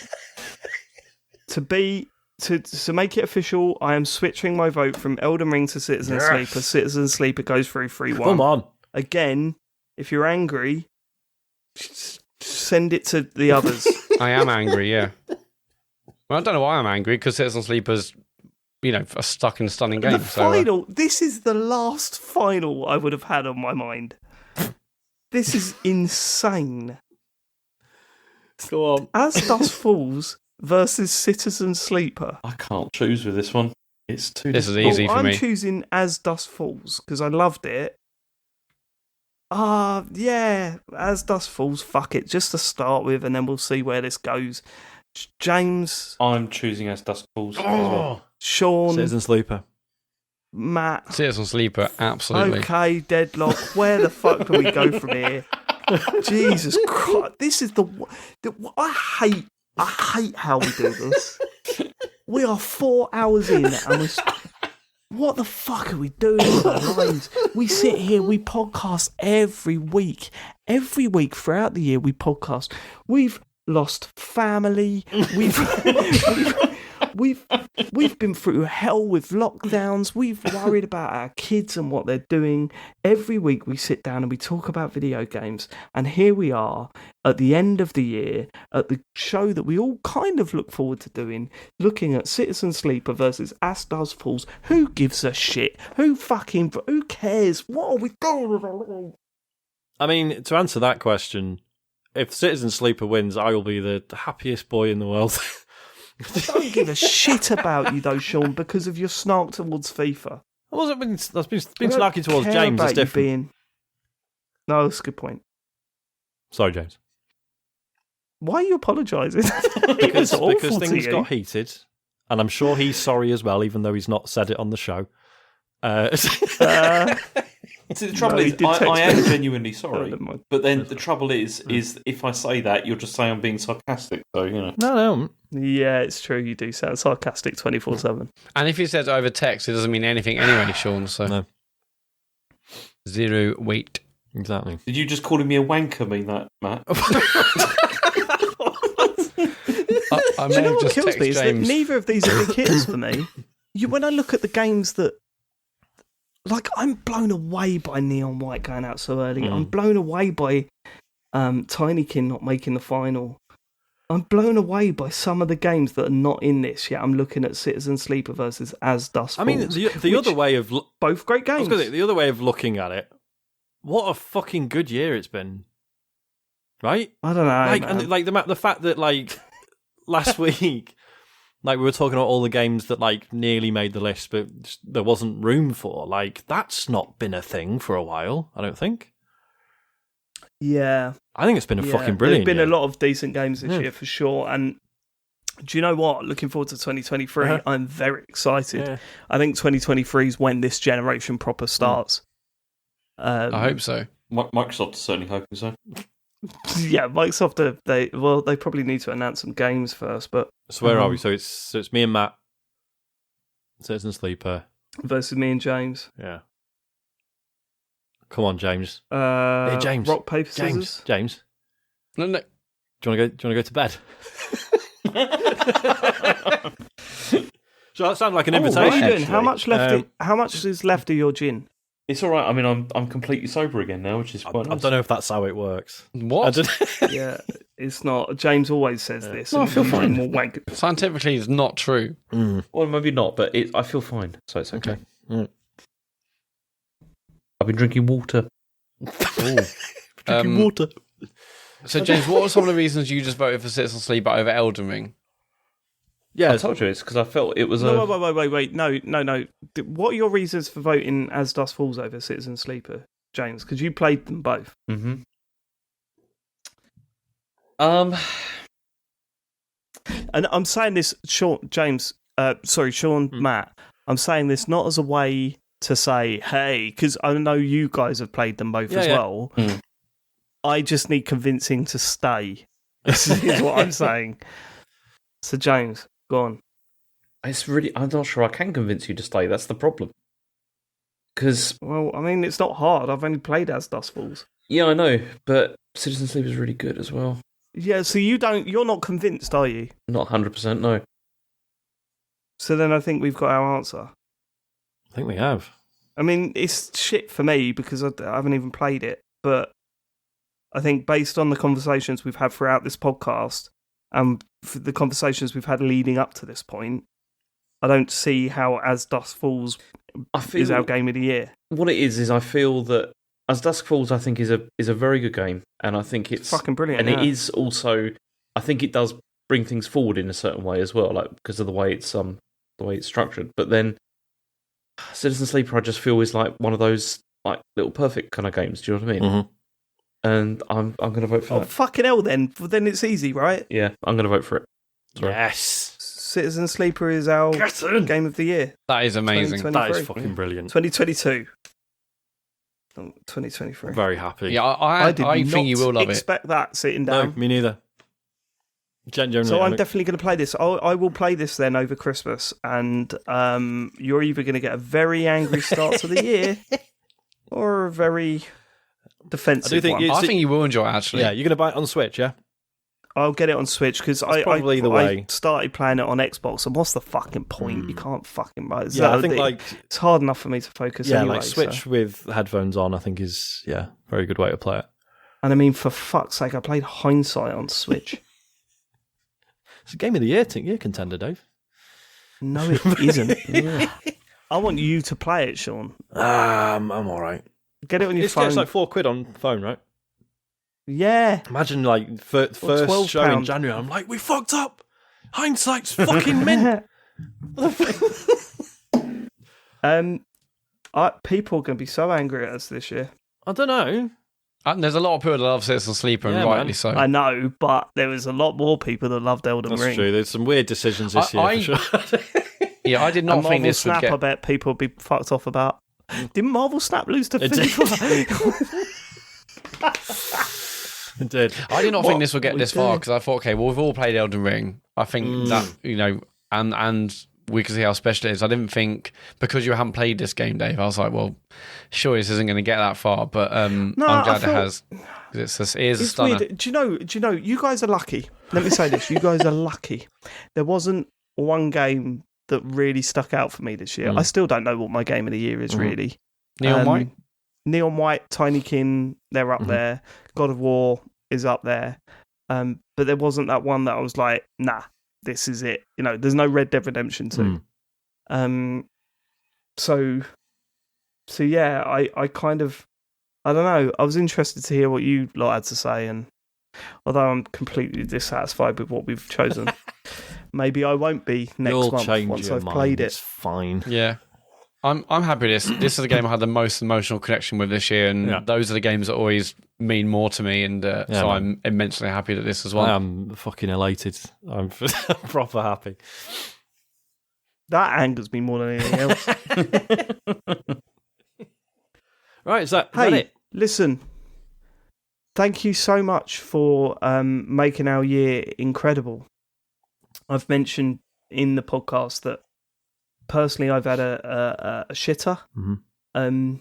But when I think back over the year, I also think of TCGS Con, which was one of the best weekends of my life. Oh my God, yes. And it come directly after one of the worst weekends of my life. So it's amazing that was possible. I can't believe we actually managed to pull that off, and it worked, and people seem to have a good time. Yeah, so good. Just so much fun. Listen, this podcast is a lifesaver for all of us, really, and we're so glad that we've got the support of so many people, and the listening figures are doing really well. The podcast feels like it's in a really good place. I personally love podcasting with these three people every single week. Like it cheers me up, and it gives me an excuse to talk to some of my best mates. And I very much hope that continues. Although I'm pretty sure James is close to tapping out because it's getting a bit late over there. But no, seriously, the support you've given us, just from tweeting in, chatting in our Discord, telling a friend, or supporting us on Patreon, I cannot describe how much that means to us. It really does, and it's bizarre that we're sitting here putting so much time and effort into something, and it not feeling like half the amount of time and effort that we're putting into something, if that makes sense. Yeah. I want to shout out. I mean, like, this is a year that we properly started getting guests on the show. And I think it's been fantastic. We've had Imogen Mellor, we've had Janet Garcia, obviously Sean LeBeau, Sarah, obviously, now basically bona fide member of the team. We had Inel, had Josh Garrity, Desmond, we had loads of people, and it's been awesome. I know we're all kind of maybe nervous about it before because we were used to just us four and just be doing it the way we've done, but I think us being pushed to do that, I think it's just made the show better, and I'm eager to get more guests on next year. It's been brilliant to do that. To the person that did push us to do that. Thanks to Ian Lee for all your support. I know, I'm a bit of a fanboy or whatever, and I'm sure people will get fed up on me bigging him up, but he was the reason we started getting guests on again. Definitely, because he was like, "Why are you not getting guests on?" And he was absolutely right, because I feel that we've had quite a year with that. It's been incredible. Yeah, and I'm excited to do it again and bring on loads of new people, and it's just been I think it's worked in a way that we didn't anticipate working this well, but it's just felt natural. We've been really lucky with all the people we've brought on. They've all been excellent, and they've kind of rolled with it, and it's made the show better as a result. So thank you to everyone. When we had Leon Cox on, absolute shit show. Total shit show. The amount of abuse you had to edit out of that episode, man. Unbelievable. It's a lot. Very offensive. And everyone, supporting us on Patreon. I think that the Patreon stuff's got better. I still love doing the bonus show. We had Le Tournoi this year. Thank you, James, for that. We're doing the GTA heists. All sorts of stuff. We'll do GTA heists next month. All right, we're back to that. Yeah. Thank you so much for living it. We hope you have a lovely Christmas and a happy New Year, and please do tell your friends about us. Let's go for an even bigger 2023. Oh yeah, we've got another con to organise. Goodbye, everybody. Oh God, we certainly have. Goodbye, everyone. We love you. Bye. Thank you. Citizen Sleeper Game of the Year. Too fucking right. Hell yeah. Goodbye. Bye.